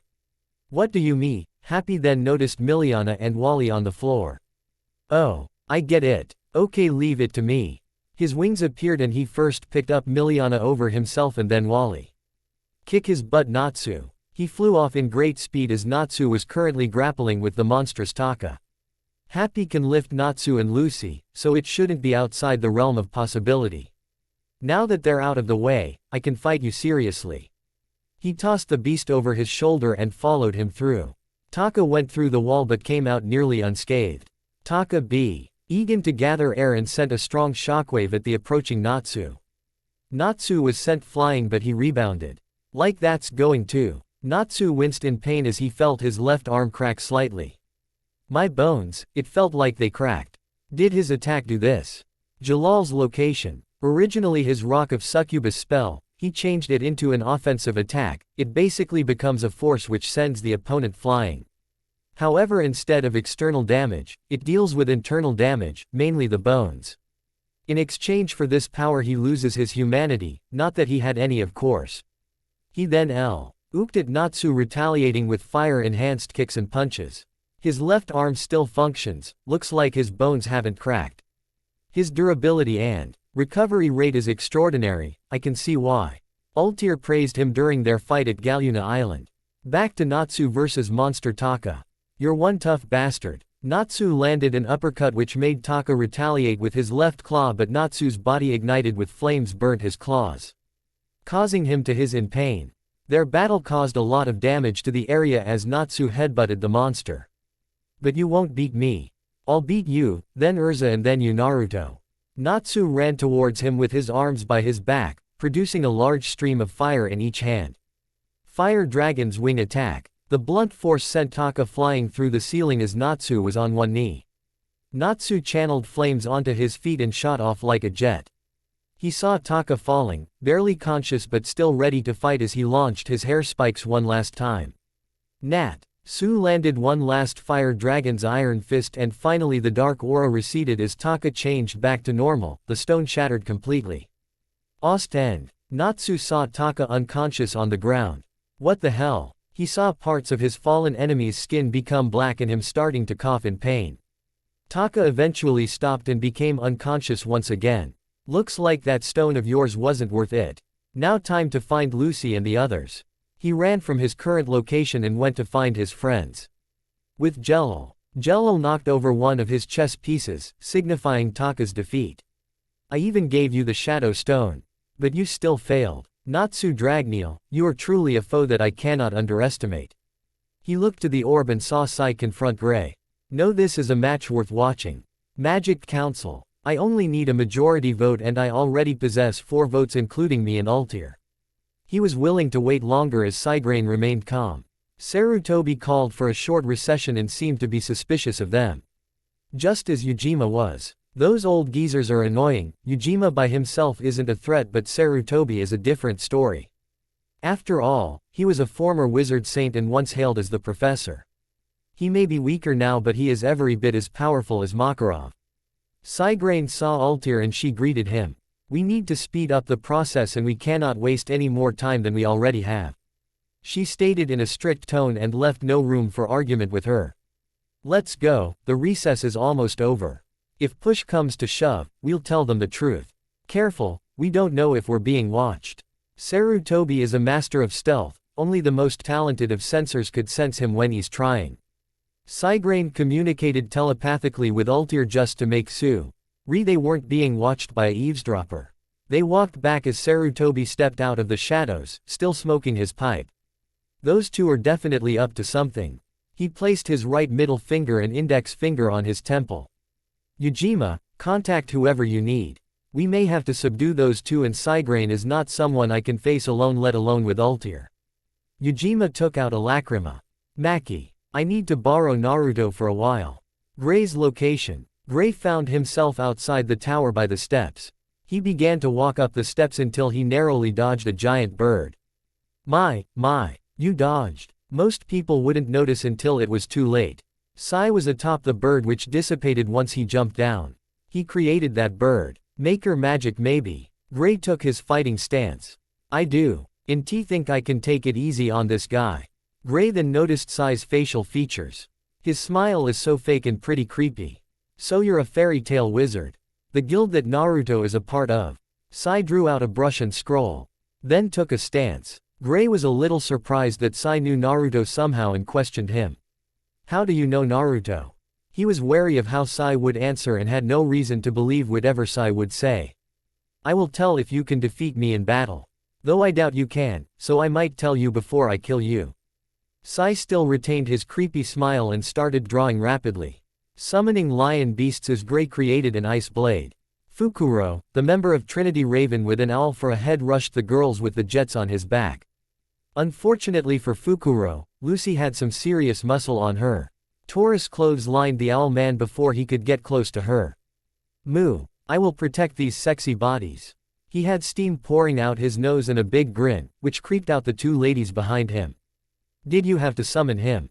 Juvia whispered to Lucy. Well, he is the muscle, even though he annoys me. She whispered back as Taurus brandished his axe and told Fukuro to bring it on. Fukuro's head was upside down, but he stood up and twisted it back to normal, disturbing the ladies a little bit. Hoo, I was surprised there. He noticed the key in Lucy's hand. A celestial spirit key. Hoo, I will take away your keys and punish you evildoers. He and Taurus went for a clash, ready to duke it out. Fullmetal Alchemist Brotherhood again, opening sequence. CE the Fairy Tail Guild building can be seen in the words fairy tale. Flash in front. The scene changes to Naruto breathing in the fresh air as the wind hit his hair. Lucy hold her hand out to Loke WH. Il Urza meets 3 people from her past. We see Gray fighting an owl man, Lucy and Juvia against a heavy metal fanatic and Urza taking on a pink-haired woman wearing kimono. Natsu faces off against Jello with a dragon's silhouette behind him. Laxus was in the Cardia Cathedral, sitting down and lifted his head up as he hardened his heart. Makarov looked at a photo of Minato and Kushina, which was next to one of Laxus as a child. Freed, Bixlo and Evergreen were taking down their fellow fairy tale mages. Mirajane thinks of Lizana's death and finally changes to her Satan soul. Urza summons 300 swords and Mistogen arrives in town. It ends with Naruto looking over Magnolia. End opening sequence. Moo. Hoo. Taurus swung his axe sideways and then swung in towards Fukuro. Fukuro S. This and used his jets to fly to Taurus, left side and then landed a kick against him, taking him out quickly. Some muscle. Juvia commented, making Lucy slap her own face at Taurus' failure. You called us evildoers, but in my opinion, you seem to the only evildoer here. Hoo. The member of Trinity Raven simply laughed in his unique way. I am justice. Whoever is my target is my enemy. They will be judged by me and be sent to the afterlife. I accept missions so that fiends like you aren't allowed to roam the planet. Assassination is Death's Head's caucus specialty and I, Fukuro of Trinity Raven, shall banish you to the underworld. Play fairy tale Ostjaku no Tsuchioto. You kill people for your own twisted belief of justice. How many people's lives did you on whims like that? Lucy screamed out in outrage. For that I cannot forgive you. She took out a key. Open. Gate of the Archer. Sagittarius. She summoned the Archer, who was a man wearing horse headgear. We agree on something for once. I will join you and help defeat this monster. She transformed her right hand into water form. Water. Cane. Juvia shouted out the name of her attack, unleashed a whip that aimed for Fukuro. Fukuro took to the air to avoid it, however, Juvia was just getting started and then summoned bubbles around her. She sent a swarm of them at Fukuro. He dodged them to the left, then to the right and then spun around backwards, with one bubble landing and denting Fukuro's left jet. Those bubbles are like bullets. He then felt something pierce his left cheek. What? He then saw that Sagittarius was the one to graze his cheek using his superb archery. I have to take him down. He changed direction and charged down at Sagittarius, outmaneuvering most of Juvia's bubbles and using his left armband, using the feathers to slash away the bubbles. The feathers were as sharp as blades and managed to stop the bubbles from landing a hit on him.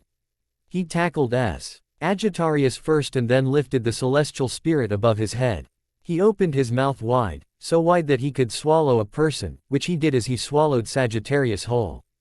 This made Juvia and Lucy possess shocked expressions, mainly to comedic effect. Ostend. He ate Sagittarius. Lucy cried out, but then noticed Fukuro now had Sagittarius, horse mask. Now he has Sagittarius, head. Oh, wait, it was a mask. Lucy then realized Sagittarius, situation. That's not important. Spit him back out, you fiend. Focus, Lucy Heartfilia, we don't know the effects of his ability which swallowed your spirit. His appearance changed. We don't know if he has gained new skills from this.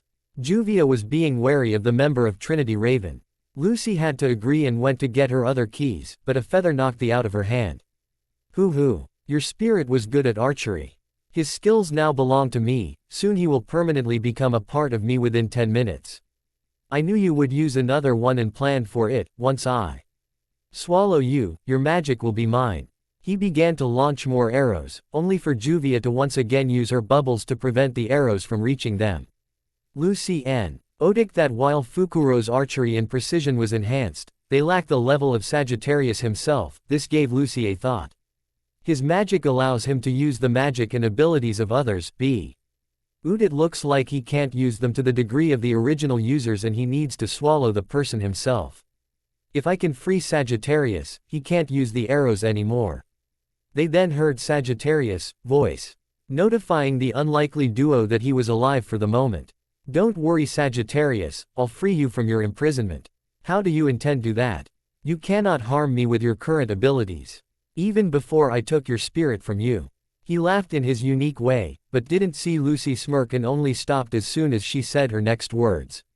Bet you didn't know that I could see. Lose the gate which allows Sagittarius to stay in this world and send him back to the celestial spirit world. This shocked the owl man as he tried to end Lucy then and there by jetting towards her. Lucy forcefully closed Sagittarius' gate, thus ridding Fukuro of his newfound abilities and appearance. He stopped due to losing Sagittarius and feeling pain due to the spirit being removed. You bitch. He rushed her again. However, Juvia used this chance to use sent a blast of water against him and send him back. He rebounded from the hit. That actually hurt. But now I know who to target. That woman transformed part of her body into water, so I presume she can transform her whole body, making her immune to most physical attacks. If I can absorb her, I will gain her magic and then I will become invincible. He formulated a plan, intending to take Juvia's power as his own. Once my beloved Gray finds out that I have defeated you, he will praise me and then ask me to be his life partner. Juvia has hearts for eyes and swooned, thinking of an exaggerated version of herself and Gray, both holding each other. Does she understand the situation at all? Even Fukuro was totally disturbed by Juvia's little fantasies. Hoo, you think you can defeat me? You little girls will perish here, now that I am done toying with you. Fairy Tail Aust invoke magic. He activated High-S jets and passed through Juvia's water body. He wasn't aiming for her and went straight for Lucy, but he didn't notice that the blonde had retrieved her keys. She summoned her newest spirit, Capricorn. Capricorn began to spin and struck Fukuro with a roundhouse kick. However, that only momentarily prevented his attack and the large bird man retaliated with a left uppercut. You are not bad, but I shall protect Lady Lucy. He began to land kicks, which Fukuro blocked. Capricorn used his agility to take advantage of Fukuro's slower movements. Fukuro felt his forearms starting to feel the effects of the goat man's kick. He managed to power on through and land a forearm smash against Capricorn. Don't forget you're also fighting me. Juvia joined the fight and once again used her water whip. Fukuro flew up and the attack almost hit Capricorn. Luckily for her, Capricorn was fast enough to dodge the attack. Jalal's throne room. Out of all the members they had to face, Fukuro is the strategist of Trinity Raven. Unlike the other two, he thinks before he acts, and right now he is already thinking of a way that could turn this situation to his advantage. I wonder who shall win. Jalal Foe. Wounded amusing and tuned into another channel on his crystal ball. Oh, I see, Urza is heading towards me and she's left Sho behind. To think she'd beat Ikaruga, the leader of Trinity Raven. And would you look at this right here? The ice wizard is matching Sai. Jalal just smirked. In his crystal ball, it shows Gray creating a sword and matching Sai's high-speed Tanto strikes. Jalal then changed its vision to Natsu's and then back to Fukuro's fight. Back to Lucy and Juvia versus Fukuro. Fukuro overpowered Capricorn and lifted him above himself, opening his mouth to consume him. However, Juvia prevented that by using her water jigsaw, transforming the lower half of her body into a swirling mass of water slicers. She used her speed and rushed the seemingly preoccupied Fukuro. The attack was dead on and Capricorn was spared from Fukuro's digestive system. Capricorn, finish him. Lucy cheered for her spirit. The goat man gladly obliged and began spinning wildly, releasing a barrage of kicks on his body. Ostend. It is done, my lady. Is there anything else you require of me? Capricorn asked his owner whilst bowing. No, it's fine, Capricorn. And enough with calling me my lady, Lucy is fine. She told him with her voice sounding a little embarrassed. Capricorn bowed once again and disappeared, but not before calling Lucy lady again. Well, that wasn't too difficult. I hope Sagittarius is okay though. You really care about your spirits, don't you? You are a really good master to them. Juvia commented with some curiosity in her voice. Well, while I may own their keys, I think of them as my friends. I mean, they may not be humans exactly, but they have emotions and feel just like us. Having friends is wonderful. Weren't you friends with the members of Phantom? She asked Juvia, whom just turned away. She's weird. Did you know the rain is because she can't control her magic? Several Phantom Lord members were talking behind Juvia's back, but she heard them all the same. She's almost as bad as the metalhead. They're both freaks. Ha ha ha ha. The person laughing was then grabbed by the throat by said metalhead. So, I'm a freak, am I? Maybe this freak should shish. Ow, why, he's the strongest mage and Phantom Lord. He then dropped the man, who was holding his neck. Scram. Gajil then looked at Juvia. You know you have a cloud above your head. Gihi. No, there were only a few people I could call friends over there. And of course, Gray is the one I love. She sighed dreamingly, making Lucy sweat drop at her insistence of being together with Gray. Well, how about you join Fairy Tail? You can be closer to Gray and make some friends. She smiled at the water wizard, making Juvia look at her with wide eyes. I never thought about joining Fairy Tail, but I hurt you in your guild. I took part in the guild war. She felt guilty about that war, since she kidnapped Lucy before. Well, it's not like you hurt me or beat up my friends, you just captured me and fought Gray. Okay. So the last one might be a small problem, but you were only following orders and I can tell you're a good person. Lucy was being sincere, though Juvia blushed and gave a small smile until she had another thought in her head. You're trying to trick, so I let my guard down and then you swoop in to take him away from me. This made Lucy sigh in frustration again, that is until she saw Fukuro behind Juvia. Juvia, he's behind you. It was too late as Fukuro swallowed Juvia and gained a tuft of blue hair. The power of the sea is mine.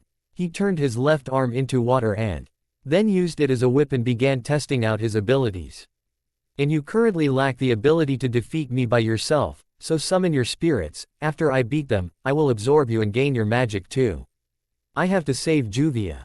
Lucy took out Virgo's key, but she was hit by Fukuro's version of the water whips Juvia used. Release Juvia now. She was hit by a blast next and then hit the ground. Lucy still held onto Virgo's key and used it to summon the maiden. Virgo, take us underground. Lucy held onto Vigo and the celestial spirit dug a hole for them to tunnel through. Trying to run away is futile. He knew what they were really doing as Virgo came out of the ground and attacked him, but the attack went through his water body. Have you forgotten? I am immune to physical attacks. He tried to grab her. But Lucy took out her whip and managed to hit him, grazing his cheek. Got you. She didn't celebrate long as Fukuro went back to the offensive, however Virgo took the blow instead. I'm sorry, my mistress. Virgo was sent back to the celestial spirit world after taking the hit. Fukuro then gripped her throat and gestured that he would finish her. He straightened his left hand and went in for the kill until he stopped so suddenly. He dropped Lucy and held his stomach. What's wrong with him? She then noticed Fukuro's stomach inflate, then began shaking uncontrollably. Lucy. She heard Juvia's voice, though it was slightly distorted. Lucy. Juvia's voice sounded again. Juvia. Juvia. I'll free you from him and then we can get of this island Tog. She was stopped by Juvia's next words. Fairy tale main theme slow version. No, Lucy. I can prevent him from attacking you. My magic is being used by him to hurt you.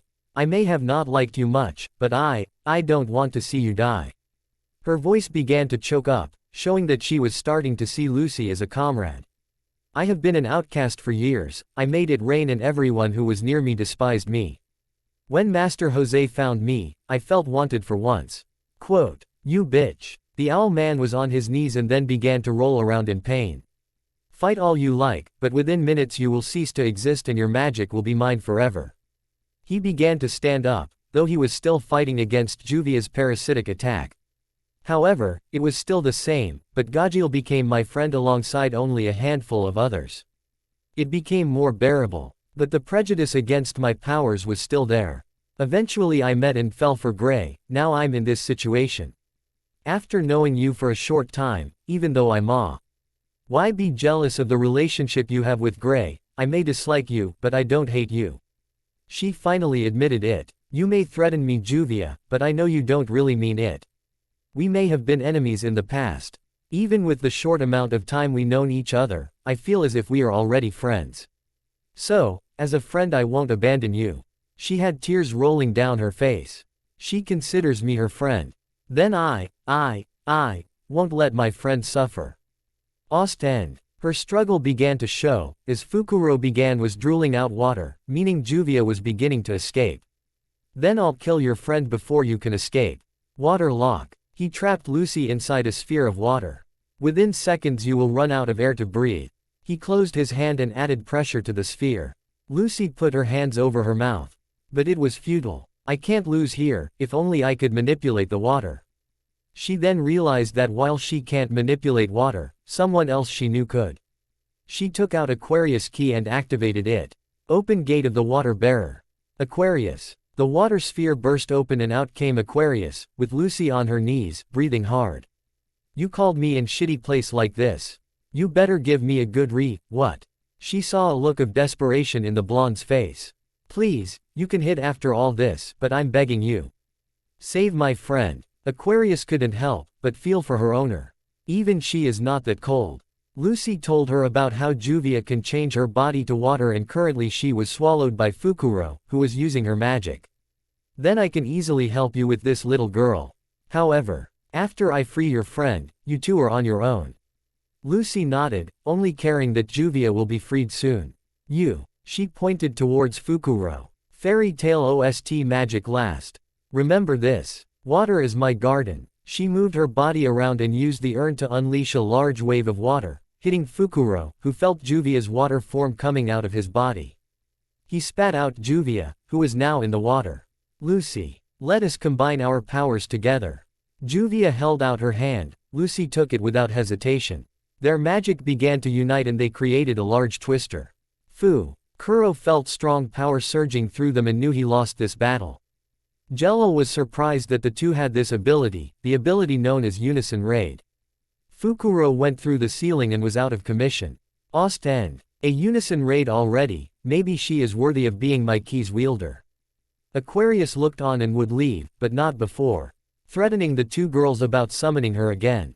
Jalal's room. A Unison Raid is no easy task, many wizards have failed, but those two managed to pull it off on their first try. No matter, for I shall be victorious in the end. He smiled and put down his crystal ball. I expected that those three might fail, but Sai is a different story. Grey Fullbuster, you shall fall on this day. So, this is a fairy tale wizard. I heard rumors that they were not to be trifled with. But this one's reflexes are on par with my own. To win this fight, I must rely on tactics and deception. Lord Jello, Lee shall complete this task. Sai created several lions, the creatures rushing Grey. Grey created a bazooka and shot 3 of them, he then created a knight's sword and cut another 2 in half. Take me seriously, otherwise you won't be able to win. Grey just looked at him with a glare. Sai simply looked at him as if Grey's presence simply amused him. He's up to something, I can't let my guard down even a little. Fullmetal Alchemist Brother. Hood again. Opening sequence. The Fairy Tale Guild building can be seen in the words fairy tale. Flash in front. The scene changes to Naruto breathing in the fresh air as the wind hit his hair. Lucy Ho. LD her hand out to Loke while Urza meets 3 people from her past. We see Grey fighting an all-man, Lucy and Juvia against a heavy metal fanatic and Urza taking on a pink-haired woman wearing kimono. Natsu faces off against Jello with a dragon's silhouette behind him. Laxus was in the Cardia Cathedral, sitting down and lifted his head up as he hardened his heart. Makarov looked at a photo of Minato and Kushina, which was next to one of Laxus as a child. Freed, Bixlo and Evergreen were taking down their fellow fairy tale mages. Mirajane thinks of Lizana's death and finally changes to her Satan soul. Urza summons 300 swords and Mistogen arrives in town. It ends with Naruto looking over Magnolia. End opening sequence. Grey had already taken care of the lions Sai made. Sai began asses. Seeing his situation as Grey began to go for him. This location is perfect, he seems to only be able to create inanimate objects with his eyes. Assuming he can't fly, taking away his footing plus an air. IAL assault seems to be the best course of action. Sai opened his scroll and drew a large boar, which came out of the scroll. Play Fairy Tale Ost Seire Gassen. Ice Make. Gatling Gun. Grey create. DA gun with several barrels and repeatedly shot the boar, creating several holes through it and turning it to ink immediately. Sai used the small distraction to create a bird to ride on and went for an aerial assault. You sure are creative, but. He opened a scroll and released some bombs, forcing Grey to run up the flight of stairs. Creativity isn't the same as practicality. He kept up his aerial assault, adding kunais and arrows for good measure. Grey run on the wall and somersaulted backwards, the projectiles missed and hit the wall. A few more arrows were coming at him, but this Tim. Either went around him as threads came out and formed a net, capturing the ice wizard and pinning him to the wall.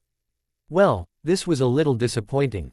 He formed a hand sign on his left hand and the net formed spikes, piercing Grey's skin. However, Grey's body became ice and then shattered.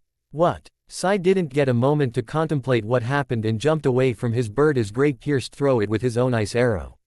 Sai glided towards Grey and took out his blade, spinning as Grey's ice bow and Sai's swords clashed. Using the smoke my bombs caused, he created a decoy in mid-air. And waited for the perfect chance to strike. He would make an excellent assassin. Sai stepped back and then thrust his left palm forward, black markings formed around his arm, before unleashing 2 black snakes.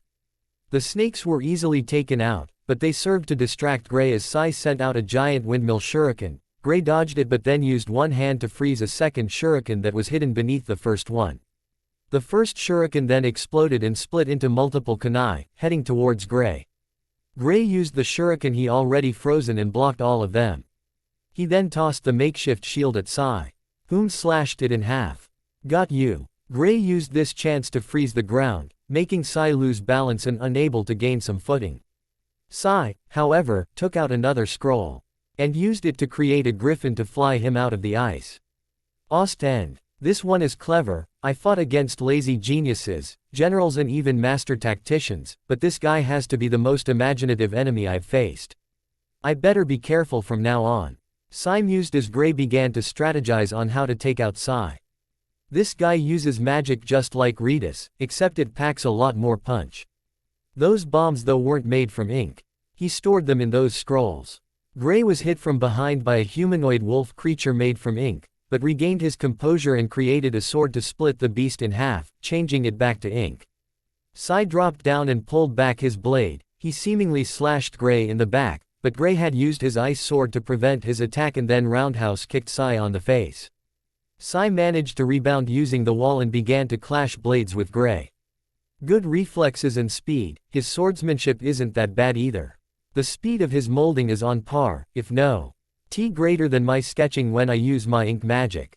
I do not know if he possesses destructive capabilities, but I do not intend to find out. Sai's creature then came down and swept up Gray using its talons. It took Gray outside of the tower and towards the ocean. Sai created a second bird and followed them. Jalal's room. Gray Fullbuster, he is a true tactile thinker. In fact, I'm wondering he rumors about him being beat down by Urza are even true. Natsu Dragneel possesses intense ferocity, while Gray Fullbuster is his exact opposite. Such collectiveness and strategic thinking is his strength. I stated earlier that Sai would not lose, but now, I'm not so sure. Even if he does, at this point it does not matter. For our plans shall come to fruition soon enough. Jalal watched through the crystal ball as if it was just another form of entertainment for him, even when lives were on the line. Back to Gray vs Sai, play Sonic and the Secret Rings Ostblue on the run. This guy is beginning to annoy me. Gray used his sword to open the bird's talons and free himself. He then grabbed his talon before pulling himself up, jumping on the winged creature's back. Gray made a saddle out of ice to control the movement of the bird and forced it to go upwards, before bringing it down to charge at Sai and his own bird. You really think I can't dispel my own creation at will? I guess you really aren't that smart at all. Sai dispelled the bird Gray was on, but the ice wizard was one step ahead of the ink user and created two sharp ice blades on his arms. Ice blade. 7 slice dance. Gray slashed the bird 5 times and performed a dual slash on Sai, whose blade shattered upon impact. From blocking Gray's last strikes. Both were falling into the ocean, but Sai's left hand had ink forming around it, transforming into a spiked mace which covered his hand. Sai smacked Gray's body and hurt the resistant ice wizard. However, Gray covered his right hand in ice and dealt a body blow to the ink user. Sai got away from Gray and lifted his right hand. From it created a giant bat and it took him back to the skies. Gray used his magic to freeze the water before he landed into the ocean. Luckily for me, I placed marks on my body which allows me to summon my ink creatures without the need to draw them, but these marks are only limited what I've written. I still need my scroll to use my most complex spells. Sai then began to think of ways to trap Gray until a sudden thought came to his head. Yes, that will do nicely. Sai jumped down to strike Gray, but Gray created a small shield to block Sai's attack. Sai then grabbed Gray's shoulder, before attempting to toss him into the water, however Gray easily stopped him and pushed him back. Sai's bat picked him back up as the assassin had his creepy smile back. Ostend. Well, it seems playtime is over. I have place to be and people to kill. Namely, your friends back at the tower. This struck a chord in Gray as Sai left on his flying creature. Gray made a hovercraft to follow Sai back to the island. A hovercraft. His imagination never ceases to surprise me. Like hell I'll let you hurt them. Gray's anger clouded his judgment, making him not notice black lines slowly creeping away from the shoulder Sai touched earlier. Gray created a turret and shot at Sai in the air while giving chase below. Just a little longer before my spell takes full effect. I just have to distract him long enough. Sai's bat avoided the bullets from the turret. I never expected for this fight to drag out. I'll have to be careful when taking care of the other intruders. Single quote. He's planning something. My body's starting to feel a little stiff.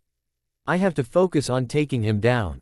Gray felt his body feel heavier, but carried on with his assault and managed to take out the bat's wing, forcing it to crash land and then dissipate, with Sai holding his left shoulder in pain. I dislocated my shoulder, but I think I bought myself some time. Sai saw Gray arrive and leave the hovercraft, walking slowly towards him until his movement stopped and he was holding his neck, choking. What the hell is happening? My neck is being choked.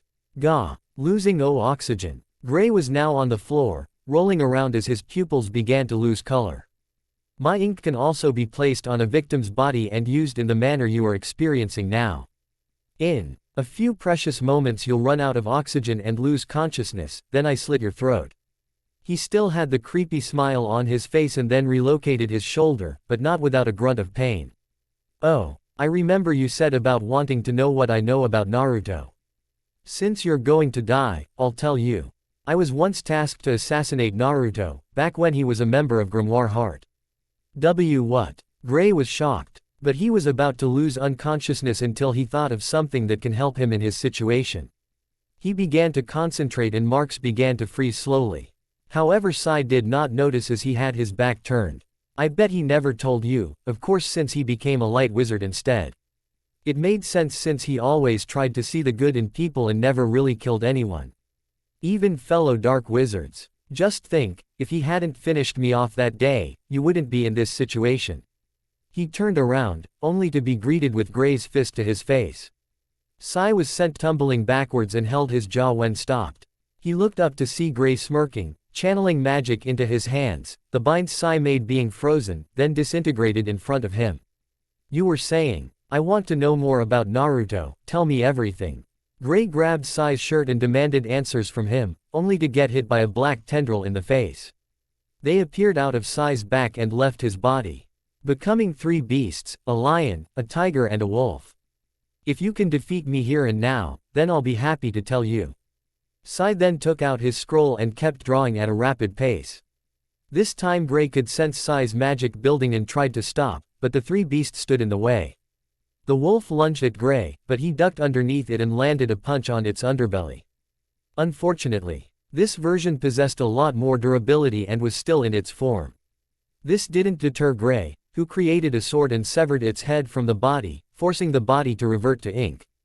But the head remained for some reason. The lion tackled Gray and the tiger circled around him, attempting to bite him. Gray gave the lion a headbutt and then cut its head off. He nagged to block the tiger by creating a shield. The heads of the other two beasts melted and the ink slithered towards the tiger. The heads of the wolf and lion reformed on its shoulders and the new hybrid creature grew to twice its original height. This was a hidden spell I placed on my body to use. If two of the three beasts are beaten, they join with the final beast and become the Ink Beast King, Cerberus. Sai was surrounded by black lines forming and expanding, meaning his spell was forming. Cerberus should buy me enough time to complete my most powerful spell. Brush Shogun will be complete and with it, victory shall be mine. Play Fairy Tale Ostjaku no Tsuchioto. Gray created a bow and shot arrows at Cerberus, the arrow hitting Cerberus, piercing its torso, but not stopping its charge. Gray leapt to the air and shot more arrows at it, but Cerberus was much faster than before and jumped up the air itself. It swiped at Gray, who defended himself with the bow, which shattered upon impact. Gray landed on his feet and began molding a weapon. Ice Make Cannon. He shot through Wolf's head and made the creature flinch in pain. He kept firing, but it managed to avoid it and went for a double bite. As if, have another. She shot the bazooka 3 more times and took out the beast. Unfortunately, Sai completed his spell. Sai was now merged with his creation, a giant shogun. He can make something of that size. Though it took him some time. Gray fired another few rounds, aiming at Sai, but the Brush Shogun's hand stopped it. Sai then merged further into his creation. He's using that thing to protect him from my attacks. One bazooka is not enough, so maybe. Gray's thoughts were interrupted by Brush Shogun's foot trying to stomp at him, keyword being tried as Gray jumped out of the way. It then swung its left arm at him, only to hit a dummy made by Gray and the real Gray back on the ground, crafting several ice cannons. Ice Make Artillery. They shot Severa L cannonballs at the giant and caused explosions on its left leg, making a few small holes through it. Shogun raised its right hand, slammed it down at Gray, who dodged it, but was hit by the shockwave from the impact. Gray rebounded from the attack and then noticed Shogun's leg regenerate the holes. Since he's inside that thing, he can easily cover up the holes. Maybe if I do enough damage, he can't regenerate from it. Gray was trying to think of a way to get through the defense Sai built. He had a sudden idea and ran towards Shogun's legs. Shogun used its arms to squash the fairy tail wizard. Gray leapt onto Shogun's arm and was in its wrist. Shogun raised its right hand, attempting to squash Gray once more, but the ice wizard jumped back down, making Shogun break off its left wrist. Replace Ost with fairy tail Gray theme. What? Sai's eyes widened whilst inside brush Shogun. He then looked down using Shogun's eyes, noticing Gray run towards Shogun's leg. What is he planning? Gray made to Shogun's right foot and touched it, beginning to freeze it gradually until it was frozen up to the ankle. Ice make. Hammer. Gray created a giant hammer and smashed the foot to pieces, making Shogun start to lose its balance. Brush Shogun now only has one leg to keep it balanced. Oh no. Sai began to panic as Gray used his giant hammer to smack the back of Shogun's left knee, forcing it to hop to keep balance. You know the saying, the bigger they are, the harder they fall. One last hit and Shogun fell face first on the ground. Brush Shogun was beginning to revert back to ink until covered the landscape. Ost end. Got you now, you bastard. Gray walked through the ink to see the fallen Sai. Suddenly, tendrils shot out from the ink and bound Gray. The fallen Sai got up with his blade ready to take out Gray quickly, before Gray could completely freeze the tendrils. However, Gray managed to freeze them and then moved out of the way. Unfortunately, the left side of Gray's lower abdomen was pierced by Sai's blade. Gah! Gray spat out some blood from his mouth and his wound began to leak blood slowly to the floor. Gray quickly grabbed Sai's wrist and froze it. Sai mad own hand motions from his left hand and summoned more tendrils to stab Gray, only for them to stop as Gray began to freeze the rest of Sai's body. I'm not gonna make this easy for you, you bastard. Gray stepped back with the blade still through his body. He pulled it out quickly and then froze the wound. He looked at Sai, who was frozen down from the neck below. Now, Gray began to walk towards Sai again, slowly but also cautious. Tell me more about Naruto being a part of Grimoire Heart.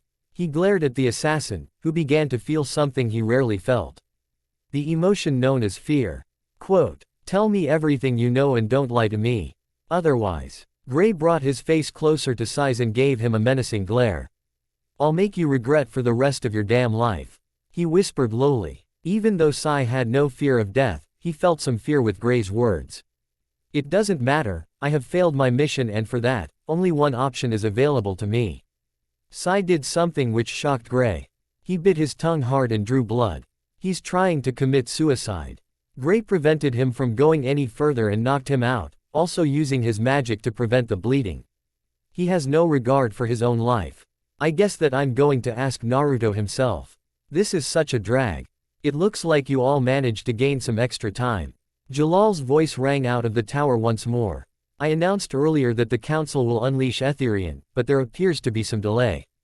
Etherian will launch in another 10 minutes, that should give you all enough time to gather your friends and leave if you do not want to be destroyed. Jalal. An angry female voice rang out. Gray immediately knew that was Urza, there was no way he could mistake that angry voice. The transmission ended with that, worrying Gray a little. Urza's strong, but we don't know anything about that guy or what his abilities are. Damn it, why do you have to be so damn reckless, Urza? Another familia. Our voice brought Gray out of his thoughts. And here I thought Natsu was reckless. Gray turned to see the last person he expected to see, Naruto.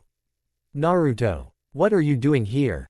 Gray was surprised to see the blonde on the island and was about to ask him when he got here, until he began to think that the Naruto in front of him is an imposter, so he channeled ice into his hands and launched his attack. Naruto turned to the side and avoided it easily, then he was right in front of Gray, landing his right fist on top of Gray's head. The hell, man, why'd you attack me? Naruto's head comically enlarged, and his pupil was completely white, meaning that this was the real Naruto. Sorry, I thought you were a fake. Gray rubbed the top of his head and winced in pain.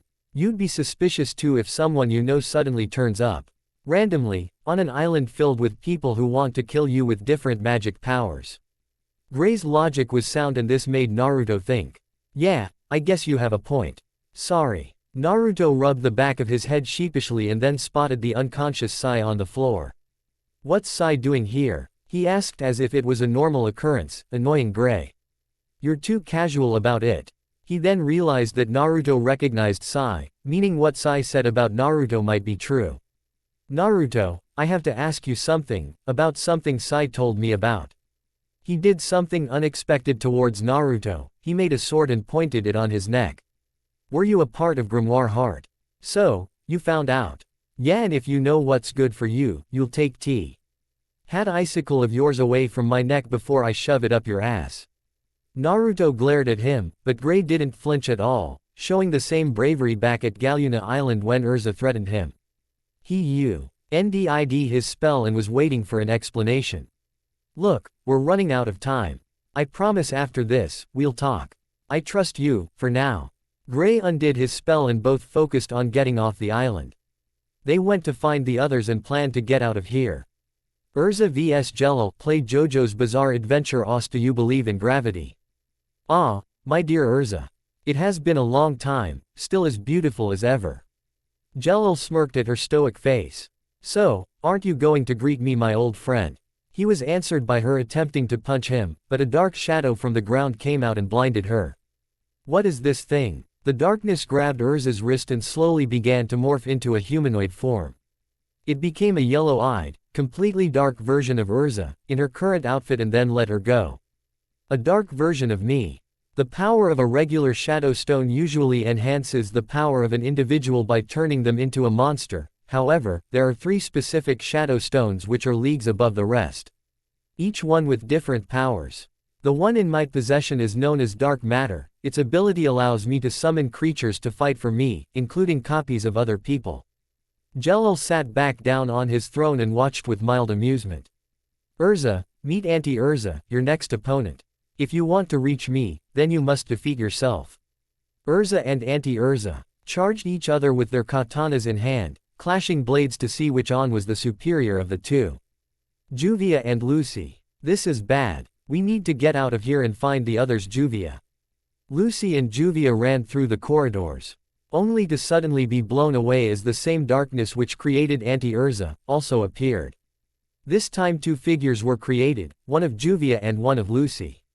What are these things? Juvia and Lucy became defensive. They felt that these duplicates had malicious intent. Natsu and Happy. Where the hell did this ugly bastard come from? Natsu pointed at Anti-Natsu, who was moving around like a zombie. Wally and Miliana were too weak to fight and were told by Natsu to wait by the docks. But Natsu, he looks exactly like you, except he's a dark shadow instead of human.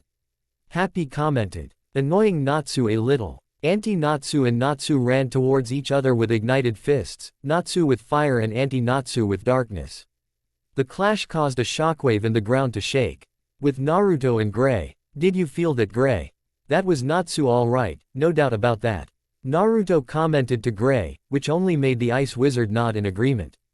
Naruto was carrying Sai over his shoulder and would have continued moving if not for Gray realizing something. This doesn't make any sense. He confused Naruto, to which he reiterated what he meant. Jello spent years trying to build this tower. He just announced Etherian would be fired in minutes. That doesn't sound like a guy who's upset about losing the one thing he spent years on. It's like he wants them to fire Etherian. That is strange. When old man Yujima called me, he told me about this tower being used to revive Zerf, but he told me that the tower would need 2 things. First, a ridiculous amount of magic power and a wizard with the power equivalent of a wizard saint. I think Urza fits the bill for the second one, but he would still need the power. Naruto scratched his head, only for Gray to answer him. Etherian possesses the power he needs. That means he purposely wanted the council members to fire so he could somehow absorb the energy. That's where this tower comes in. He built this tower so it can absorb the power of Etherian.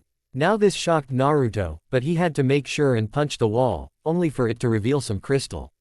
Lacrima. You're right, Gray, that means we aren't in any real danger. But Urza still is. Jello wants to sacrifice her. This made Gray look down in anger, but it was short-lived as they were soon surrounded darkness which became a dark version of Gray. An evil version of Gray. Where did he come from?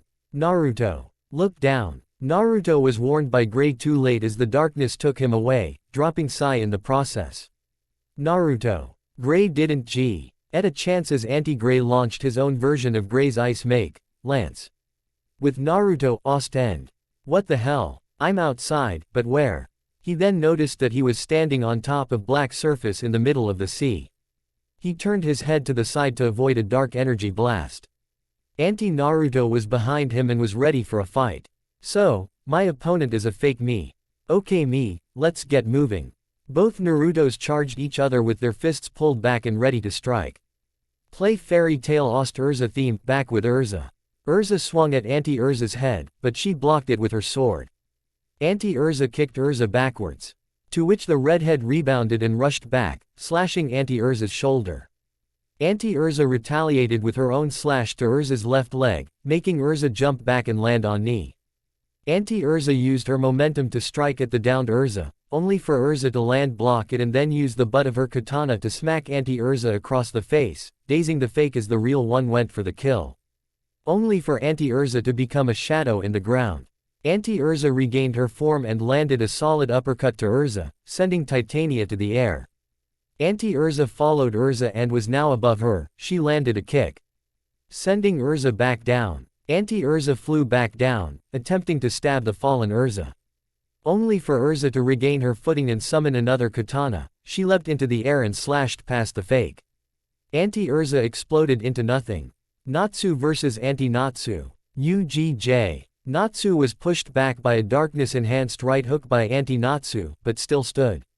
YU. Natsu ignited his feet and was on his hands, spinning around, only for Anti-Natsu to turn into a shadow. This made Natsu smirk. I've got you now. Natsu's right hand was ignited and the fire wizard slammed his palm on the ground.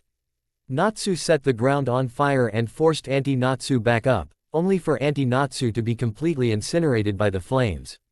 Lucy and Juvia vs Anti-Lucy and Anti-Juvia. Virgo, now. Virgo did as Lucy commanded and came out the ground, surprising their dark halves. Juvia, finish the off. Juvia sent a large blast of water and took them. It felt good to take out your fake my love rival. This made Lucy chuckle nervously, knowing that while they are still friends, Juvia still had her possessiveness over Gray. Gray vs Anti-Gray. Damn, why did you drop this guy off on me, Naruto? Gray shielded Sai from his doppelganger's attack and then froze the ground, freezing Anti-Gray's legs and leaving him immobile. Take this you fake. Ice make. Lance. Gray took out his copy as well. Naruto vs Anti-Naruto. More copies. Naruto had 3 more copies of him appear and overpowered their combined attacks. This floor is allowing them to move freely in the origin. Fake me is able to summon copies of himself to throw me off. But, his entire body was surrounded by energy and he released an explosion, destroying his copies and the footing as well. Ostend. Naruto was standing on the water, thinking about how he should get back to the tower.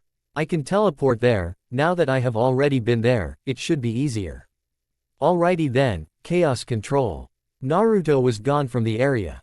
Back with Urza. That fake gave you more trouble than I thought it would, but then again, you did face a Karuga earlier and won. But, there is more where she came from. To prove his point, more anti-Urzas appeared, forcing Urza to fight once more. Gray's location. Where was Naruto taken? Gray lifted Sai, knowing that Naruto had questions for unconscious assassin. He didn't get far as he heard footsteps coming towards him. He was ready for them, only for him to see Juvia and Lucy, also ready to strike. My darling. Juvia hugged Gray, making him realize that she was in fact the real Juvia. Suddenly, Naruto teleported in front of them. Naruto. When did you get here? Lucy asked her fellow blonde, to which Naruto tried to answer, only to use his right arm to disrupt a dark blast. More anti-versions of themselves appeared. These guys again. Let's put them down for good this time. Naruto told the all, with Gray putting Sai down and ready for another battle. With Natsu and Happy. Were lost. Happy followed Natsu to some unexplored corridors. Natsu might be able to sniff out people better than any dog, but his sense of direction can be terrible sometimes. Happy was brought out of his thoughts by Natsu. Hey Happy. Look over there. It's a door, let's see where it leads. Natsu rushed ahead without waiting for Happy's response, making the blue cat sigh. He broke through the doors, only to find a laboratory of some sorts. What is that thing? He spotted a giant black crystal orb in the middle, attached to some machinery. Suddenly, the crystal began to glow and soon, several anti-Natsus surfaced. This thing created those fake Natsus, so destroying it should get rid of them. Happy had an idea while Natsu tore apart his duplicates easily. Natsu. This large sphere is what summoned them, if you can destroy it, they might disappear. Natsu looked at the feline before nodding. Out of my way you fakers. Natsu's whole body was in flames before he took the fight to the shadow creatures. Suddenly, Natsu dodged a dark blast from out of nowhere. He looked to see Simon come out of the shadows, except he had black marks on his face and his one remaining eye became yellow. He also held a small orb in his left hand, it looked remarkably like the giant sphere in the room. Simeon. This mad Happy sigh. It's Simon, his name is Simon. Happy pointed out. It looks like he isn't himself and his eye is creeping me out, Natsu. Simon created a black fog to blind Natsu, he attempted to strike whilst he was unable to see. However, Natsu could still hear his movements and smell his scent. Like this would work. Natsu used his flame-enhanced fist to send him back, then used his dragon's roar to incinerate the fake Natsus. Why the hell are you attacking us, bastard? Aren't you Urza's friend? He was answered with Simon using his magic to shoot at him again. Natsu then noticed that Simon was in a trance-like state. Is he being controlled? Magical Council. It has been an hour, release Etherian and pray for the lives that will be lost. The chairman said to everyone as prayed with their eyes closed, except Hiruzen and Yajima, who glared at Seagrain and Altair. Etherian was released as everyone raised their hands, with magic circles on them. Nobody noticed the smirk on Seagrain's face. Back with Jelal and Urza. I'm getting tired of this Jelal. Send as many fakes as you like, because they will all fall by my blade. Urza took out all of the copies and then ran towards Jelal, with the intention to knock some sense into him. However, something else happened entirely. Her body phased right through him. A thought projection. I have slowed you down long enough. Etherian has been launched and we will all perish together. A powerful blast of energy was coming, and Naruto could sense it. With Naruto. Well, here goes nothing. Naruto focused as his eyes and body were surrounded by energy. Chaos control. Naruto's energy released. The Etherian blast collided with the tower, with an energy dome forming. Magical Council. It is done. Those fairy tale wizards on the island managed to hold off Jelal long enough for us to use Etherian. Their sacrifice was not in vain. Org, an esteemed member of the council, whom had a strong dislike for fairy tale, said out loud. He bowed his head in respect, alongside the other members, but was surprised to see from the camera footage that the tower was intact, once the explosion died down. In fact, the tower had become a giant lacrima. What is happening? Crawford's voice bellowed out. He was answered by the laughs of Altair and Seagrain. What is the meaning of this, you two? He demanded from them, only for them to laugh harder. There was no Seagrain, Jella. L pretended to be his own brother and manipulated us to use the Etherian to power the R system. Yajima growled out at Seagrain did not deny it. And Altair is his accomplice. Several of the council members shouted out curses at them. But the duo didn't flinch from their words. More like Jelal is my tool. Altair smirked, but she gasped as blood fell from her mouth. Jelal had stabbed her back with a knife, shocking her and the others. Altair fell as Jelal smirked. He summoned his thought projection from the tower, surprising everyone. Jelal, how did you get here? One of the council members demanded. But still treading carefully. Didn't Yajima say it already? I pretended to be my own brother and the Jelal in the tower was simply an illusion. Still did the trick as you all fell for it. This made everyone's pupils dilate, except for Hiruzen's, as the old man simply glared at Jelal. Jelal then merged with his thought projection to regain his full power. "Why?" Altair gasped out, bleeding from her mouth. He walked towards her and picked her up by the hair, forcing her to stare into his eyes. "Because this is merely payback for what you did to me. You manipulated me and Orked me to waste years on a tower so that you can gain a so-called key of Zerf. I found out the truth a year ago and decided to play along with your plans until the opportune moment came. He then robbed her and followed up with a kick to her torso, eliciting a cry of pain from her. Gia. She was dropped further down as blood poured from her back. Why you'll pi for this? She managed to get the knife out of her back and gave a hiss of pain. Grimoire Heart will be after you now and I will enjoy ending your life.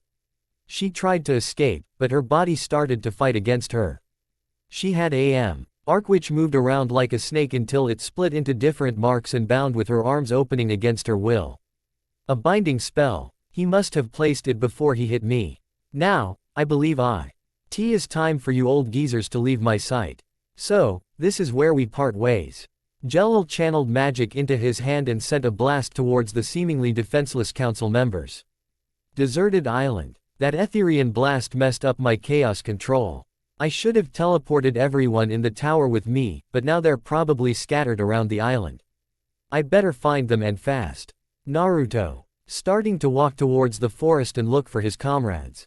With Natsu. Where am I? Natsu said to himself. He was separated from Happy after Naruto's spell went haywire and tried to find his friends. That is until he was jumped by Sai's surprised attack. Fortunately for Natsu, he was quick enough to react and grabbed Sai's wrist before he could strike him down.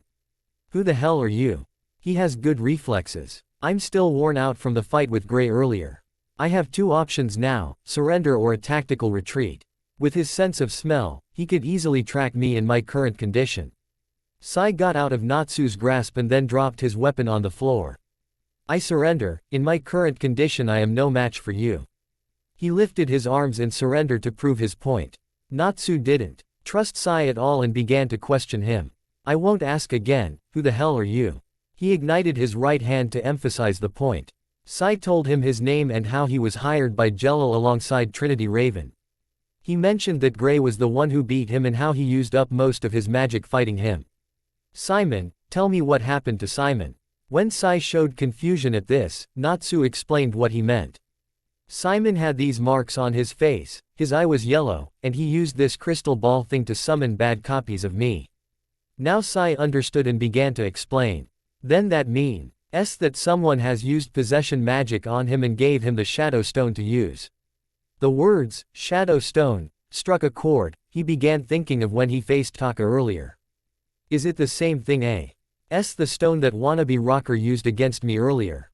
He asked, thinking about what happened after Taka used it and how it would affect Simon. Yes, but unlike the one Taka used, this one is more powerful and is one of three with unique abilities. The one Simon used is known as dark matter. It can create creatures to fight for whoever uses them, but also create dark copies of other people. Sai told him, which made Natsu understand how dangerous the stone is. And before you ask, Simon should not be in danger of becoming like Taka since someone is controlling his mind. It would be like if that person was the one wielding it. But that was before when we were at the island. What do you mean by that? Natsu didn't like the sound of what Sai was going to say next and he was right. What he possesses is only a fragment of the true dark matter, a massive sphere located within the Tower of Heaven. If he's within a 100-meter radius, he can use its power to summon as many creatures as possible without any negative effects. However, the further away it is, it would act like any other shadow stone, increase his power, but with the bonus of being more powerful and able to summon the creatures. Now Natsu understood. If he uses it here, he'll end up like that wannabe rocker. Damn, need to find him before he uses that power. Natsu left Sai to look for Simon in the island. Well, even if he freed that guy, he would still become weaker by using that stone in the tower. Even if Lord Jelal is still controlling him using possession magic, Simon is the one using the stone and it is his body that will take the damage every time he uses it.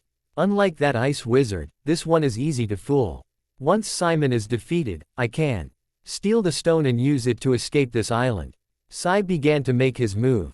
While this was happening, Gray had met up with Urza, Lucy with Happy, Miliana and Sho. Wally was found by Natsu, who also found the members of Trinity Raven one by one. Magic Council Chambers. Rock Pillars. As expected by the former teacher of Iron Rock Jura and Haze the Mist. Jello was talking about Hiruzen, who protected the others. You were once formidable in your prime, but now, I'm not so sure.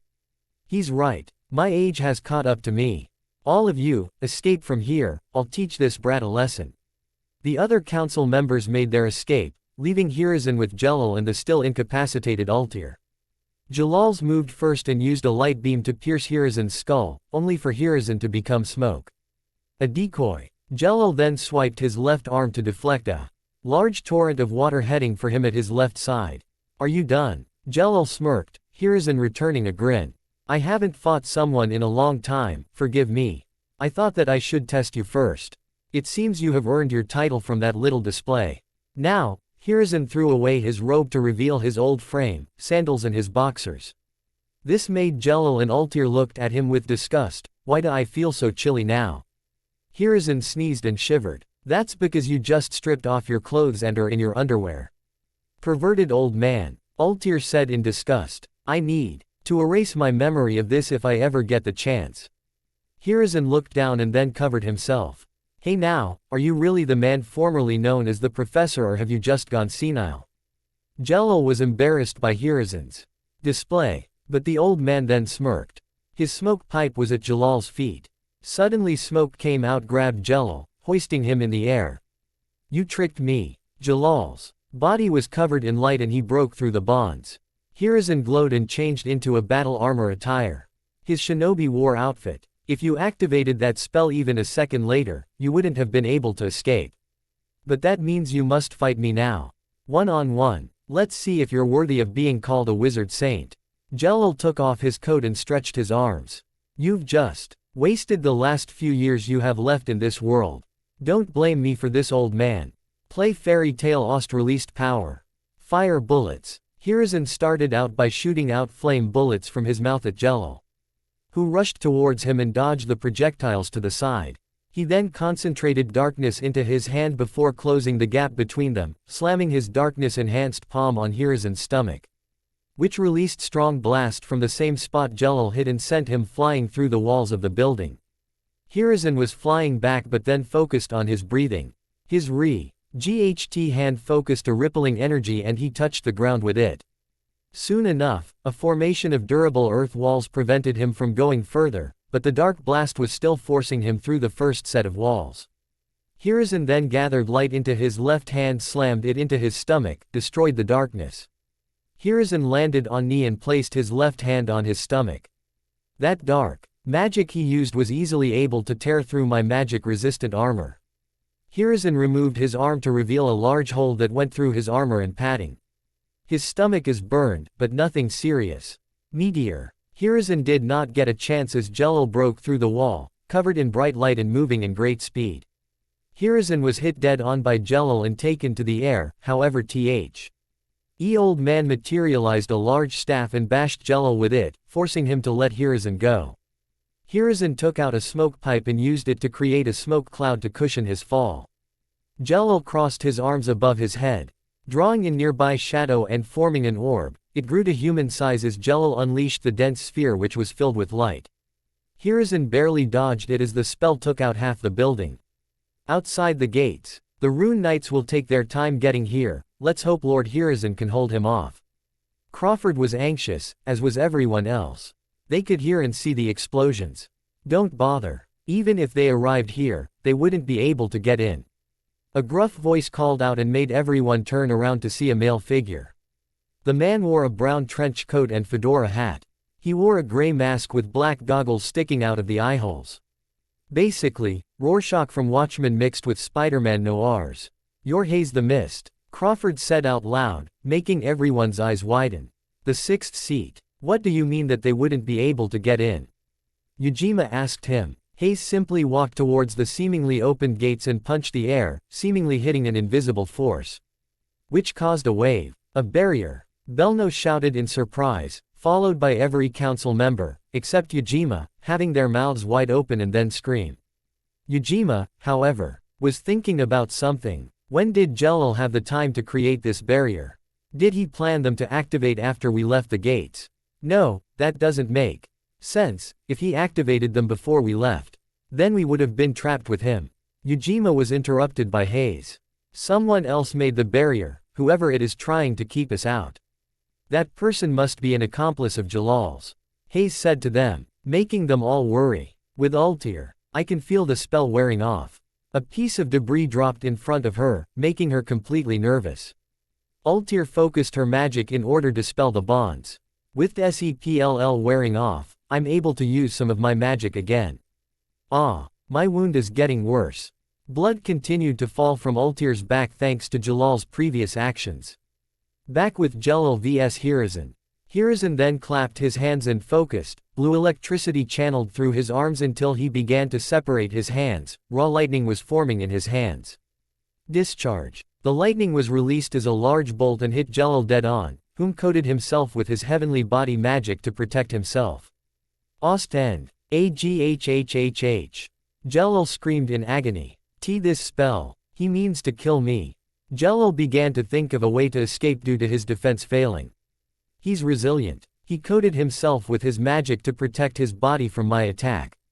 Unfortunately for you, there is more to come. High voltage. He strengthened his lightning and caused Jalal's screams to grow louder. Play Fairy Tale Ost counterattack signal. F focus. Jalal released high MSELF by activating Meteor and break through Hiruzen's spell. Hiruzen rolled back but managed to regain his footing. Jalal landed on the ground, his body sore from being shocked to near death by Hiruzen. I'm surprised. Most extraordinary wizards are knocked out by the first stage. You build up your magic to break through discharge. I commend you for that. Hiruzen grabbed his staff and rushed Jalal, who regained his composure and ducked from the strike. He enhanced his right hand with light and landed an uppercut, making Hiruzen spit some blood from his mouth. Hiruzen did a back flip as soon as he hit the air and landed on his feet. Quicksand. Hiruzen melted the ground beneath Jalal, forcing Jalal to use Meteor to take to the air. Hiruzen then joined his hands and then went through some hand signs. With a blue magic circle forming behind him. Water Dragon Barrage. Several serpentine dragons made from water came out from the circle and went to attack Jalal. Jalal outmaneuvered them. Hiruzen went through some more motions and activated another circle as Jalal evaded all the water dragons. Hiruzen left his left hand open before closing it and the water dragons exploded a Po. N contact and startled Jalal long enough for Hiruzen to create a lightning spear. Lightning spear. The old man threw it at Jalal, who crossed his arms as he was hit by the attack. Ah! Jalal was hurtling down, but he focused light into his hands then sent a light blast at Hiruzen's feet, creating an explosion which forced Hiruzen to back away. This gave Jalal a chance to shoot out light BMs from the fingertips of his index and middle on his right hand. Hiruzen regained his footing and used his staff to deflect the light beam away from him. Jalal repeated the attack with his other hand, with Hiruzen deflecting it again. Jalal kept firing again, but this time with greater speed and in rapid succession, with Hiruzen reacting accordingly. Jalal sped up more, with Hiruzen barely able to react. Until one shot hit his left leg. Hiruzen hissed in pain, but kept deflecting as many light beams as he could, before another one hit his right shoulder. Hiruzen's movement began to slow until he was bombarded by more light beams, each shot leaving more injuries. Hiruzen crossed his arms and began to glow with a blue aura. Enough. Hiruzen shot his arms out and released a powerful shockwave, blasting Jalal back. Whom rebounded. Hiruzen made circle with his right index finger and thumb. He breathed in and released a powerful flame breath after shouting the name of his attack. Great Fireball. Hiruzen spat out a boulder-sized fireball at Jalal, who used a dark blast to disperse it and cause another explosion, forcing the combatants to stand their ground and close their eyes. Ostend. One shot. Jalal used Meteor to take to the air. Hiruzen looked at his aerial foe and started channeling his magic into his whole body. He formed a large orb of light until it became bigger than his body and shot it to the air. Jalal easily dodged it. Too slow, old man. He didn't have time to react as the orb of light burst into several light rays, hitting him dead on and deactivating his spell. Hiruzen was now on one knee and panting heavily, only to feel something off. He looked up and saw 7 magic seals which joined to become a pattern. He's mastered that spell. I have to defend myself. Hiruzen then realized he had no strength left to perform a complex defense spell. Looks like this is it. I wasted too much power in my last spell, if I was even a few years younger. Hiruzen closed his eyes and accepted his fate. The light blasts of Jalal's spell, Grand Chariot had hit Hiruzen dead on and forced an explosion which destroyed what was left of the council headquarters. Jalal landed with a thud, but was still conscious. Jalal slowly got up and saw the smoke fade into the wind and saw the fallen Hiruzen Sarutobi. Jalal slowly attempted to get up, only to hear coughing. He returned his gaze to Hiruzen's fallen form. The old man was alive, but spat out blood. Still alive. I severely underestimated you, old man, but it looks like your fire is burning out. Jalal seemed to be arrogant. But his eyes told a different story. They showed some regret. Hiruzen motioned his head forward and spotted this. Hee. What's this, Jalal? Your eyes, they show remorse. Hiruzen had a coughing fit until he calmed down. So you did this whole thing for revenge. Jalal looked away, his face solemn. I would be lying to say that it wasn't. Jalal began to walk off. From Hiruzen, but not before hearing Hiruzen's words. You are unsure of yourself, young man. You want revenge, but you don't have it in you to take a life. That's why I'm still alive. You weren't aiming to kill me at all. For all your talk, you have a soft heart. Hiruzen fell unconscious as the blue-haired man walked away to escape the dome. I doubt she has died from a collapsing building. The binding spell should have worn off a while ago. Jalal looked back at Hiruzen for a moment before a dark portal opened for him and he walked in. The dome which covered the headquarters disappeared, with a figure watching over the distance. Being careful not to be detected by anyone. This person wore metal armor, covering his torso with a large silver chest plate, sharp silver bracers on each arm. Steel-toed boots which were attached to silver knee bracers, metal shoulder pads and navy blue gloves with metal plates on the gloves. He wore a navy blue bodysuit underneath and wore a black helmet with a silver face mask, with horns attached. This person is Menma, the same Menma who saved Ushio, the same Menma who is a part of Grimoire Heart. Think of Menma's attire stylized like Keyblade armor from Kingdom Hearts. Menma opened a dark portal like the one Jalal opened earlier and left. He did not notice that Hayes felt his presence, but the wizard saint went to help his old mentor. Meanwhile, Altair escaped the headquarters and disguised herself as an old man, but still retained the injury to her back. Island where Naruto teleported everyone. Simon was panting heavily as he regained his senses.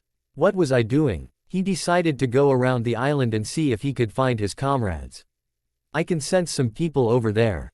Better watch out in case those guys are enemies. Nah. Naruto had a chaos-enhanced right fist ready to strike and jumped out of the forest, only to scare the hell out of Natsu and Wally, who had tied up the unconscious members of Trinity Raven. What the hell, Naruto? You freaked me out. Natsu shouted at Naruto, who had the decency to look sheepish. Ha ha ha. Sorry about that. Naruto stopped his laughter and then asked Natsu a question. Where were you heading? Natsu became serious and told him what Sai told him. Where is Sai now? I don't know. I ran off to find Simon and stop him from using that stone of his. Natsu told him, making Naruto. I see, well, can't help that.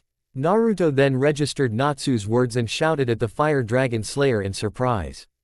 What? You believed the words of a professional assassin? When Natsu just nodded his head, Naruto fell on the floor. Astounded by Natsu's stupidity. Please tell me that I wasn't as bad as Natsu when I was younger.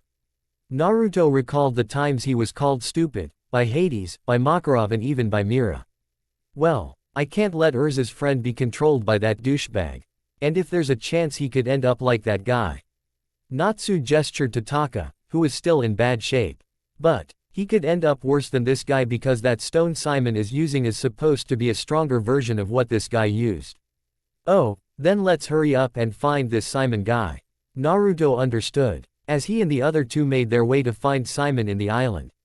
With Sai, I can create a bird to gain an aerial view, but that would risk me being spotted by those fairy tale wizards and worst of all, Naruto. If I hadn't fought with Gray, I would have had enough magic reserves to use a bird to escape. He then took out a small scroll and brush. Glad I keep so many spares on me, otherwise reconnaissance would be difficult. He created several small winged creatures to find Simon. Smaller birds should do the trick and they can lead me to dark matter. Sai hid himself within the trees. Once one of my spies spot Simon. My link with them will allow me to see where they will be. With Juvia. Where are you, my darling Gray? Juvia ran to find Gray and the others, finding herself in an undisclosed part of the island. She kept looking around until she spotted two people, one of them being the person she was looking for. You need to be less reckless, I expected that from Natsu, but not from you. Gray told Urza, helping her walk alongside him by placing her right arm over his shoulder. Sorry, I didn't mean to cause you trouble. Urza told him, though she had a small smile. Suddenly, they were both jumped by Juvia. The blue-haired rain woman hugged Gray, making the three of them fall comically. Why me? Gray questioned in his mind as Juvia hugged the life out of him. Suddenly, the bushes began to move and forced Gray and Juvia to take fighting stances and defend Urza. Only for Lucy, Happy and two of Urza's old friends to come out from the bushes. At this everyone sighed in relief. Simon's location. Have to find her. Have to find Urza. Simon was limping around beside the trees and was breathing heavily. This stone, it contains dark magic. Simon was still holding the orb. He felt weak despite the fact Jello possessed him. His body still took some of the toll. Jello, you took control of me and forced me to unleash monsters on Urza. How far have you fallen, old friend? Simon had flashes of what he did whilst possessed by Jello. And I was too weak to resist your power. Simon continued limping, hoping to find Urza in this island. He did not notice. One of Sai's birds spot him from the air. Back with Sai. Found him. And it looks like he is weak from using the stone. Now is my chance to take it from him. Sai then felt a link with another of his birds. He closed his eyes and saw through the eyes of one of his creations, spotting Naruto and his group. They're getting closer to Simon. I need to move now. Sai created a large bird to ride with the remainder of his magic. Even if I'm spotted, if I can get to Simon and dark matter, then it'll be worth it. Sai's other creatures reverted to ink and dropped down as the large bird made its way to Simon. Unbeknownst to Sai, he had unintentionally alerted Naruto's group of his presence. Naruto's group. What is on top of my head? Naruto gritted his teeth and shouted out the last word. It had better not be bird crap. Natsu, though, reacted to the scent. The scent from the bird crap smells like that Sai guy.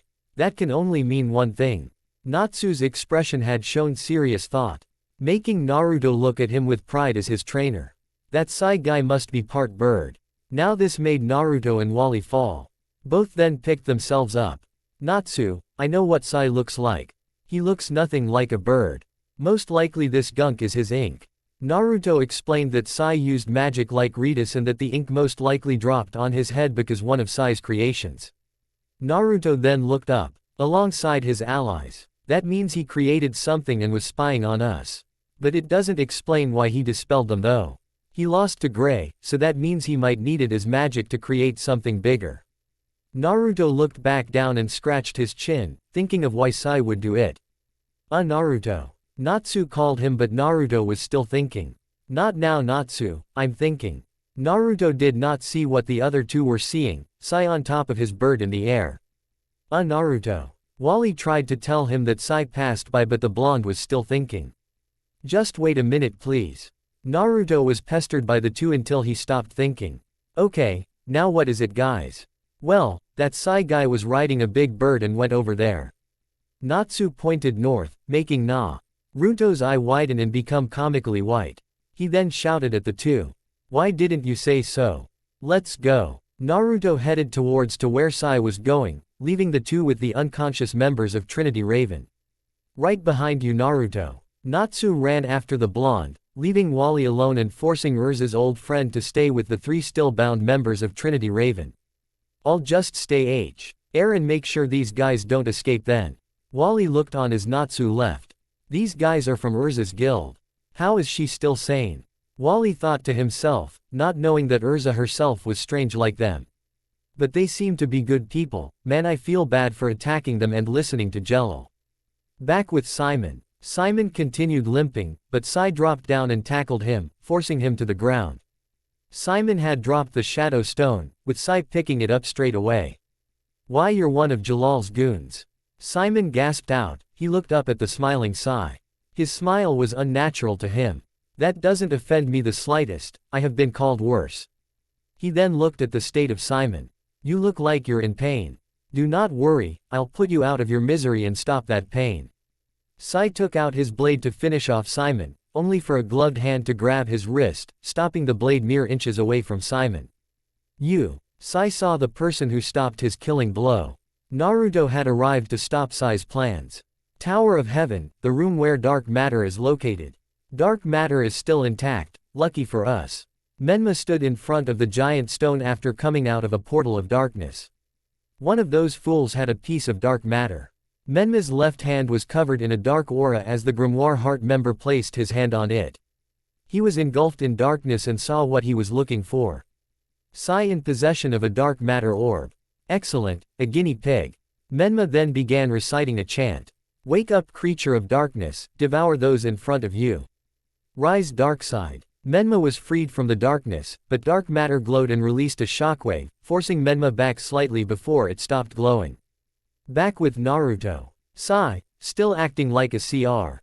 Ipin still killing people for no reason. Naruto let go of Sai's wrist as the pale man jumped back. Suddenly the shadow stone in Sai's hand released a dark aura, covering Sai. In complete darkness. With Naruto picking up Simon and jumped away from the pale man. Natsu had arrived a few seconds later. He heard Sai's screams and saw the pale man enveloped in darkness. What's happening to him? Natsu felt evil surging through Sai. But Naruto was now in front of him, his back turned to Natsu. He dropped Simon by Natsu and created a spherical barrier, protecting them from the darkness that was released by the orb.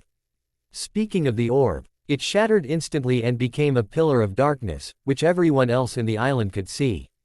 Gray's group. What the hell is that? Lucy shouted and pointed at the pillar. With everyone's eyes looking on in shock and fear. This dark power is almost like Delwara. Gray had a flashback of his youth. This power is pure darkness. Urza felt the evil the darkness was radiating. She was ready for a battle, but her body was still strained from the previous events. I never felt something so vile. Miliana said out loud, showing some fear alongside Sho, who was speechless. What is that? Juvia had never felt a presence so dark in her life. Happy remembered the lullaby incident, but compared to this, lullaby was an ant. With Wally. What the hell is that? Wally was completely petrified and was scared to the point that he near enough would need a change of pants. Back with Naruto and Natsu. From the pillar of darkness an arm stuck out. Followed by a clawed foot and another arm. Soon a giant humanoid creature came out. This creature is muscular, with a heart-shaped hole through its abdominal area, with Naruto and the others seeing through the other side of the hole. Its legs were rather short, with its feet very thin and curved upwards. Its arms were long, it had small twisted wings on its back and its head was covered with dozens of twisted tentacles. With only its yellow eyes being seen. A demon. Natsu was ready for a battle once Naruto dropped his barrier, but the blonde soul eye widened before it narrowed. Yeah, but I have feeling I know what summoned it. Someone is back at the room with the large stone you found, the shadow stone used to summon those fakes. Now this made Natsu and Simon realize what was happening. Someone has taken control of dark matter. Shadow stones, now I remember. Old man Hades told me about them, said that they were imbued with dark power, as old as the time of dragons. Maybe even older. I can't believe I didn't recognize one when I fought Jose. You should get going then. Natsu said suddenly, making Naruto look at his comrade. Confusion showed in Naruto's face until Natsu explained what he meant. I figure if you destroy that giant sphere thing, you could destroy this monster. That small shadow thingy must be the reason why this thing came out of nowhere since it's a part of that big one. I was told by Sai that is was only a piece, there might be more of them out there, attacking a lot of people. Naruto realized that Natsu was right and then pinched himself, confusing the Dragon Slayer. Why are you pinching yourself? Because you actually made sense and said something smart for once. This ticked off Natsu, who tried to pummel Naruto, with Naruto holding him back by the face. But, this caused Natsu to stop his struggle as Naruto spoke his words. You're right. There's a guy who caused this and it's my job to kick his ass. Plus, I need answers from Sai and the only way to do that is defeat that thing. Think you can do that, Natsu? Then Natsu grinned and nodded. Naruto smiled back at him. He held out his right fist, with Natsu giving him a fist bump. Naruto dropped his barrier. Get Simon to safety first and then deal with that thing. Urza will be ticked off if anything happens to him. Naruto joked as Natsu did so. As soon as Simon was to safety, he could go all out. See ya later. Naruto disappeared in a flash. Margaret Town. Another creature appeared in the town and started to cause havoc. Several townsfolk ran, but one little girl fell due. And was about to be crushed until an ice barrier was created, with a silver-haired man picking her up and getting her to safety. This man was Leon Vascha, Gray's fellow ice make user and fellow student of the late Foul Demon, you shall fall to Lamia scale. Leon was joined by Sherry, Toby and Yuka. Magnolia Town. The creature began to wreck the city, but Elfman clad in Beast King form attacked its head. Not hurting it in the slightest, but gained its attention. He was joined with other fairy tale wizards, with Mirajane watching from the sidelines, who still did not get a chance to test out her Satan soul back in missions yet. I hope Elfman and the others are enough. She prayed for their victory. Unknown Town. One more creature appeared, it raised its hand to strike down several bystanders. Only for thunder prevent it from reaching them and force it back a little. Once the thunder settled, a blonde-haired youth appeared. Laxus was here. Play Fairy Tale Ost Laxus theme. Perfect timing. I had a bad day and I could use something to blow some steam. Laxus took off his coat and cracked his neck. So bad news is that you're my target. Thanks for watching.